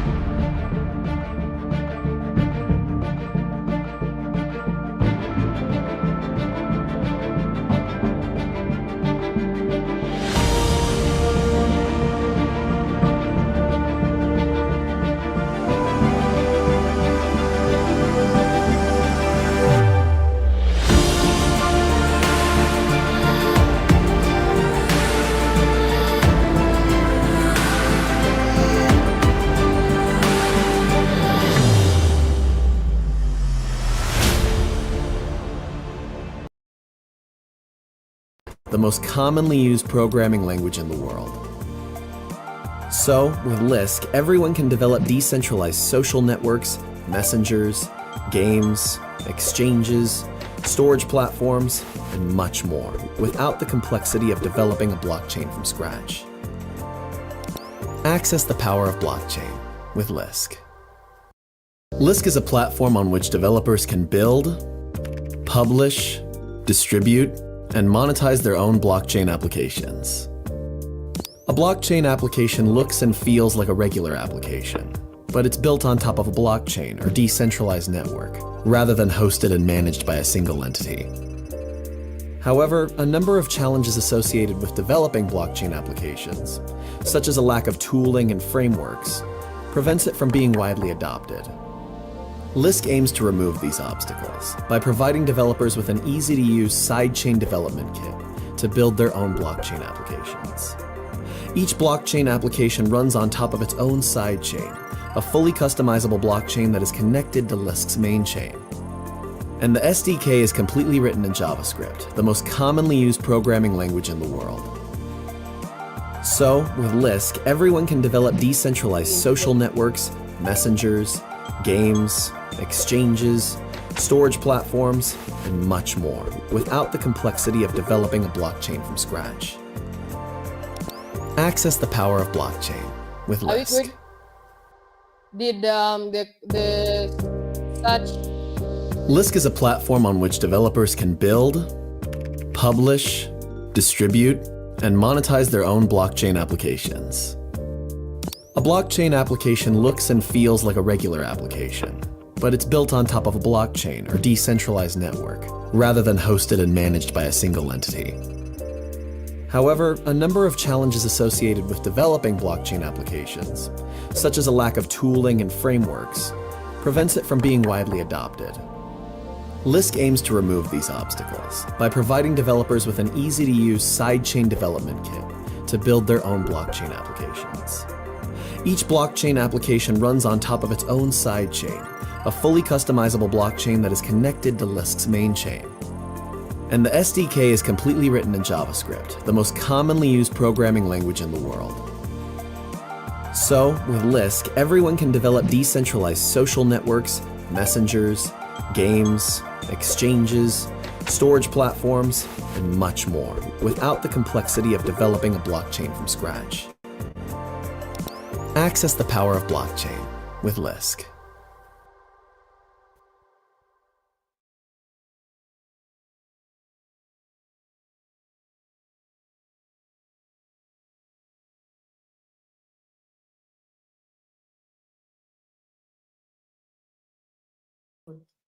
Do you get that? Completely written in JavaScript, the most commonly used programming language in the Select a world. repository and put the link that I've given you on the no match in repository. Wow.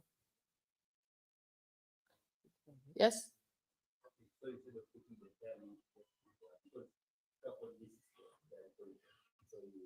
Put the link. Or HTTP. Okay.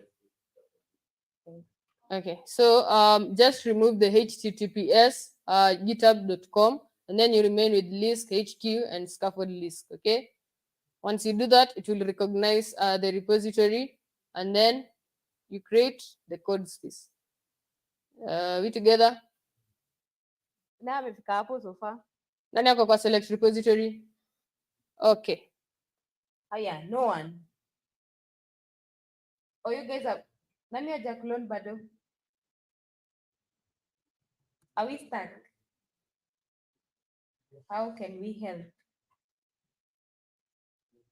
So I've input the name that you're going to use on the chat, the meeting link chat. Okay, so just write Lisk HQ scaffold. Everyone can develop decentralized social networks, messengers, games, exchanges, storage platforms, and much more, without the complexity of developing a blockchain from scratch. Access the power of blockchain. Okay, so what we're going to Publish, distribute, and monetize their own blockchain applications. A blockchain application looks and feels like a regular application, but it's built on top of a blockchain or decentralized network, rather than hosted and managed by a single entity. However, a number of challenges associated with developing blockchain applications, such as a lack of tooling and framework. On the meeting, okay? The first link is where you can get the GitHub repository, okay? The second link is for the GitHub code spaces people who are going to search at the repository on the code space, okay? We together? Okay. Well, tuko pamoja, Bazu. Tuko pamoja? Okay.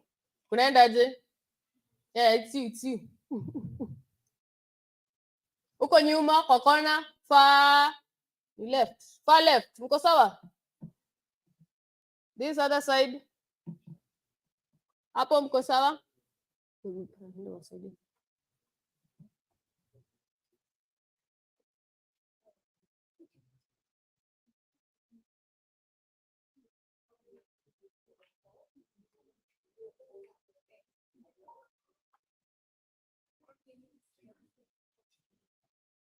No, it takes if you press create your code space, it's going to take a little bit of time, like 2 minutes, not 3 minutes, not so much, but it's going to showcase all the project with all the files, just the way you see it on VS Code.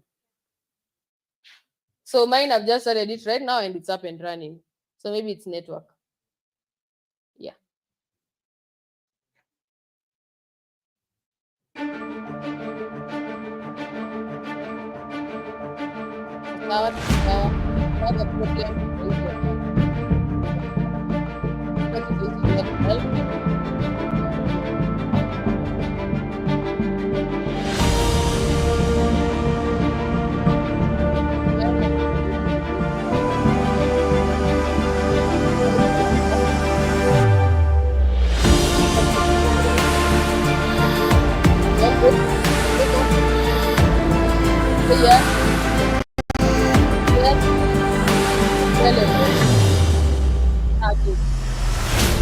We move on.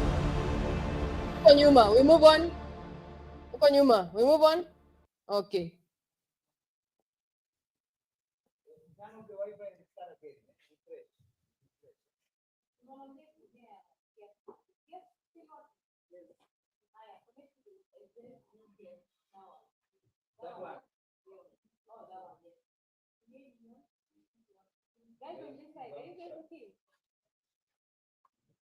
Net iko na shida. So use ZU Wi-Fi.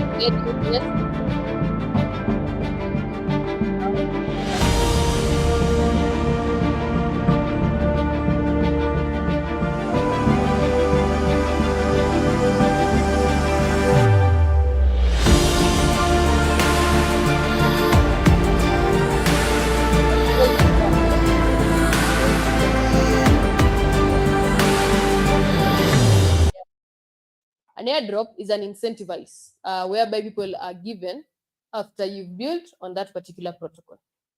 Okay, so let's say my friend here built something, a website, and then he deployed it on List. Another person built on List, they deployed on it. Ever. Let's say all in this room we build something and we deploy on List. Then after some time, there's going to be an airdrop and they give a pool prize money. Some of it come 100K dollar pool. Some, it depends on the amount that Lisk governance will communicate. But it means that as long as you've deployed on that protocol, you're going to be rewarded, right? Minus grants, minus hackathons. Just because you deploy on it, you're going to be rewarded. And that's why I'm pushing for you, because if you don't get it right now on how to deploy, then when you have an idea, then you won't even know how you can deploy it on List. And it starts now. Okay, we good? Build on List. You say List. Build on List. Build on List. Move. Okay. So to the people who are in VS Code, make sure you're in the right directory, which is the scaffold list. And for the people who are in CodeUp spaces, we good, we go, okay?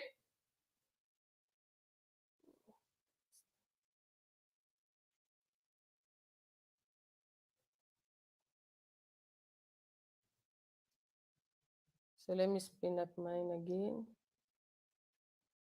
Okay. Okay. So mine is spinned up. We're good?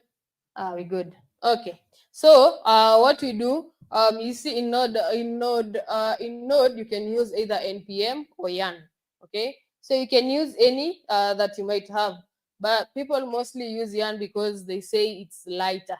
So you can just use YARN as long as you've installed a Node. You have YARN and you also have NPM. So on the command there, we can write yarn install. Okay, so you remember when we were doing a session with Enoch, we did npm install.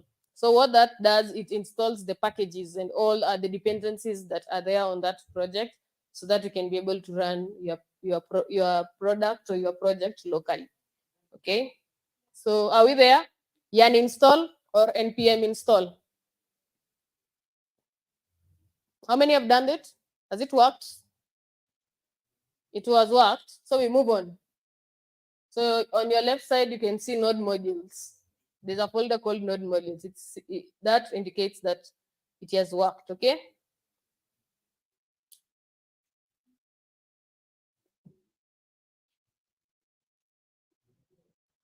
We move on.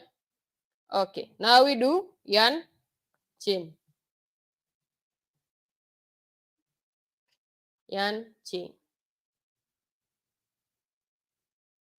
So what does that do?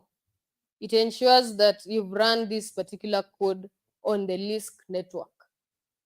Okay.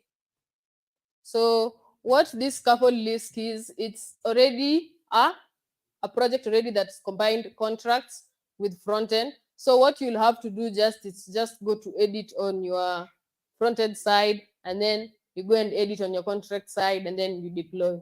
Okay. Yeah. So I'll show you everything. Yes.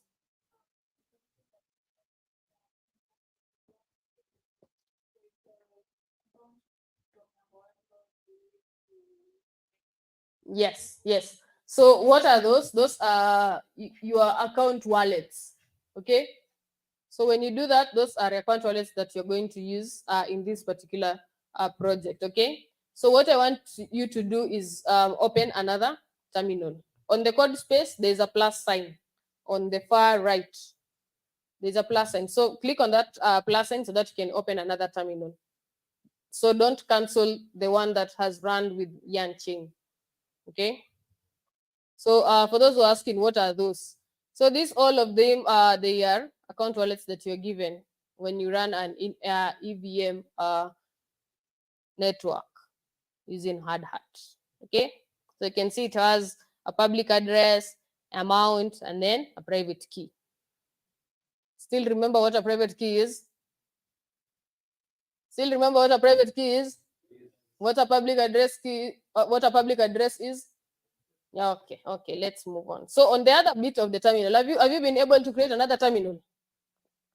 Okay. Yes, I mko sawa na muongee. Okay, so on this other side, what do you do? Yarn deploy. Okay.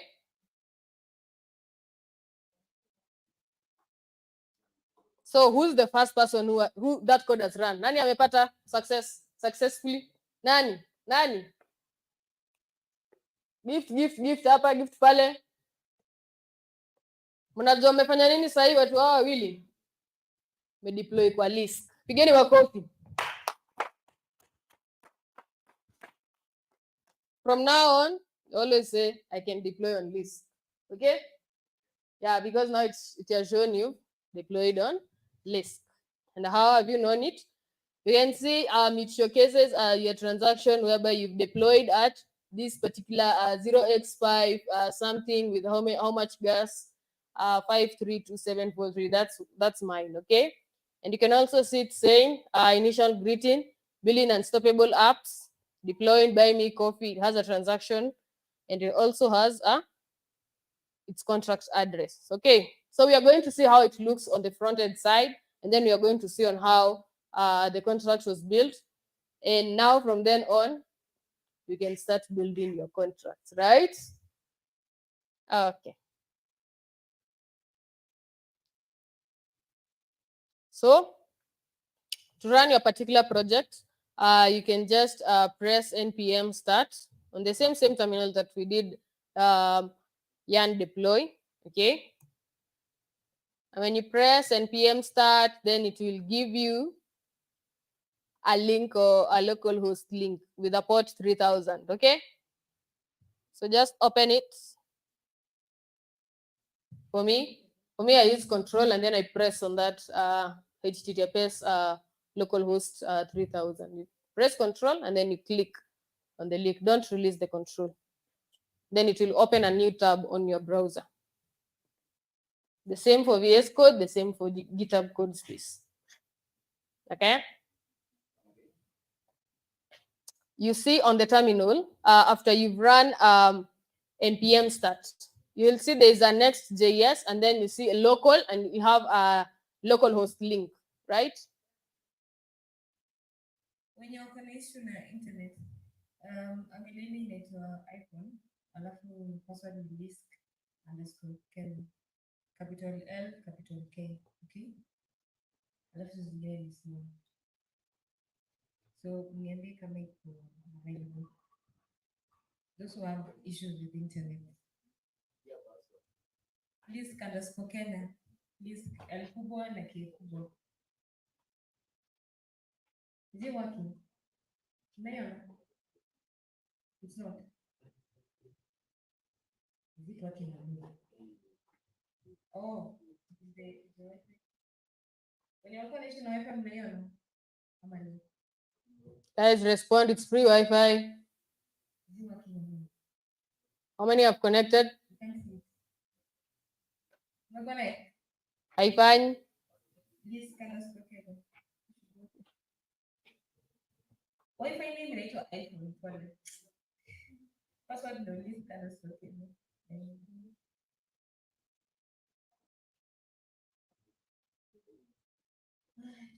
From being widely adopted. Lisk aims to remove these obstacles by providing developers with an easy-to-use sidechain development kit to build their own blockchain applications. Each blockchain application runs on top of its own sidechain, a fully customizable blockchain that is connected to Lisk's main chain. And the SDK is completely written in JavaScript, the most commonly used programming language in the world. So, with Lisk, everyone can develop decentralized social networks, messengers, games, exchanges, storage platforms, and much more, without the complexity of developing a blockchain from scratch. Access the power of blockchain with Lisk. On which developers can build, publish, distribute, and monetize their own blockchain applications. A blockchain application looks and feels like a regular application, but it's built on top of a blockchain or decentralized network, rather than hosted and managed by a single entity. However, a number of challenges associated with developing blockchain applications, such as a lack of tooling and frameworks, prevents it from being widely adopted.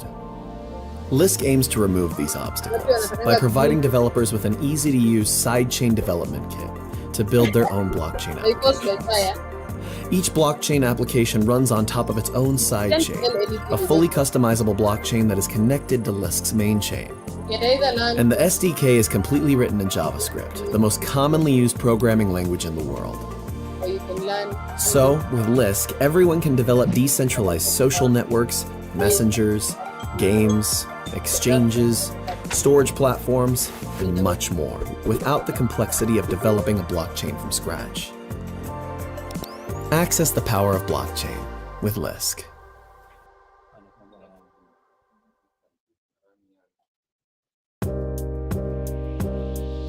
Lisk is a platform on which developers can build, publish, distribute, and monetize their own blockchain applications. A blockchain application looks and feels like a regular application, but it's built on top of a blockchain or decentralized network, rather than hosted and managed by a single entity. However, a number of challenges associated with developing blockchain applications, such as a lack of tooling and frameworks, prevents it from being widely adopted. Lisk aims to remove these obstacles by providing developers with an easy-to-use sidechain development. getting an error. You can write a command npm install yarn, and then after that, now you can do the other, whereby you do yarn chain on one terminal, and then you add another terminal and you do yarn deploy. Kwa pamoja? Okay, once you've deployed, I don't know, inua kama uko na shati ya list, unainua hivi juu. Kama hauna, I get you one.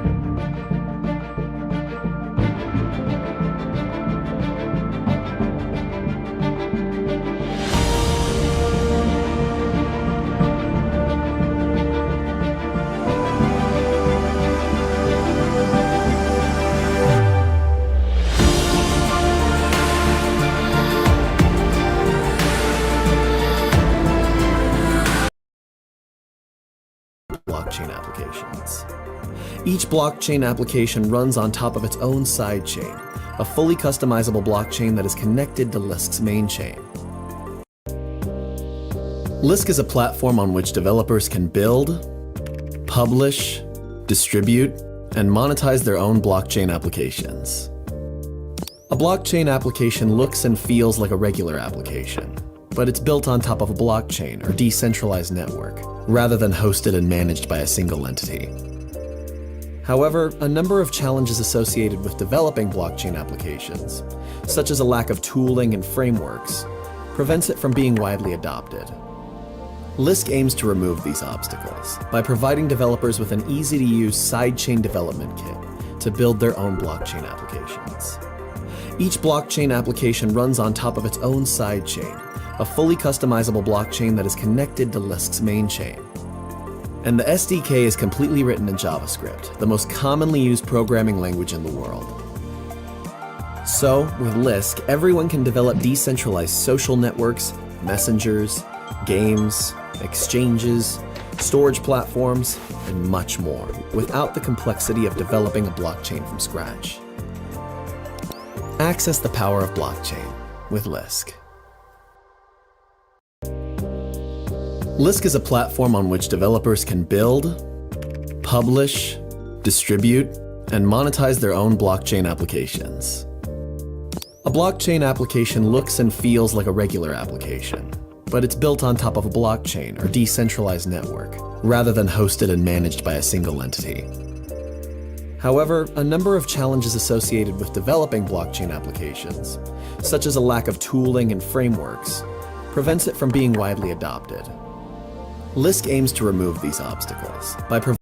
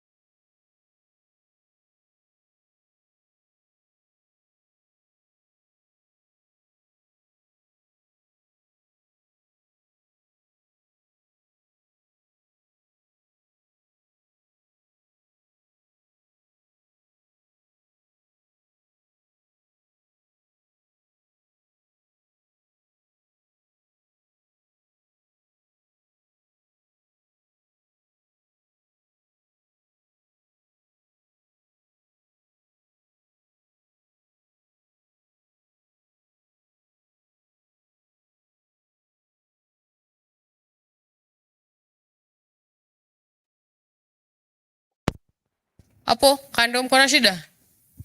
Brat. Yes. Kuna dem amedeploy on Lisk. Yeah. Hicho. Down. Acha nikupe punch. Chap chap. Unaona aje? Mnaona aje? Madem mnaniangusha.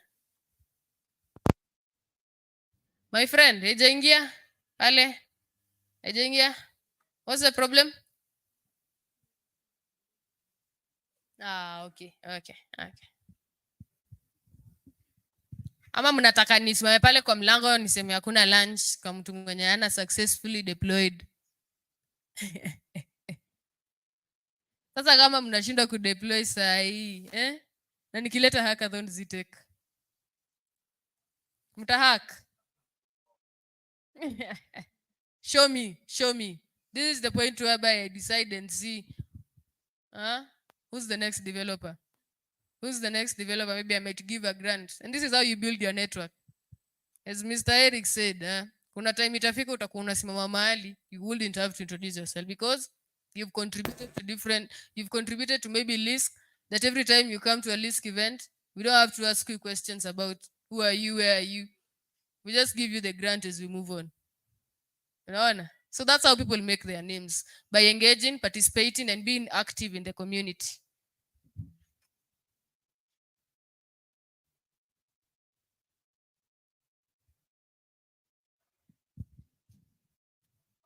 Tuende kwa contract. Ngapi wanasema tuende kwa contract ama tungoje? Watu wanauliza wakisha deploy waende ama wadu. Haya, si nimewaonesha. Ukishatoka kwa kudeploy, now you start scanning on the side of packages. Kuna hard hat, kuna side ya contract. Now that's the side of contract where there is the folder called hard hat. And then on the Next.js, that's the side of front end. Ama your front end of the website. Easy to use sidechain development kit to build their own blockchain On applications. this particular website, you Each have blockchain scaffoldings. application runs on Let's top of its build own with sidechain, a fully customizable blockchain that is connected to Lisk's main chain. And the SDK is completely written in JavaScript, the most commonly used programming language in the world. Okay. So, with nimeenda Lisk, wapi? everyone can develop Nimeenda kwa decentralized Next.js, social networks, nikaenda messengers, tuko na page games, dot, exchange. TSX, that's TypeScript. So I'm going to change on line 19 of that file. I'm going to change and write this Kenya at Kenyatta University, at Zitex University, sorry. I'm so fast. So let's move together. On that particular project of Scaffold Lisk, have you seen packages? There's a folder called packages. And then below the folder of packages, there's a folder called Next.js. Next.js. Fungua, nika drop down. So ukiona packages, click on it, and then you will see other folders that will populate below it. So utaona kuna hard hat, na chini ya hard hat kuna Next.js. So chini ya Next.js kuna file inaitwa page.tsx. TSX inamaanisha TypeScript, for those who are curious. Ni sawa? Mkifika hapo, sema nimefika ama anguka nayo.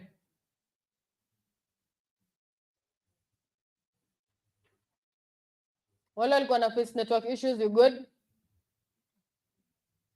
No. Connect to a Wi-Fi network called iPhone. Password Lisk_Kenya.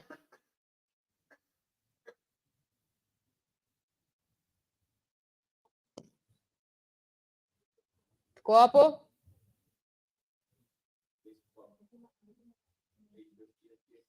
Yeah. So, kwa page.tsx, line 19, utapata kuna logo, a tag called logo, and then imeandikwa scaffold-list, right?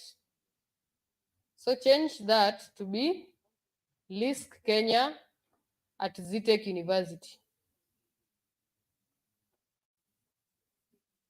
And as you can see, it has changed on the website.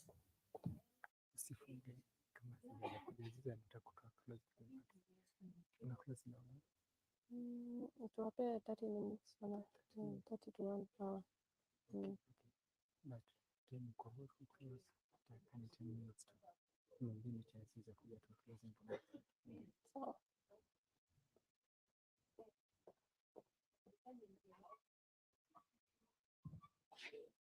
Shida, inua mkono mali kuna shida nikuje. Thank you. Power. On there's a socket here you can connect your charger with. The same on the other side. Nani? Umeweka Lisk Sipolia. Fungua code spaces. Kama uko na VS Code kwa machine yako? Kama uko na VS Code, you just umeclone. So, muda kwa terminal.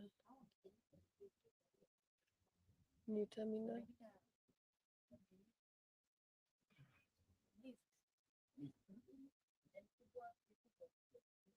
Tutoke kwa hiyo project, then git loan space, andika ile link ya https list hiyo repo nimeweka kwa meeting.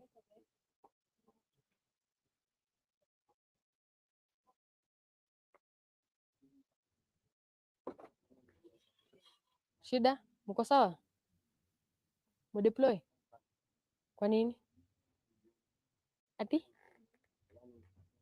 umefanya npm install -- global yani? Ukikataa uko na node version gani? Fanya install node 18, node version 18. Sahi.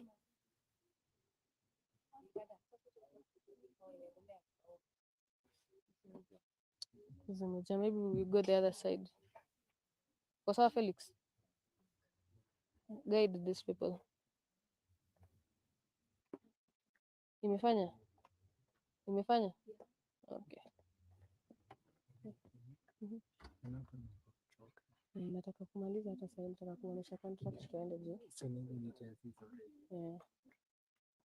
So, nani ameona tumechange from scaffold list to list Kenya at Zitech University? Okay? So that's how you change your website, and if you change it, it will register automatically and then you move on. So you can add as many pages as you want.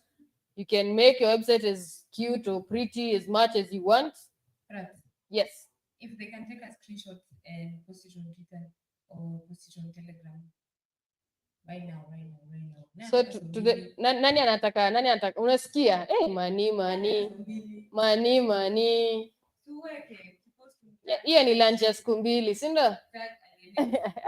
So you see, after you deploy that successfully, yeah. Take your screenshot of your laptop. You post it on Twitter. Post on Twitter, tag at LiskHQ.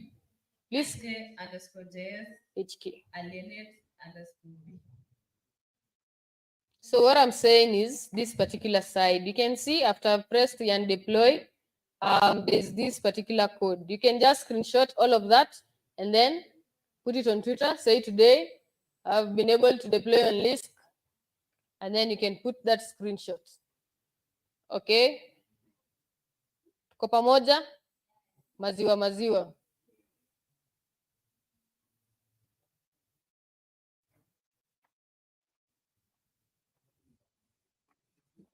I can also take a picture of maybe both the terminal and the website with the Lisk Kenya at Zitech University. Na tumove haraka juu nataka kuonesha vitu zingine kong. Developers on the room. Web3 developers on the room.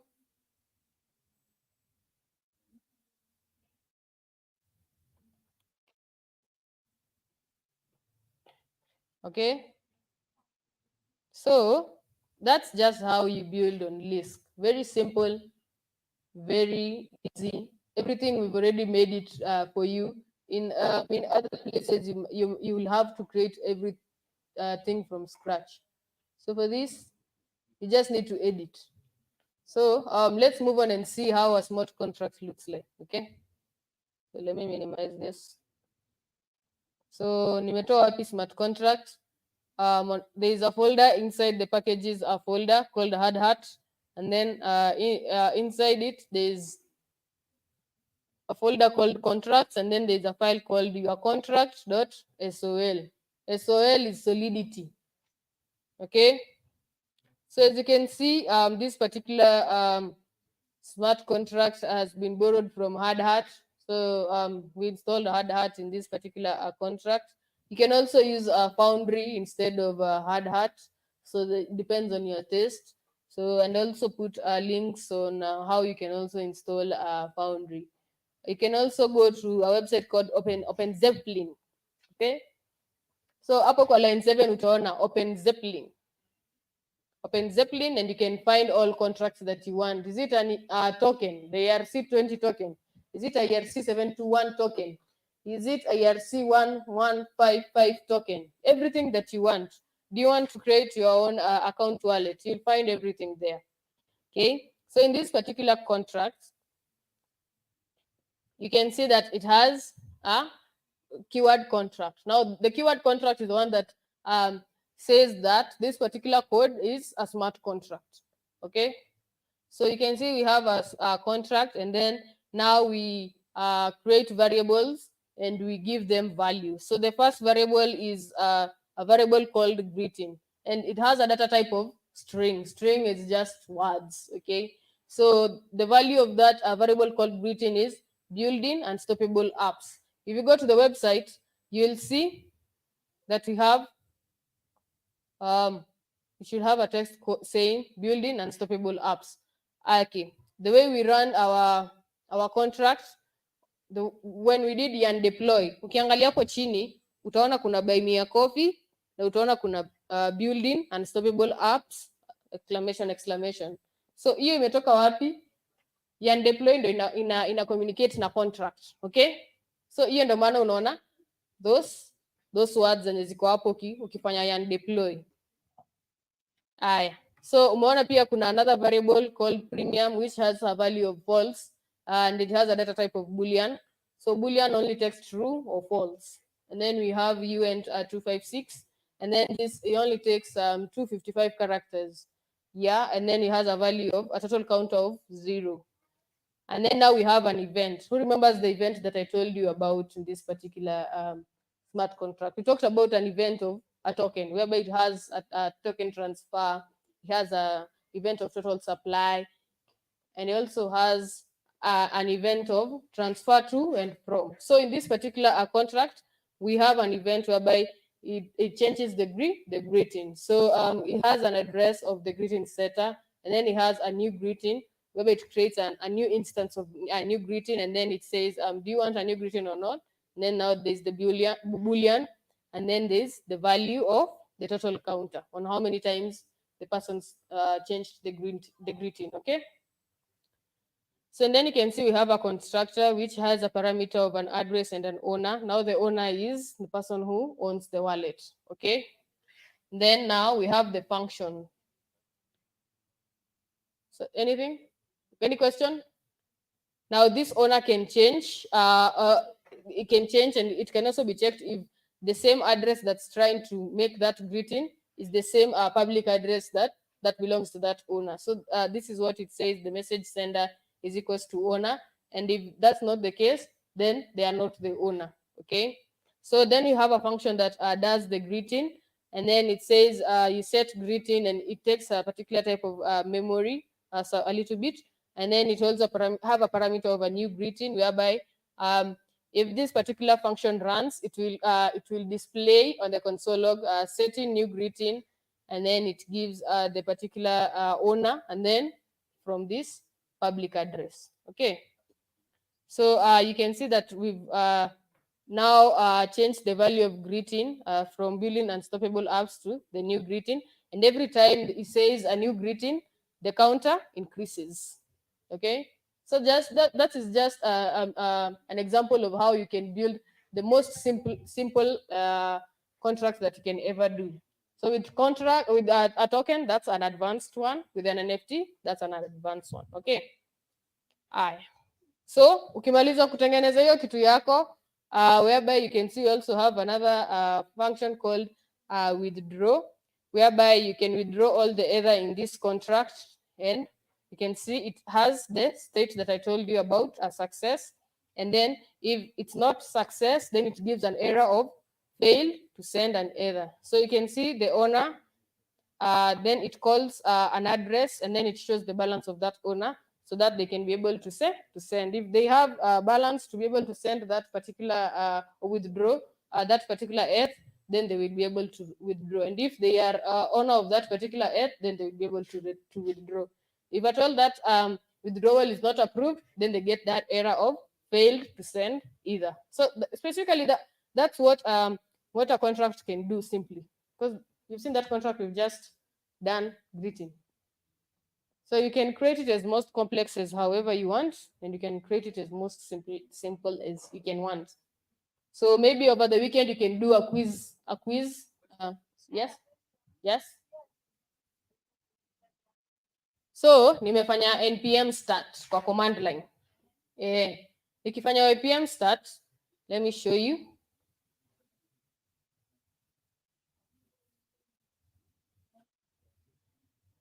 Hapa hivi npm start, umeona hapa. So utaona hapo kuna next.js, after it has run utaona kuna next.js, and then kuna local, and then kuna http localhost dot 3000. That's the port. So copy that http localhost and then input it on the new tab. It will run and then it will give you that website. Yeah. So that's how you can see the front end side of it, or the whole app once everything is integrated.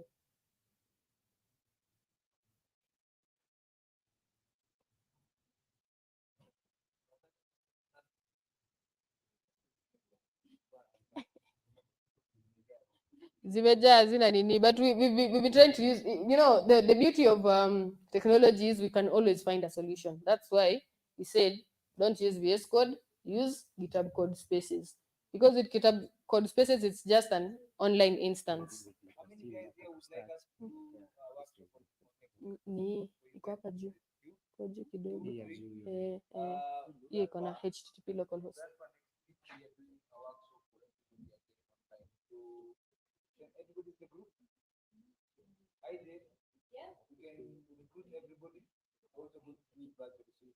Yeah. Okay. Okay. So nani ame deploy, ame post Twitter? IJ, take. Thank you so much for those who have deployed on Twitter. And please, I expect you guys to build, and I'll keep a follow-up. And as Aziza said, we'll do a workshop, an online workshop, where we'll do a follow-up, a workshop of whatever we've done here, and we'll also add more information, and we'll move on to do even an NFT token.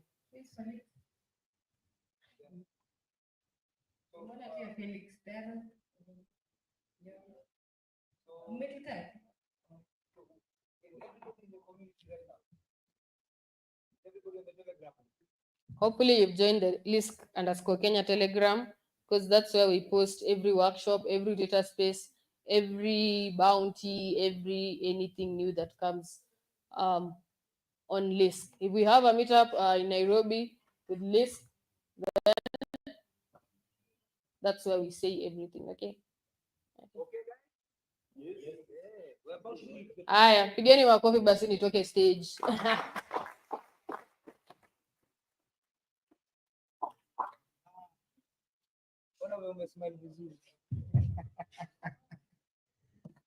How many people are happy? Platforms, and much more, without the complexity of developing a blockchain from scratch. Access the power of blockchain with Lisk.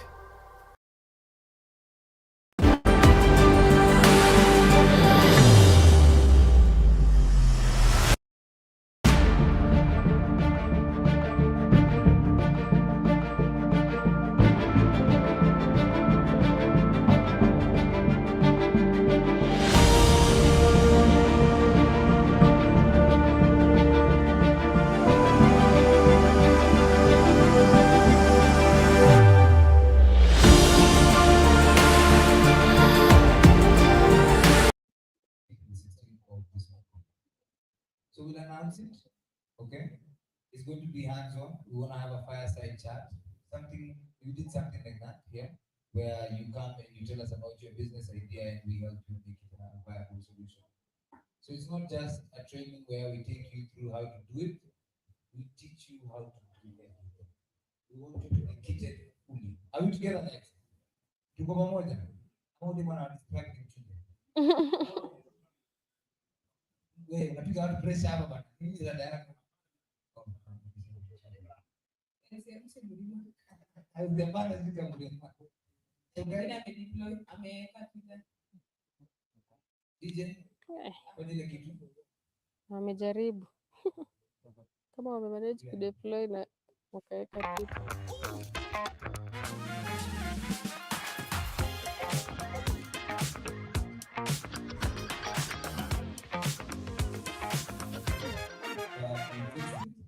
We keep doing it so you guys can follow. we're going to be having a space on having next week where you guys can follow along and deploy as well. If you're interested, please reach out. We want to reach as many people and help as many people as possible. Brandon, the guy that needs your help. Okay, guys, are we happy? Already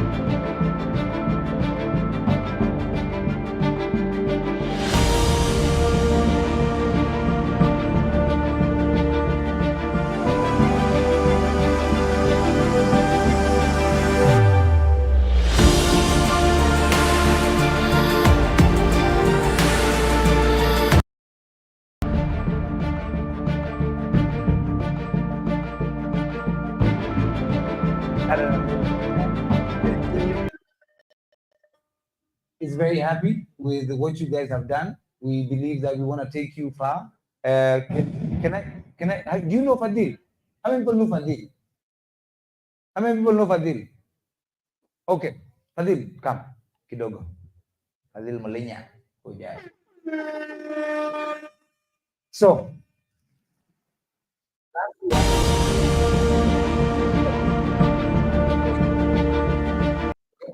I want him to tell you what he does now.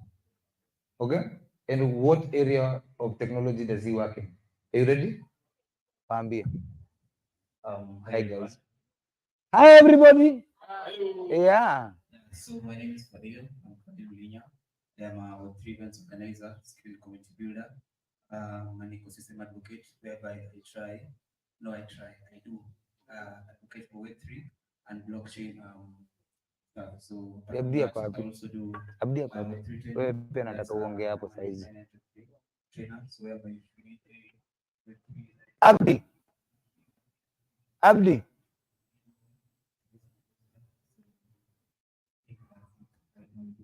Apart from that, I'm also a blockchain developer. Ngoja. Huyu atachile saizi tu mai. Hataki kukaa hapo mbele. Sasa hii tu nikishamaliza. Nataka tushuke kule chini. Nikiona wasi wakikula food huko nyuma. Sawa. So wewe maliza tu hapa tukishuka tuende tu set up ukifika. CV yako imenona. Thank you. Clap for Fadil. So when we tell you guys that you could start today and in a year's time, let me ask you, Fadil, are you making money? Are you making money? Oh, no, you smile. No, no, you smile. Are you making money? Some are smile. Are you making money? Ai, ametajirika kijana. Siku hizi huyu atakai huku, anakaa huku. So, Fadil, I just want to ask you one question. Have you made $1,000 or more For a period of since you joined the space? Unasikia? Zote, you made only 1,000 or more? 10,000? This is only for gigs, not grants. Pardon? These are only gigs, not grants. Yeah, gigs. Unasikia? Ulianza this year? Okay, seriously. Yes. Around the first event I did was last year, December. December. That's like my first event. Yeah. And when did we meet? When did we meet? Because I don't understand. How long before December did we meet? Before, I did almost one or 2 months before. Meskia, did you hear what he said? In 1-2 months, all of you can vertical into Web3. Does that make sense? There's money. I've told you. Are you making money, Fadil? Are you making money, grandpa? Haya, huyu ni mwingine huyu. Kuja hapa. Wakusikia hata wewe. Do you know this guy? This guy, do you know him? Yeah? You know this guy? He's a bad man, this one. Protocol zote zopitiaga through him. When they want to go to hold events in UN, he's coming to investigate if it's value for us or value for him. So tell us, what do you do? Hello guys, I'm Devon. Ngoja. Rudia hiyo. I'm Devon. Hello guys. Hello guys. Sasa nisikia wale wako huko nyuma pia, tena mara ya mwisho. I'm Devon. Unasema hello guys tena. Hadi wakushautia hadi usikie umesema. Hello guys.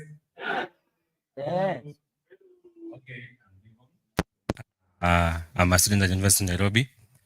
I'm a dev mostly. But in 2003, my first event was in January. I think Fadil helped me. We were in Muranga. Do you remember Fadil? In Muranga Golf Club, the ICP event. That was my first event. Let me give you a short story. So, on January, I'm only a front-end developer. I'm in the event in Muranga. So and then you were in 3 teams. I was added to my friend called Joseph. And then the only thing I know, just build sites. I use maybe WordPress and maybe some small VS Code. And then I tried to compete with some guys who had AI projects. I'm there like, hey, somebody just singing, oh, that's something you never heard of. Oh, you just heard that something. I never knew even Sepole or something. I'm blank in January. So it was a hacker house, 3 days. And then we had this thing called, we had an idea of cyber escrow, a small project. And then we were there only, I only did HTML and my friend did a small contract by the help of Agna Fadil and Abdi. So, and then we were late. The day of presenting, we just gave what we have. And then we went home. On the results to be announced, we were number 2. And those guys who had the biggest project ever. Somebody have a working AI project. And then you're like, hey, and they lost. And then we competed until we were number 9 in Africa. Imagine. Number 9, guys. In Africa.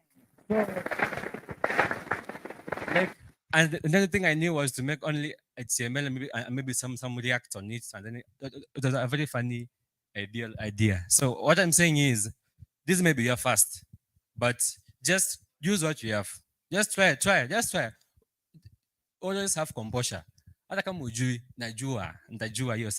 yes, I know now. So try. Right now, I'm pushing ahead. I'm planning Solidity, everything. I'm also an event. I plan events all along. I'm to day 5, everything. Like, I'm trying to push up with my friend Chris and others who are going with the ecosystem. The ecosystem is open for everyone. Enter now, you will earn. Yeah, we make money there. Thank you. Sitashinda nikiwaambia. Si ndio? Tashinda nikiwaambia.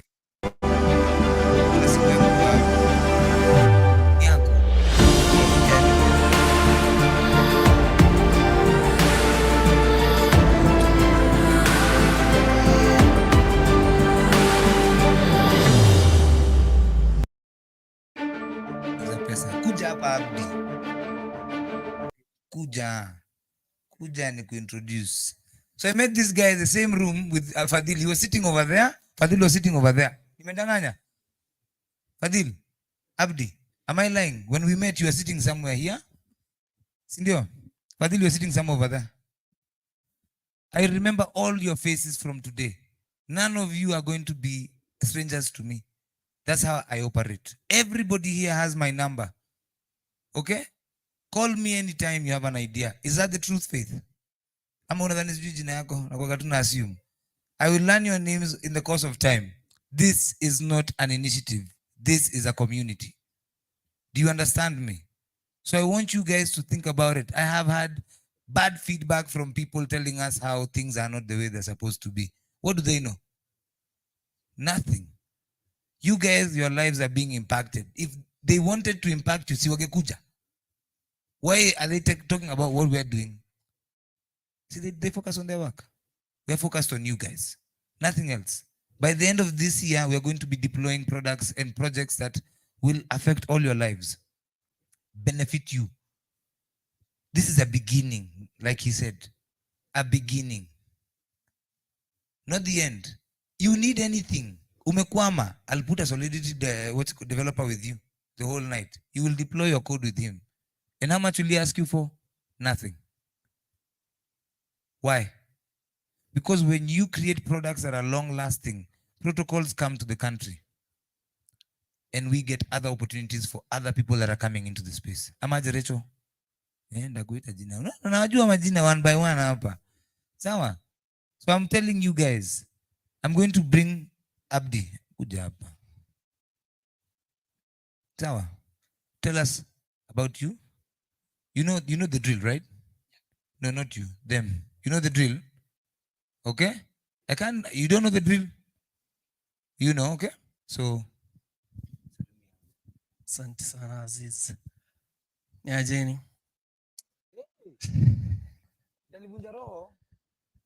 Yeah, sasa nimeamua nikuje niwaambie a little bit of a story. So, mimi naitwa Abdullahi Abdi, nasoma hapa Zitech Software Engineering. So, about a year ago, roughly 1 year and 2 months ago, September there, Kibokodao came to Zitech University under the banner of Mara. I don't know how many people know about Mara, but they were looking to build their own L2 and they were doing some pre-marketing for it. So Kibokodao came to teach us about blockchain technology. And it was the first time I ever heard about blockchain. Never knew what that word ever meant. And this was the first time. And I was seated right there where you're seated. Yeah, right, just behind you. You're looking right there exactly. And Aziz started calling me his cousin. I know we look alike, but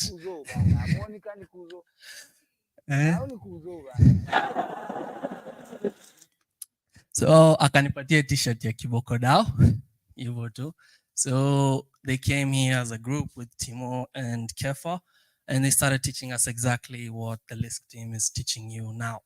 So about blockchain, what L1, L2 means. And essentially after that, we went with them to Riara University. They also had a session over there. And that's when I got to start building on blockchain and starting to explore. An idea came to have a blockchain community right here at Ztech. And so we started it. And God grateful, we are now about 250 active members. So that's a good thing. We are also launching our website soon. We've been working on it behind the scenes, so keep a lookout for that. And so we've started to keep doing our weekly sessions, which is me and Fadil trying to teach other students in our university about blockchain and teaching about blockchain and praising about it. We held events, had development sessions, coding boot camps, and so forth and so forth. And we had a graduation right here in March for first cohort of a partnership we had for blockchain basics. And we had about 64 graduates, which was a big feat for us. And right at the same time, I got an internship at Nethermind. I don't know how many of us know about blockchain co-engineering, but Nethermind is one of the client teams for Ethereum protocol, if you can go and search about it. And I joined there as a project manager as well as developer, but joined in full-time 3 months ago as a project manager for the AI team. Anyway, my thoughts are just to tell you guys that anything can be possible. And I started reading books a few months back, and I'll tell you one quote from a book that I really loved, which is called Atomic Habits. And the writer, James Clear, he said that you don't rise to the level of your goals, but you fall to the level of your systems. Now I'll repeat it again. You don't rise to the level of your goals, but you fall to the level of your systems. This is just essentially telling you everybody can have big goals, and at the starting line, we all want to become millionaires and billionaires and get startups running up and down. But if you don't have a system, you don't have a written down methodology of how you're going to get there, you will probably not get there. And the people who have better systems than you, more optimized systems than you, will get there ahead of you. I want to share gratitude to the Kibokodao team for bringing Lisk team again to us this year, and hopefully somebody else will take my place next year to talk about their journey. So thank you for taking the time to come here yesterday and today, and take it away, Aziz. Thank you. As in, Yeah. 1 second. Then naitwa Musembi. Musembi. Musembi amepost something on Telegram. Can you all go see what he posted? Musembi we Musembi? Stop laughing. Can someone explain amepost? Ama kukomda stop laughing. Been here for 2 days. More than how many hours? 2 hours.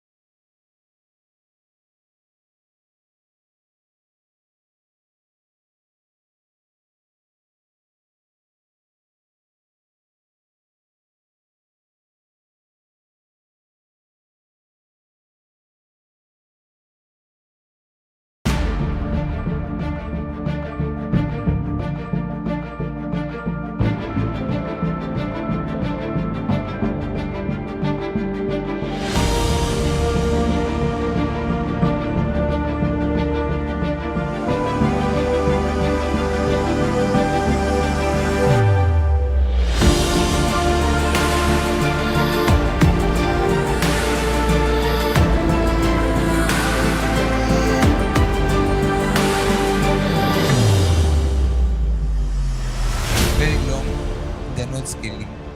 Nikutaje? Nikutaje? Okay. So guys, thank you. I bid you adieu. It's been real. Go grab some food. Go grab some chicken. This time we tried to.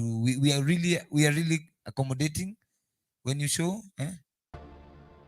Yes.